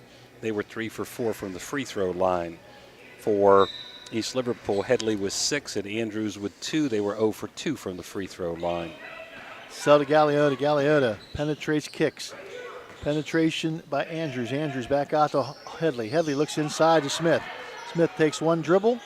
And she'll can it off to Sell. Sell shut up, no good. Rebound taken down by BELLAIRE. Morgan with the Mason with the basketball. They should name her Morgan Mason. Be easier for me. To the free throw line, out to the wing, in the corner, back to the free throw line. Shot up by Harveth and good from the free throw line. Zara Harveth with her 4th point of the game. That first quarter was brought to you by Corey Winget, Baird Wealth Management. The second quarter brought to you by IBEW number 246. Horvath inside, it goes to Smith. Smith going to try to make a move. Nice spin move. Back up off the glass. Won't go. Taken down the rebound. That is by Hines. Hines to Mason. Mason in the corner it goes. Now back out front. And stolen away. Nope. Knocked out of bounds by Andrews. She was on her way to stealing the ball, but knocked it out of bounds. Mason will trigger it in. Gets it back. She'll have it to set the offense. See a lot of it today. A 3-2 zone again, Phil. Yep. 3-point shot up and no good. Rebound taken down by Hines. Hines out front. It comes to Edger. Mason takes it to the paint. No good. Rebound taken down by Galeotti, and tied up she'll by be Harveth. Tied up by Harveth. Yep. And it'll be BELLAIRE Big Red basketball on the alternating possession. Mason triggers it in. She'll get it back. Back out front, it comes to Hines. Hines sets the offense. Gets it to Mason. Mason gonna pull it out. Reset again. On the wing it goes to Edgar. Edgar back out front. Step in. Wing again. Edgar back out front. It comes to Mason. Mason on the wing now. Hines. Hines back out to Mason. High post it goes to Horvath. Harveth off to Hines. Shot up no good. Rebound taken down by Edgar. And a whistle blows and a foul. As Harveth had the basketball and attempted to penetrate into the paint. Andrews with her first. Mason will trigger the ball in. A couple of substitutions now for the Potters. Let's see, 23 and 4. Davis back in, and 23, Addie Jones back in. Get the ball down low to Harveth. Harveth out front. It goes to Edgar, and Edgar's shot no good and misses everything and goes out of bounds. It'll belong to the Potters. 21-8 your score. East Liverpool trails the Big Reds of BELLAIRE with 5:53 to go in the half. Davis across the timeline. Being hounded by Edgar. And she'll try to get rid of the ball, but intercepted, stolen away by Harveth, and Harveth shot up and in, coast to coast she goes, and gets the basketball to fall. 23-8, a 15-point lead now for Bellaire. Gagliotti gets it to Andrews. Andrews, she'll try to penetrate into the paint. She'll have to kick it back out. She'll get it out to Davis. Davis's three-pointer up, no good. Rebound taken down by Morgan. Morgan going to take the ball across the timeline. She'll stop, looks for somebody to catch it. On the wing now it goes, up and good, no good. Hines, rebound taken down by Jones. Jones gets it out to Andrews. Andrews looks to go to the paint. She kind of slips and she'll get a foul, draws the foul call from Harveth. A little bit of extra contact there after the play. Little extracurricular. Well, some people join the chorus, some people join the play, and some people extend the play. So Andrews, who has 2 points, heading to the line for 2. She'll be at the Echo Center free throw line.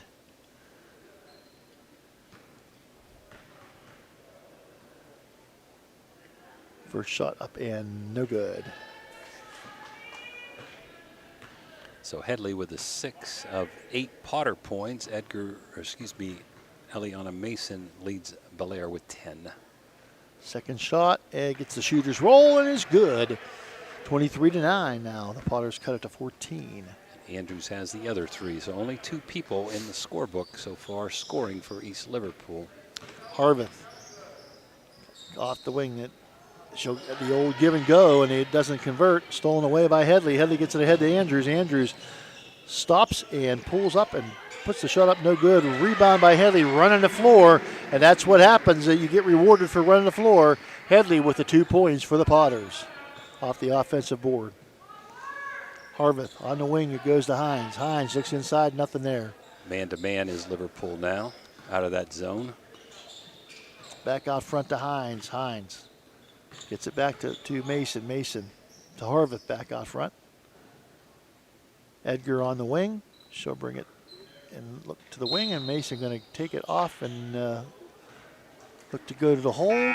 Gets fouled on the way there, and is it going to be a shooting foul? I'm going to guess it. Nope, it's going to be a penetration. It's going to be a possession foul. Andrews' second foul.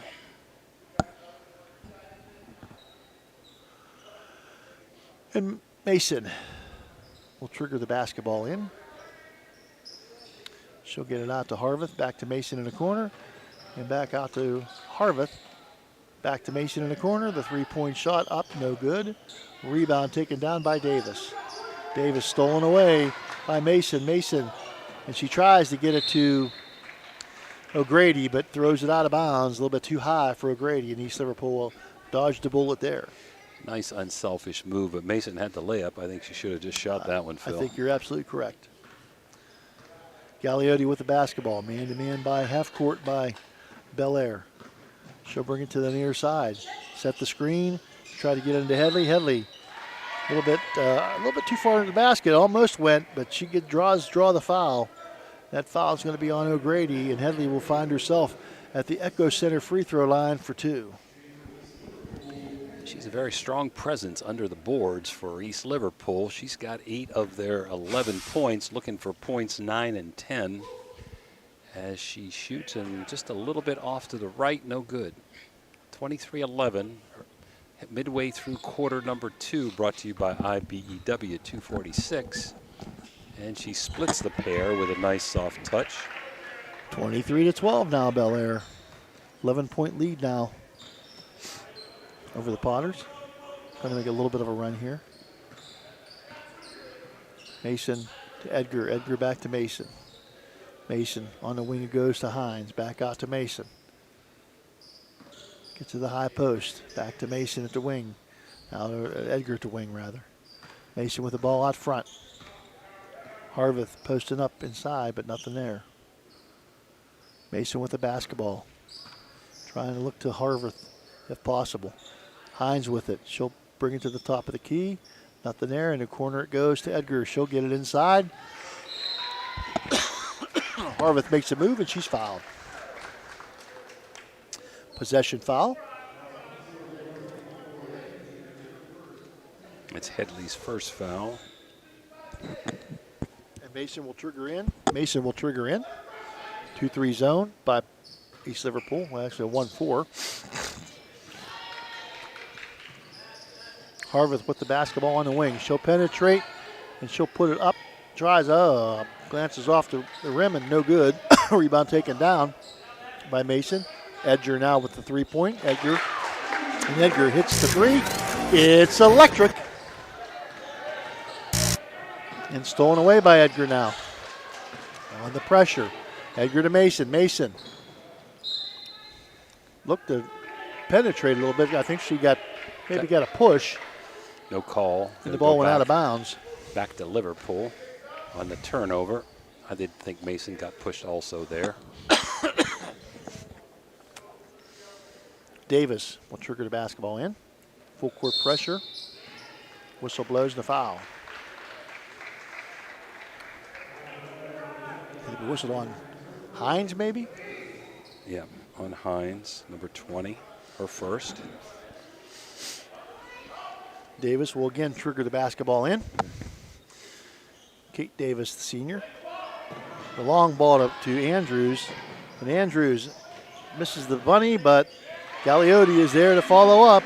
And she gets the points for the East Liverpool Plotters. Pays to run the floor, guys. Pays to run the floor.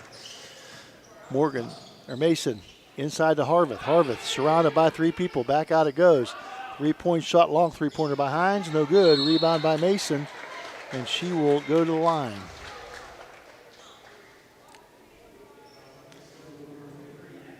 Addie Jones's first foul.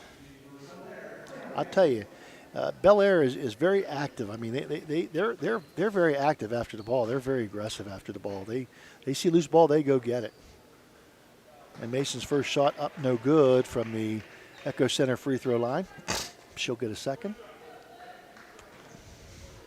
She's got 10, but 0 for 2 from the free throw line. Second shot up and good. East Liverpool, by next foul, will put them over the limit. And East Liverpool can have to call a timeout. They could not get the basketball inbounds. 27-14 your score, 2:04 to go in the half. They're going to take a 30-second timeout, or they're going to take a full timeout. With that, we're going to take a full timeout too. On Mario's full timeout. We'll be back right after this.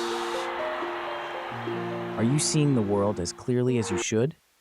At Ohio Valley Vision Center, we believe in providing top-quality eye care for you and your family. From comprehensive eye exams to the latest in eyewear fashion, our experienced optometrists are here to help. Located in Steubenville and Weirton, we offer convenient hours to fit your busy schedule. Thanks to Ohio Valley Vision Center, you can see better than ever. Call us today at 740-283-3937 or visit OhioValleyVisionCenter.com to schedule your appointment. Ohio Valley Vision Center, your vision, our focus. Ohio Valley Sports Online is your sports authority. Follow us on Facebook and subscribe to our YouTube channel. Live streaming high school and NCAA sports, plus weekly football coaches shows right here on Ohio Valley Sports Online. Now we're back, 27-14 BELLAIRE, and they pretty much controlled from the get-go. Headley's kind of kept East Liverpool in the game, and Andrews has played a pretty good all-around game as Liverpool will trigger in with 2 minutes to go in quarter number 2. The ball gets inbounded to Andrews. She'll come across the timeline and lose control of the basketball, and Mason comes away with it again. She'll go to the hole and blocked out of bounds by Kate Davis. Good defensive play by Davis. Good job by Headley going to the hole, or good job by Mason going to the hole, but Davis able to come up with a good defensive play. Morgan coming back in the game for the Big Reds. She'll replace Edgar. Mason very, very impressive defensively. She hasn't always been able to finish, but she's done a great job on the defensive end, and she leads the Big Reds with 11. Hines back out it goes to, or Hines has it. Back over to O'Grady. O'Grady in the corner, it goes to Mason. Mason inside to Harveth. Harveth up off the glass, no good. Fight for the rebound, taken down by Headley. Headley, long pass to Andrews. Andrews. And blocked by O'Grady. O'Grady. And O'Grady knocked away momentarily, but Mason gathered it in. And Harveth going to take it to the hole. She's going to pass it to the wing. Back out front it comes to Mason. Mason over to Hines. Back out to Mason. They'll reset the offense. Liverpool feel real sagging man-to-man. Now they're going to put a little bit more pressure. And the whistle blows a slap after the ball. That's going to be on Andrews, I believe. And that's her third, and that'll put him in the bonus here.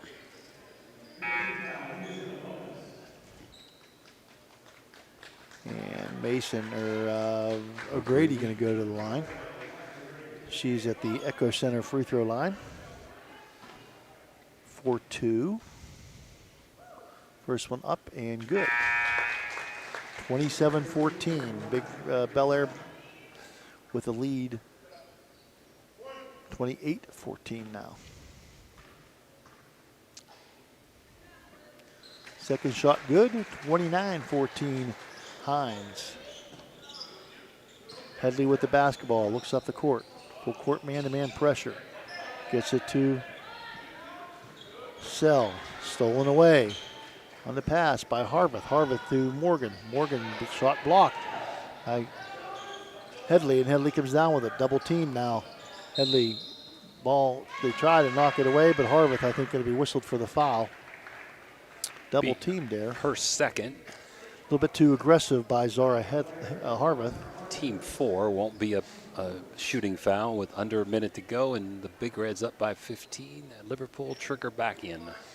29-14, as Jimmy said. Galeotti with the basketball. One-on-one.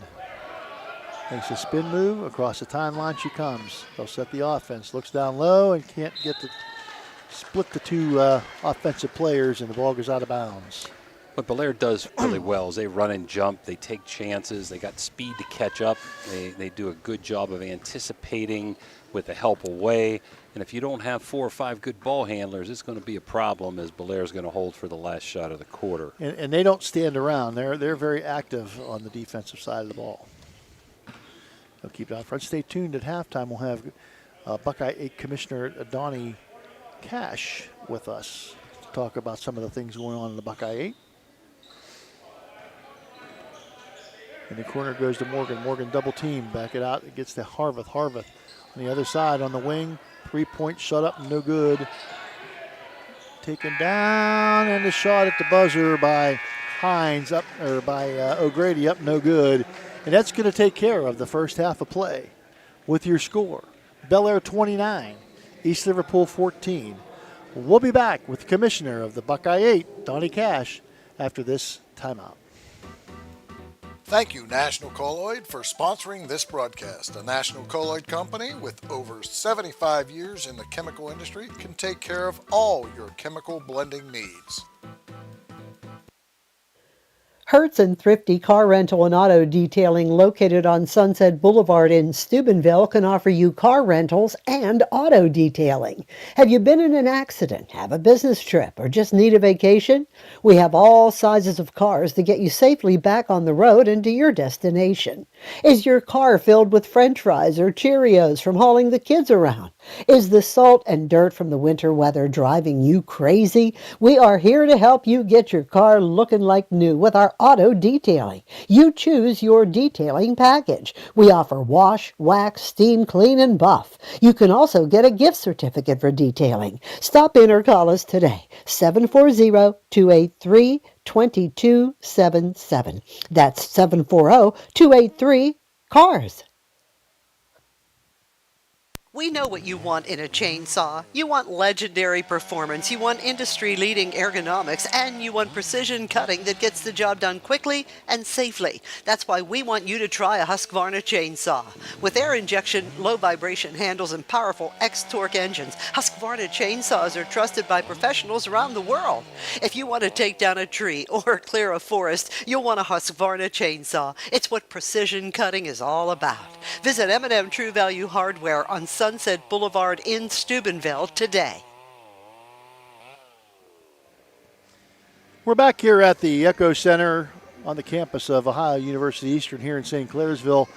It's our pleasure to have with us the commissioner, the new league commissioner. He's been here for a year now. My good friend, the former basketball official in the Ohio Valley, Don Cash. Don, welcome. Thank you. Yep. Been Don, a good year. When you took over, I mean, you I know you retired from work a few years ago, and then you retired from officiating, which kind of made me sick because, you know, we enjoyed. Tried to talk me coming back into it. I did. Yeah. And you know, I told Jimmy you upset me about 20 minutes every year. That's all I got upset with you in all the games you did over the years. But what made you take over this position? I was just sitting at home one night, and Kelly Ryan called me. Kelly and I grew up together. Kelly was a longtime AD at St. Clairsville, involved with the Buckeye 8. He had retired. And he said, your name came up in a conversation for the league commissioner. And I said, I'm at Bridgeport. I'm a Bridgeport guy. We're not in that league. And they go, that's why they want you. And so I discussed it with my school board, my superintendent, and they didn't have a problem with it because it is not Bridgeport. I don't have any ties to this league, and it's one of the best things about the position. I didn't graduate from these schools. I never worked at these schools besides officiating. So what's going on in the Buckeye 8? I mean, this year. I mean, I know you have the tournament this week. Is this weekend's the girls? Next weekend you have the boys. What's going on? It's been really busy. Tuesday we had bowling. Okay. At St. Clairsville Lanes. If anybody's ever been to a bowling tournament, my first event. Crazy. Full house. More people than has been at the basketball games. You couldn't believe it. Really good event, really well run. Jared Call from Buckeye Local was the site coordinator. He did a great job. We crowned East Liverpool as the girls champion, Barnesville as the boys. We're now in 12 teams in the league. We're doing a transition to get to the 12 teams. In some sports, all 12 are participating. Basketball will be next year. Football will be the year after. But we had bowling Tuesday. We have this today. Next Thursday, we have swimming at Brook High School. Following Saturday, the boys' championship here. And then on February 8th, we go to wrestling. So I've been pretty busy. I'm telling you, you're keeping. Can you give us a rundown of the schools that are in the Buckeye? Yeah. I'll start in the West. Cambridge coming. Barnesville just joined. Union Local, St. Clairsville, BELLAIRE, Martins Ferry, Harrison Central. Buckeye joined. Brook joined. Indian Creek. BEAVER Local, East Liverpool. I don't believe I forgot anybody. Oh, Martins Ferry. Martins Ferry. Okay, so you got a nice group of people up and down the Ohio Valley. Brook coming in is a West Virginia school, but that's a good competition for all the Ohio schools. They'll fit right in. Yeah, Brook is faced. They got realigned in West Virginia, and the size of their school these days, they weren't really a 4A school. They moved to 3A, and the schools in our conference really match up size-wise with them really well. And they were very good at organizing it. One of the reasons why we're transitioning in such a way is so they could get their schedule aligned as they joined the league. Many years ago, when I was still the athletic director at Oak Glen, we're high on us. We're talking about the possibility. They were asking us if we could, but it just didn't work out. It didn't pan out with schedules and so forth. But I think this has been a longevity. This league has had a lot of longevity. It's been very good. Jimmy. The Buckeye 8 is now the Buckeye 12, 6 in the north, 6 in the south. Yep. And that will happen in the spring. You'll have baseball and softball for all 12, correct? Yes. That I understand? Yes. And then you've got a north-south division, or you might call it east-west, either way. But then in football, it's not south-north, it's big school, little big school. Small school, yes. Right. Yes, okay. we had to do that because there's still, even though we're very similar in size, we do have some discrepancies with some schools size-wise. So St. Clairsville will be in big school. Martins Ferry, BELLAIRE, Barnesville will be in small school. So it's going to work. We have got a solid commitment to start football in 26. Everybody's getting their schedule aligned. I tried really to get them going in the coming year, and we did a little bit to try to get the home and home series started for the schools. And some of them were able to do it, some weren't. But it's going to be a really good thing. Football's a difficult thing to schedule. I mean, you're into commitments and so forth. So, what's been the most exciting part of this for you? Stuff like this. I got together with Mark Cook and Angie Hannas, and we discussed how we could make our league championships better. We're moving to get the wrestling here. We're going to get the volleyball here. We're trying to use this as a central location. Mark and their staff, they do a wonderful job. Fantastic. All I'm doing is walking around and shaking hands right now. I'm not really working today. I've been on email and the phones and everything, trying to get everything going. Had a little bit of panic when East Liverpool showed up a little bit late. They got lost, but then, I wonder where they were at. But they're here.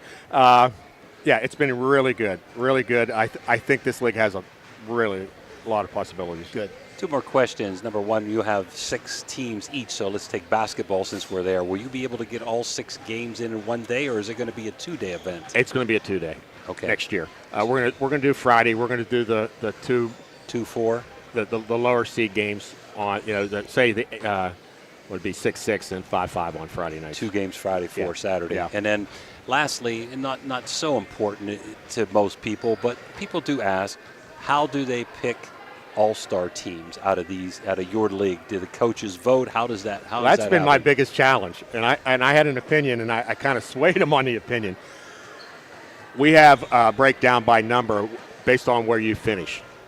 We're letting the individual coaches pick. Say you win first place and you got 4 spots. They're going to pick their 4 players. We're not going to have a voting of what we saw was, and it's just human nature. Phil and I love each other. Right. I'm going to vote for his kid. He's going to vote for mine. I might not vote for your. And it's nobody loves me. That's okay. Yeah. But that's what happens, and it's a shame that happens, but it does happen. It does. You're right. Yeah, and so we're trying to eliminate that. We're letting the coaches pick their players, and then if the parents have a complaint, a gripe, go see your coach. He's the one who did it, and we settled in the last meeting. I don't have it right in front of me, but we broke down by where you finish in the league of how many positions you get. That's great. Well, thank you so much, Donnie, for your time. You're welcome. Donnie, enjoy it. I don't think they could have chosen a better person to take this position. I told him I'd give him 2 years on this. It's just like anything. It's a learning curve, and I'm you're learning. very fair. After 2 years, negotiate. Ask for more money. Okay. Yeah. Okay. I will do Thanks, that. Donnie. Okay. Thanks. Appreciate it. Thank you. Let's quickly go through the scores here. Dan, is that okay? Yep. All right. So for Bellaire, they've got 29 points. They're led by Eliana Mason's 11. Ryan O'Grady has 7. Tamaya Morgan has 2. Zara Harveth has 6. And Gigi Kendall has 3. Pretty easy for East Liverpool. Ansley Galliotti has 2. Lanice Andrews has 3. And they're led by Kenzie Headley with 9. Only 3 people to get their 14 points. So 29-14 Big Reds in the first half. Phil, your first half comments? Well, I'm quite impressed with Bellaire. I mean, I think they have a very nice team. I think you're kind of stuck here on the chair. They're very active. They're you could tell they're basketball players, and they're very well coached. I mean, they're all over the loose balls. They move their feet all the time. They're very active. I think Bellaire has a good shot at going deep. Liverpool's going to be okay. They just got to get. They got to start making some of those easy shots that they're missing. Liverpool has the basketball to start the second half, and they turn the ball over right away. Once again, active is Harveth, and Harveth going to take it into the paint and draw the foul. She's not going to make the shot, but she'll go to the line, the Echo Center free throw line for 2. That's exactly where they're not afraid to attack the basket, Jim. Bellaire got like one thing on their mind, and they know what to do with the ball. They either take it strong to the basket, or if it's not there, they kick it, and they're very good at both. Well, third quarter brought to you by Ohio Valley Vision Center, Dr. Jagala, as Harveth converts the first one, and Bellaire now 7 for 9 from the free throw line in the first half. East Liverpool was 2 for 6, but they don't have much scoring punch besides Headley, who I've been very impressed with. Second shot is up and good from the Echo Center free throw line. 31-14 now. Galliotti. Yeah, they have not been able to convert any long shots. They've gotten the open shots. It's not been able to go for them. Inside it goes to Headley. She's been able to convert. She does it again. Up off the glass. Nice pass that time from Andrews. And a nice job from Davis. A nice job by Headley. Morgan with the basketball out to Hines. Hines to Harveth. And Harveth thought she had O'Grady, but she got it to Andrews instead. And Andrews has the ball taken away on the pass, and Morgan has it. She's going to scoop pass it to Harveth, and Harveth goes after it, and she's going to be fouled. And that's a problem. That's going to be Andrews' fourth foul, Phil. And that is a definite problem, as Andrews is a key component to this Liverpool basketball team.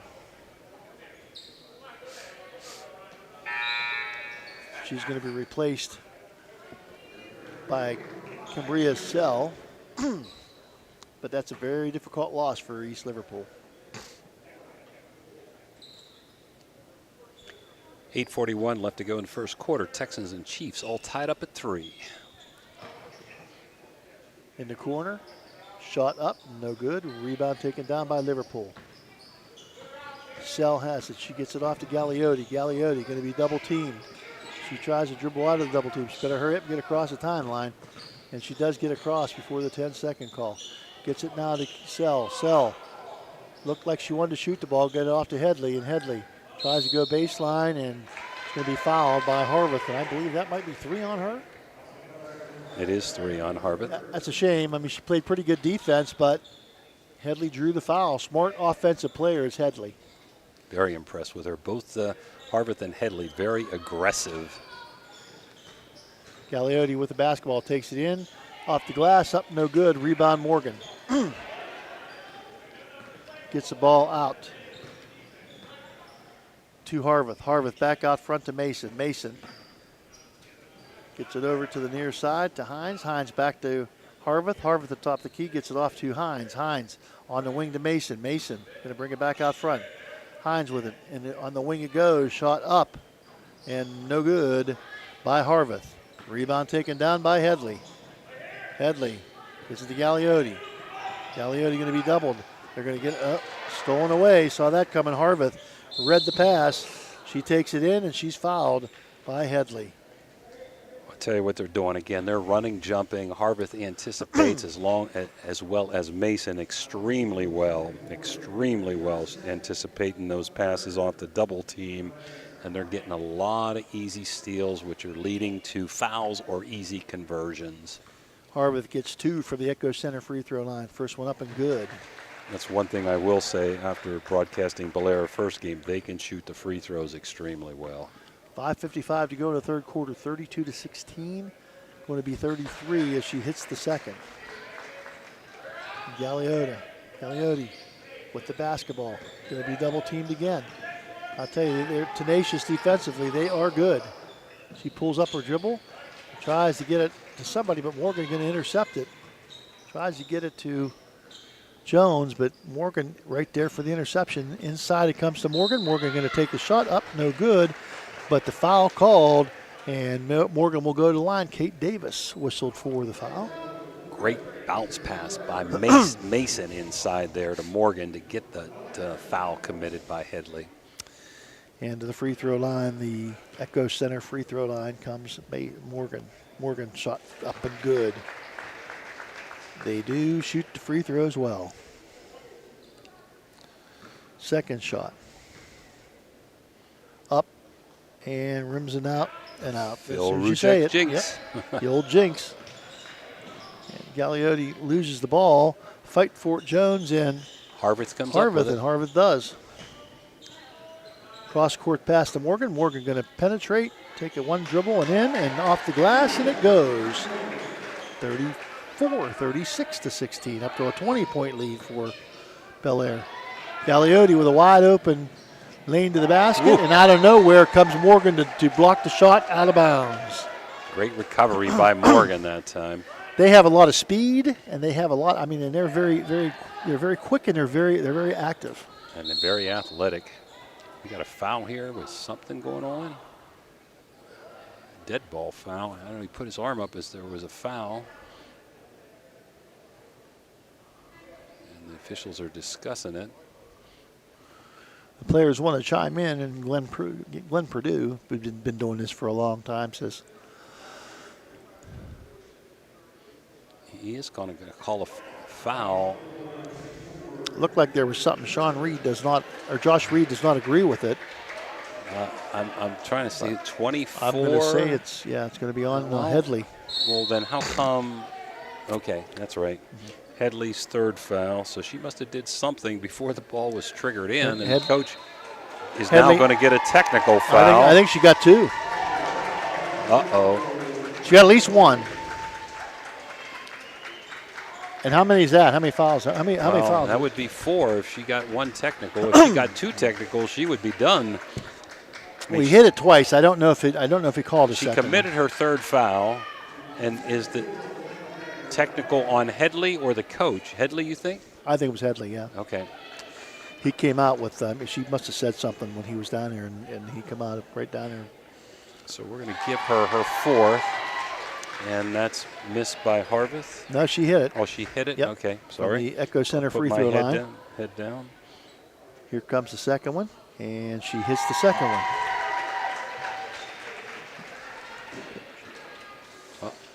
They're going to give her 4 free throws, so there's 2 technicals in there. And that might. She hits that one. Yeah, they got 5 on the board, Phil. They called her third foul and 2 technicals. Wow. And misses the last one. He hit her with 1, and I thought I saw a second one coming. If that's the case, she's going to have to sit the next 2 games. Wow. I don't know what the higher rules are. In West Virginia, she would have to sit. I'm not sure what the higher rules are. I have the same thing. 2 and you're out, and you have to sit 2 games. So, Steve F., are you hoping to play East Liverpool soon? Okay. Steve in front of us going for the championship today versus Union Local. You might want to call him for Monday's game. If you got a makeup, do it now, Steve, okay?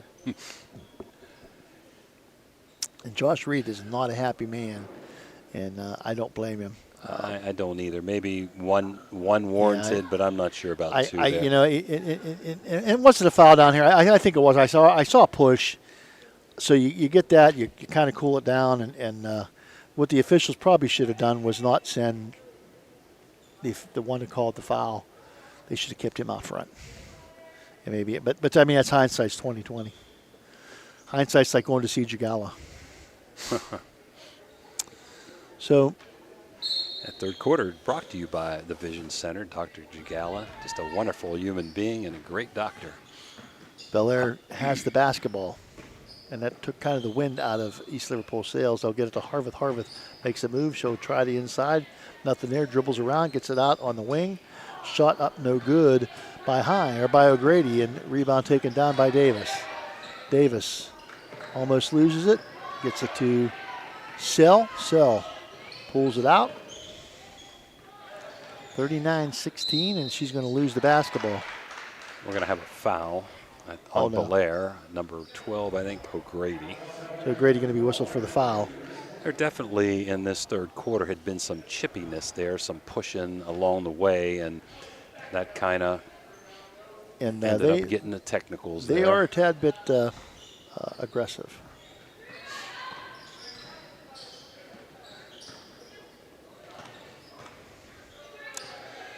Davis looks inside for Smith. Smith gathers it in.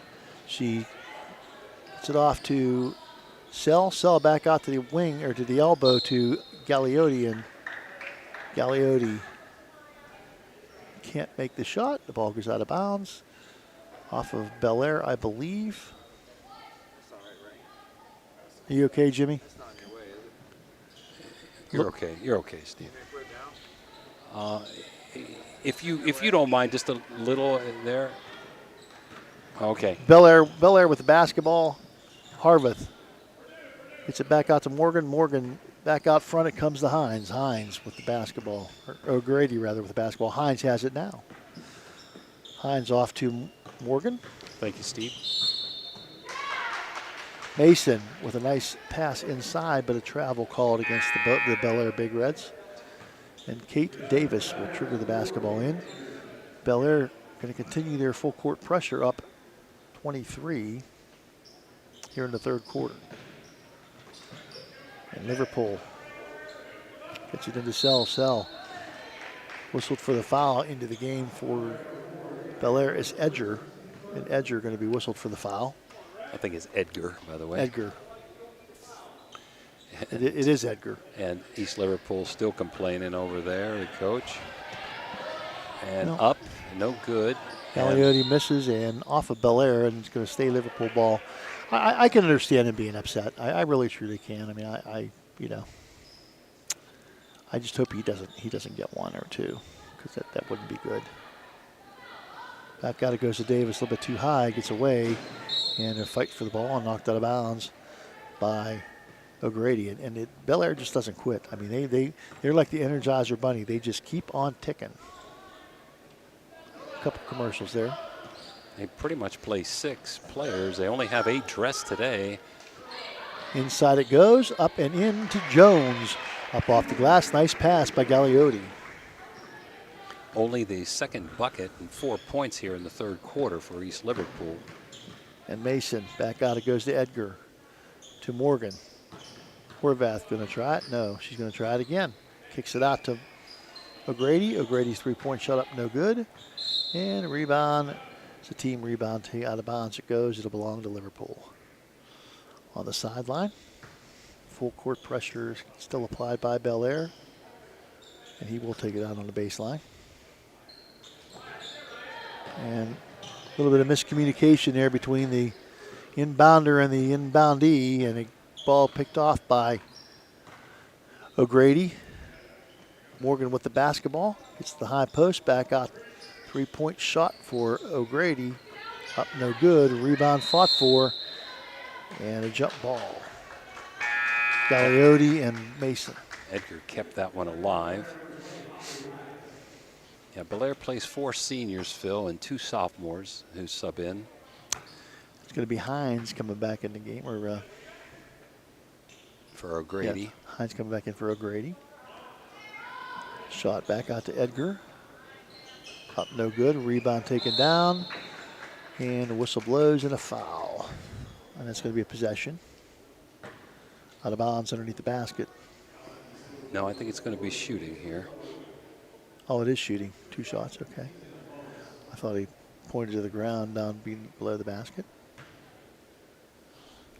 I think Kate Davis thought they were getting the basketball, but instead Hines is going to the line to shoot 2 from the Echo Center free throw line. That's number 1 is up and good. So she'll get number 2 from the Echo Center free throw line. Into the game for East Liverpool, number 11, Courtney Barker. This is the 12th free throw of the quarter. Of course, 4 of those were by the technical route. And no good. Galeotti gets it on the wing. 3-point shot up, no good by Sell. Rebound taken down by Galeotti. She gets it into Chastity Smith, and Smith's shot up, no good. Just a little bit too hard off the rim and out, and rebound taken down by Morgan. Morgan, they get the ball back out to Mason, and Mason will set up the offense for the Big Reds. Still only in the third quarter here, 40-18. And Horvath fakes the handoff, gets it down inside and gets triple teamed. Tries to kick it out, does kick it out to Morgan. Cross court pass to Mason, or to Morgan rather, Mason to Morgan. And the shot up, no good. Rebound Galeotti. Galeotti going to be hounded. Gets across the court to Barker. Barker to Sell, and Sell shot. She is whistled for the foul. And Sell, I believe, is going to be going to the free throw line.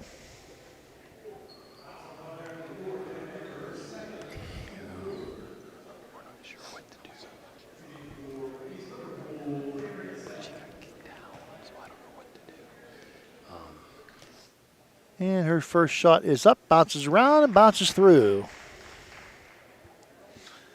So, second shot. First shot was good from the Echo Center free throw line. Second shot is no good. Rebound taken down by Harvath. Harvath going to bring it across the timeline herself.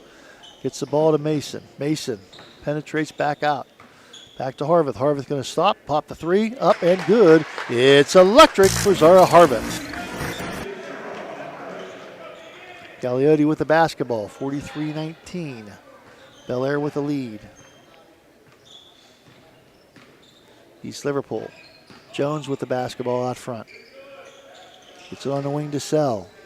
Sell. Inside it goes to Jones. Nothing there. She'll take a dribble. Try to put the shot up. No good. Blocked and taken down now by O'Grady. O'Grady gets it back to Mason. Eliana Mason across the timeline. Being guarded by Sell. On the wing it comes. Now in the corner to Morgan. Morgan going to take it to the hole. She'll put the scoop shot up. No good. Rebound taken down by Harveth. And Harveth gets the 2 points. Under a minute to go here in the third quarter. 45-19. And a timeout taken by East Liverpool. 45-19. BELLAIRE with a lead. We're going to take it with us, and we'll be right back. Looking for a great meal? Stop in Mario's Italian Restaurant and Lounge and DeCarlo's Pizza, located at 3806 Main Street in Weirton. Proudly serving the tri-state area for over 60 years. Family owned and operated, serving salads, sandwiches, pasta, and pizza 7 days a week. Call Danny at 304-748-1179 or visit them at mariosrestaurantandlounge.com. Good luck to all area teams from Mario's Italian Restaurant and Lounge.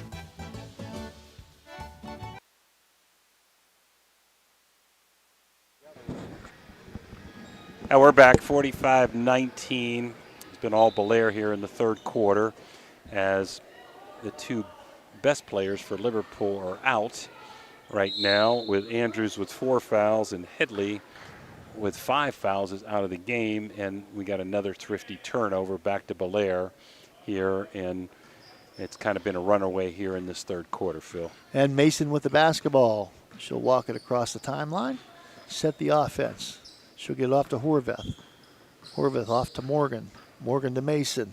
Mason going to take it in and penetrate to the hole. Up no good. Rebound taken down by Jones, and Jones gets it off to Gagliotti. And they are like hawks after the ball. Sell gets it out front. Now goes to Jones on the baseline. Jones baseline shot up no good. Rebound taken down by Hines. Hines gets it back to Horvath. Horvath to Mason. Mason going to set the offense. They're going to run a little bit of a weave. Mason to Morgan. Morgan to Horvath, and Horvath going to go to the hole. And she gets the shot to fall and the whistle to blow. And Jones with the foul with 0.4 seconds to go. I don't know that you can do it any better than that. Some quarter for Horvath. 7, 10, 12, 14 in the quarter, looking for her 15th in this quarter and 21st for the game. And Horvath's shot is up and good with 0.4 seconds. And Liverpool gets it in, and the whistle blows. And that's the end of the third quarter of play. Your score: the BELLAIRE Big Reds 48, the Potters of East Liverpool 19. You're watching Buckeye 8 Championship Basketball on High Valley Sports Online, your High Valley Sports Authority. We'll be back after where this. education meets wellness, a place where students and community members thrive together.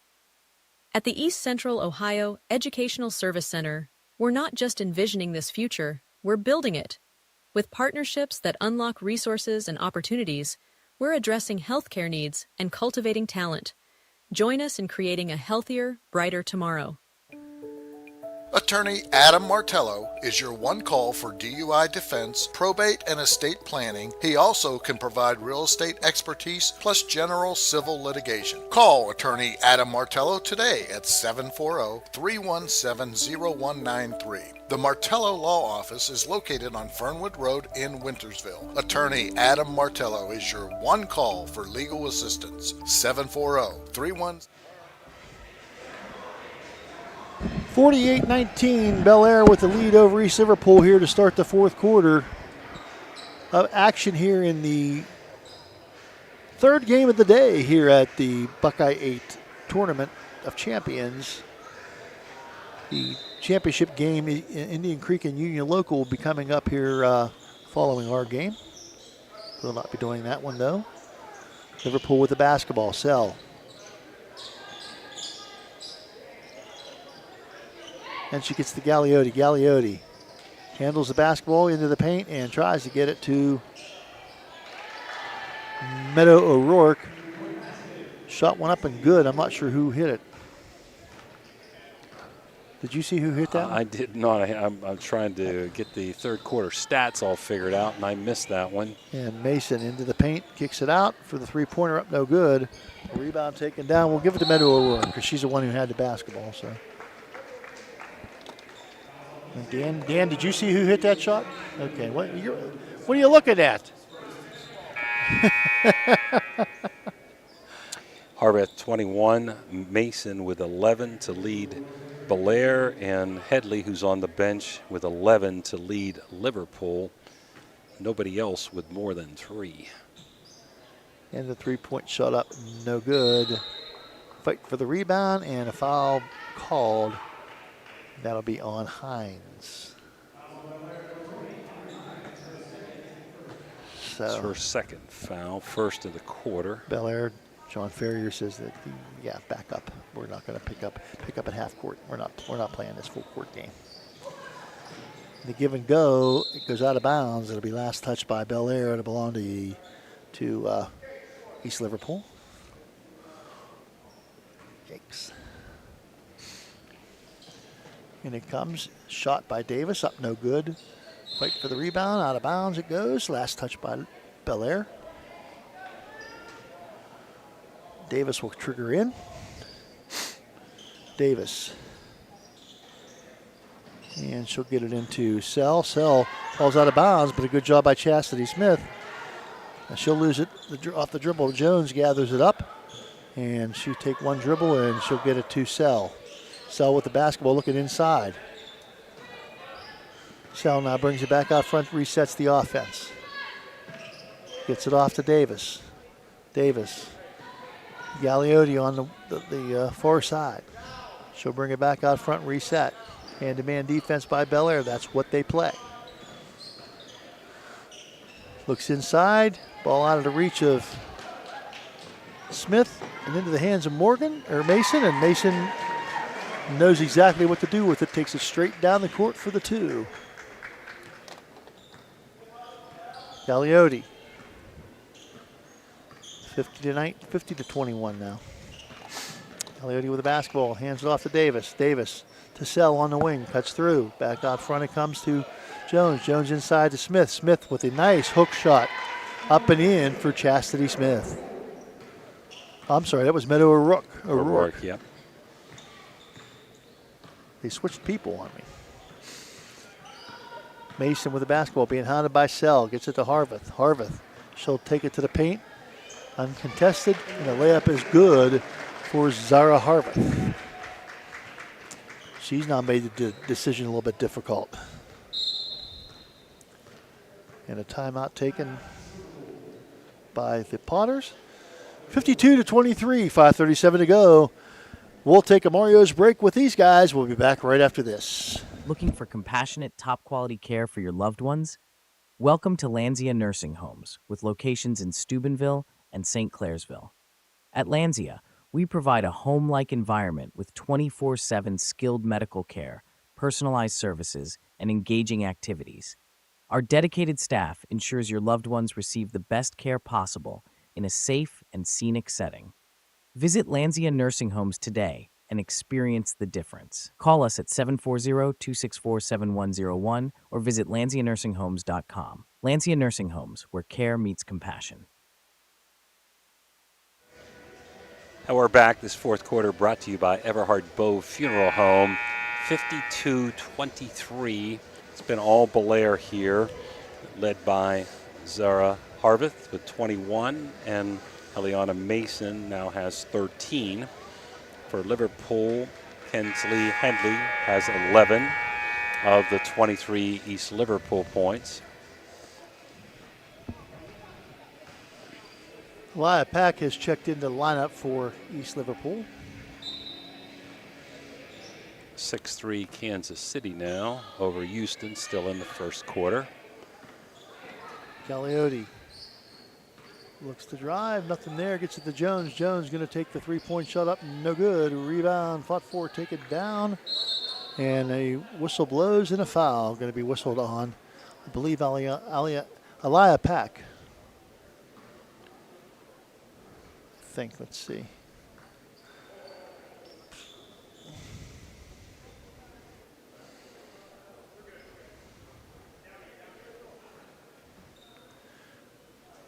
That's whistled on 42.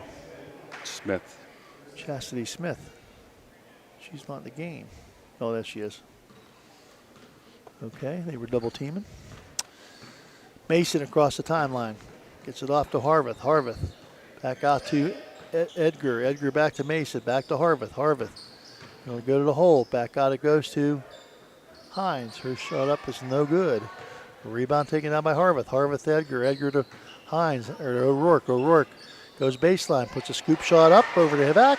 Up and in for the Bellaire Big Reds. 54-23. Nice alley-oop scoop that time by O'Grady. And Galliotti with the basketball. Galliotti gets it to Jones. Jones to Davis. Davis looks inside. Shot up and good by Chastity Smith.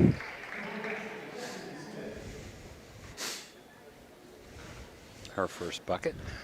Mason with the basketball.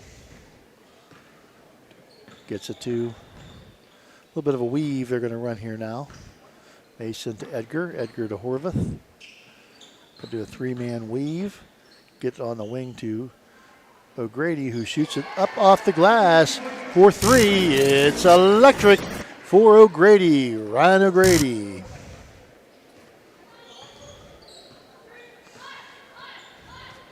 Galliotti. Galliotti. Dribble the basketball, putting on a show out front. Looks like Meadowlark Lemon. She'll be fouled. We're still trying to figure this out. That was Mason's foul, and she's going to come out along with O'Grady. Got a couple new subs in there besides Morgan. Number 3 is in for the first time, Kendall. And number 22, Conyu is in there for Bellaire. Now Galliotti, in the corner it goes. Davis. Davis back out to Pack for the shot up, no good. Rebound taken down by Morgan. Morgan up the court, she'll come. She'll come into the paint, kick it to, shot out front by Edgar. Morgan with the rebound. Three-point shot up and no good. Rebound taken down by Chastity Smith. And Smith gets it to Galliotti. Yes. And Smith inside, takes it away.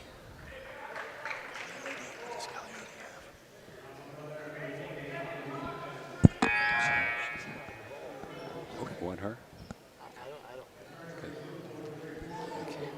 She's handling the ball the whole time. Okay.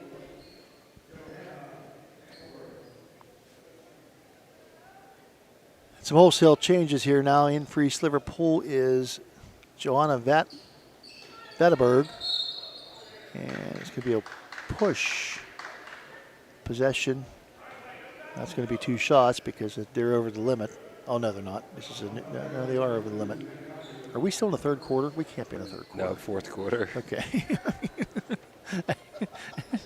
It's like been a long day, It's hasn't like Groundhog Day. Ball stolen away by Aubrey Hines. And Hines. Inside it goes. They try to kick it out and almost stolen away. In the game for Savannah Conyu.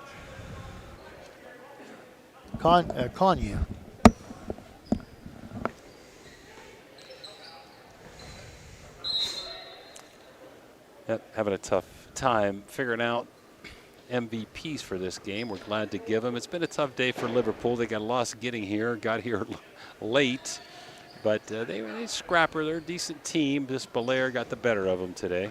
Well, Belaire's a very good team. They have a very nice basketball team. Yeah, they're going to improve to 13-2. Yeah, I mean, they just do a lot of things extremely well.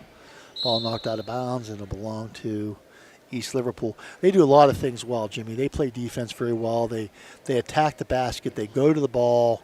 They're very active. They shoot free throws well. And they just do a lot of things well.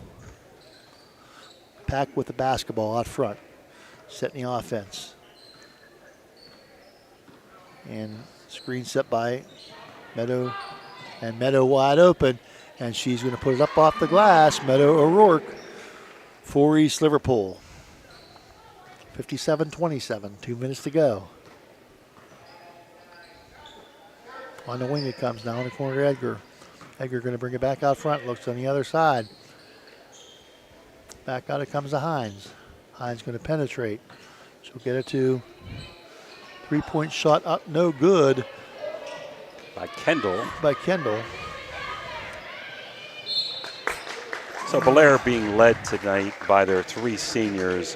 Harvith with 23, Mason with 13, and O'Grady with 12 to lead them to this lopsided victory. What you would expect.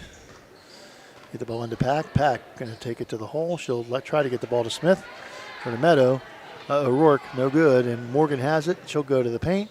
Put it up and in for Tamaya Morgan. Pack with the basketball out front, setting the offense. Gets it to Johanna. Johanna gets the ball to Courtney Barker. Barker in the corner, it goes to Pack. Pack out front, it comes to Vattenberg. Stolen away by Kendall. Kendall going to lose the basketball, stolen back away, and stolen back away again. And Kendall going to take the shot up, no good. Rebound taken down by Hines, and she's going to be fouled. I think she'll go. Yep, she's going to go to the Echo Center free throw line.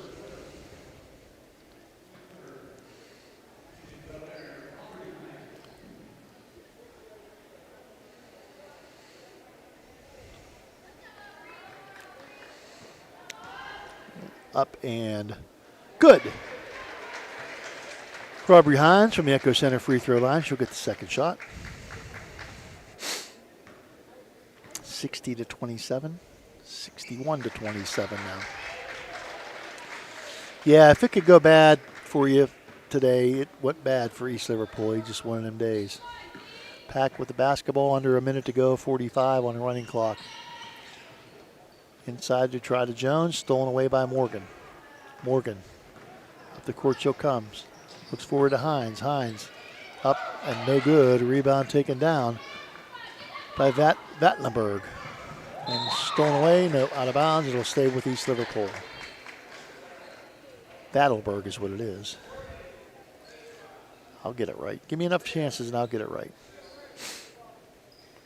Vattelberg will trigger the basketball in. And intercepted by Edgar. Almost out of bounds, but gotten back by Barker and stolen away by Hines. And Hines to Morgan. Morgan going to take it in, and the shot up, no good, out of bounds. It'll belong to Bellaire. 16 and a half seconds.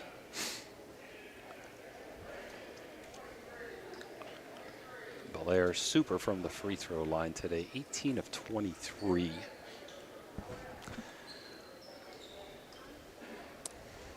Looks and like Bellaire going to hold the ball now. Yep, going to run it out, which is nice. Sportsmanlike. And the final score, 61-27. Bellaire will get win number 13 on the season. East Liverpool will fall to 7-10. That's the end of this game, 61-27. We'll be back with all the final game statistics and all the final game, post-game hoopla after this timeout. Trying to find a local, family-owned pharmacy that doesn't treat you like a number, they treat you like, well, you.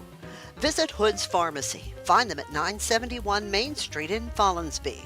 Hood's Pharmacy is family-owned. Family-owned for over 50 years. All insurance plans are accepted, and they have COVID-19 testing and vaccinations available, so no worries there. Hood's Pharmacy features Sarah's Candy, plus a wide selection of greeting cards. Get the friendly hometown service you deserve when you visit Hood's Pharmacy in Follinsby. Come visit the friendly pharmacist and staff at Hood's Pharmacy today, a proud sponsor of this broadcast.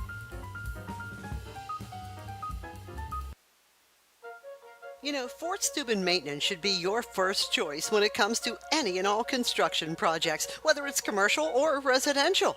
Make Fort Steuben Maintenance your first call. You can rely on them to be the experts when it comes to roofing, concrete, plumbing, carpentry, just about any job that needs done. Fort Steuben Maintenance, they're fully licensed and bonded and will even give you a free estimate. Fort Steuben Maintenance. You want the number? 740-283-4890. What's up, brother? Now we're back. Final score 61-27. Bellaire over East Liverpool. Our post game brought to you by Jimmy John's. For the winning Bellaire Big Reds, they were led by Zara Harvith with 23. Eliana Mason had 13. Ryan O'Grady had 12, the three seniors. Tamaya Morgan had 7. Kayla Edgar had 3. And Aubrey Hines had 3 for their 61. They were also an outstanding 18 of 23 from the free throw line. For East Liverpool, Ansley Galliotti had 2, but an outstanding game in other facets of defense and ball handling. Lanisa Andrews had 3. Let's see, Cabria Sell had 1. Addie Jones had 2. Kenzie Headley had 11. Meadows O'Rourke had 6. And Chastity Smith had 2. So we'll come back to me, Phil, for the final scores. But how about the players of the game and your final comments in game number 3? The player. We're done? Oh. The players of the game, Ansley Galliotta for East Liverpool, and for Bellaire, Zara Harvith. I'm really impressed with Bellaire, Jimmy. They just do so many things well. Liverpool's not a bad basketball team, and you hold them to 27 points and you score 61. Liverpool had trouble with the press, but I can tell you this. I think Bellaire has a very nice team, and I think they're going to go do some damage when tournament time comes. Once again, your final score from the Echo Center on the campus of Ohio Eastern University. Bellaire 61, East Liverpool 27 for Jimmy DiCarlo. Just one last thing, Phil. I want to thank Matt King, Mark Cook for being so hospitable for us here at the Echo Center, free throw zone we used to call it during the game, but the Echo Center. I'm glad to be partners with them and for them to be one of our sponsors. Did want to give the other scores before we head out. In game number 1, it went to Beaver Local. Hard fought, best game of the day. Beaver Local 51, St. Clairsville 46. Tough loss for St. C. In game 2, Harrison Central all over Cambridge 54-32. Game 3 went here to Bellaire, as Phil told you, 61-27. And the championship game, which we are not able to do tonight, is between Indian Creek and Union Local. We wish both of those teams and all of these 8 teams good luck in the upcoming season. So for Phil Rujek and myself, Jim DiCarlo, and Dan Vogel, we wish you a good evening, everyone.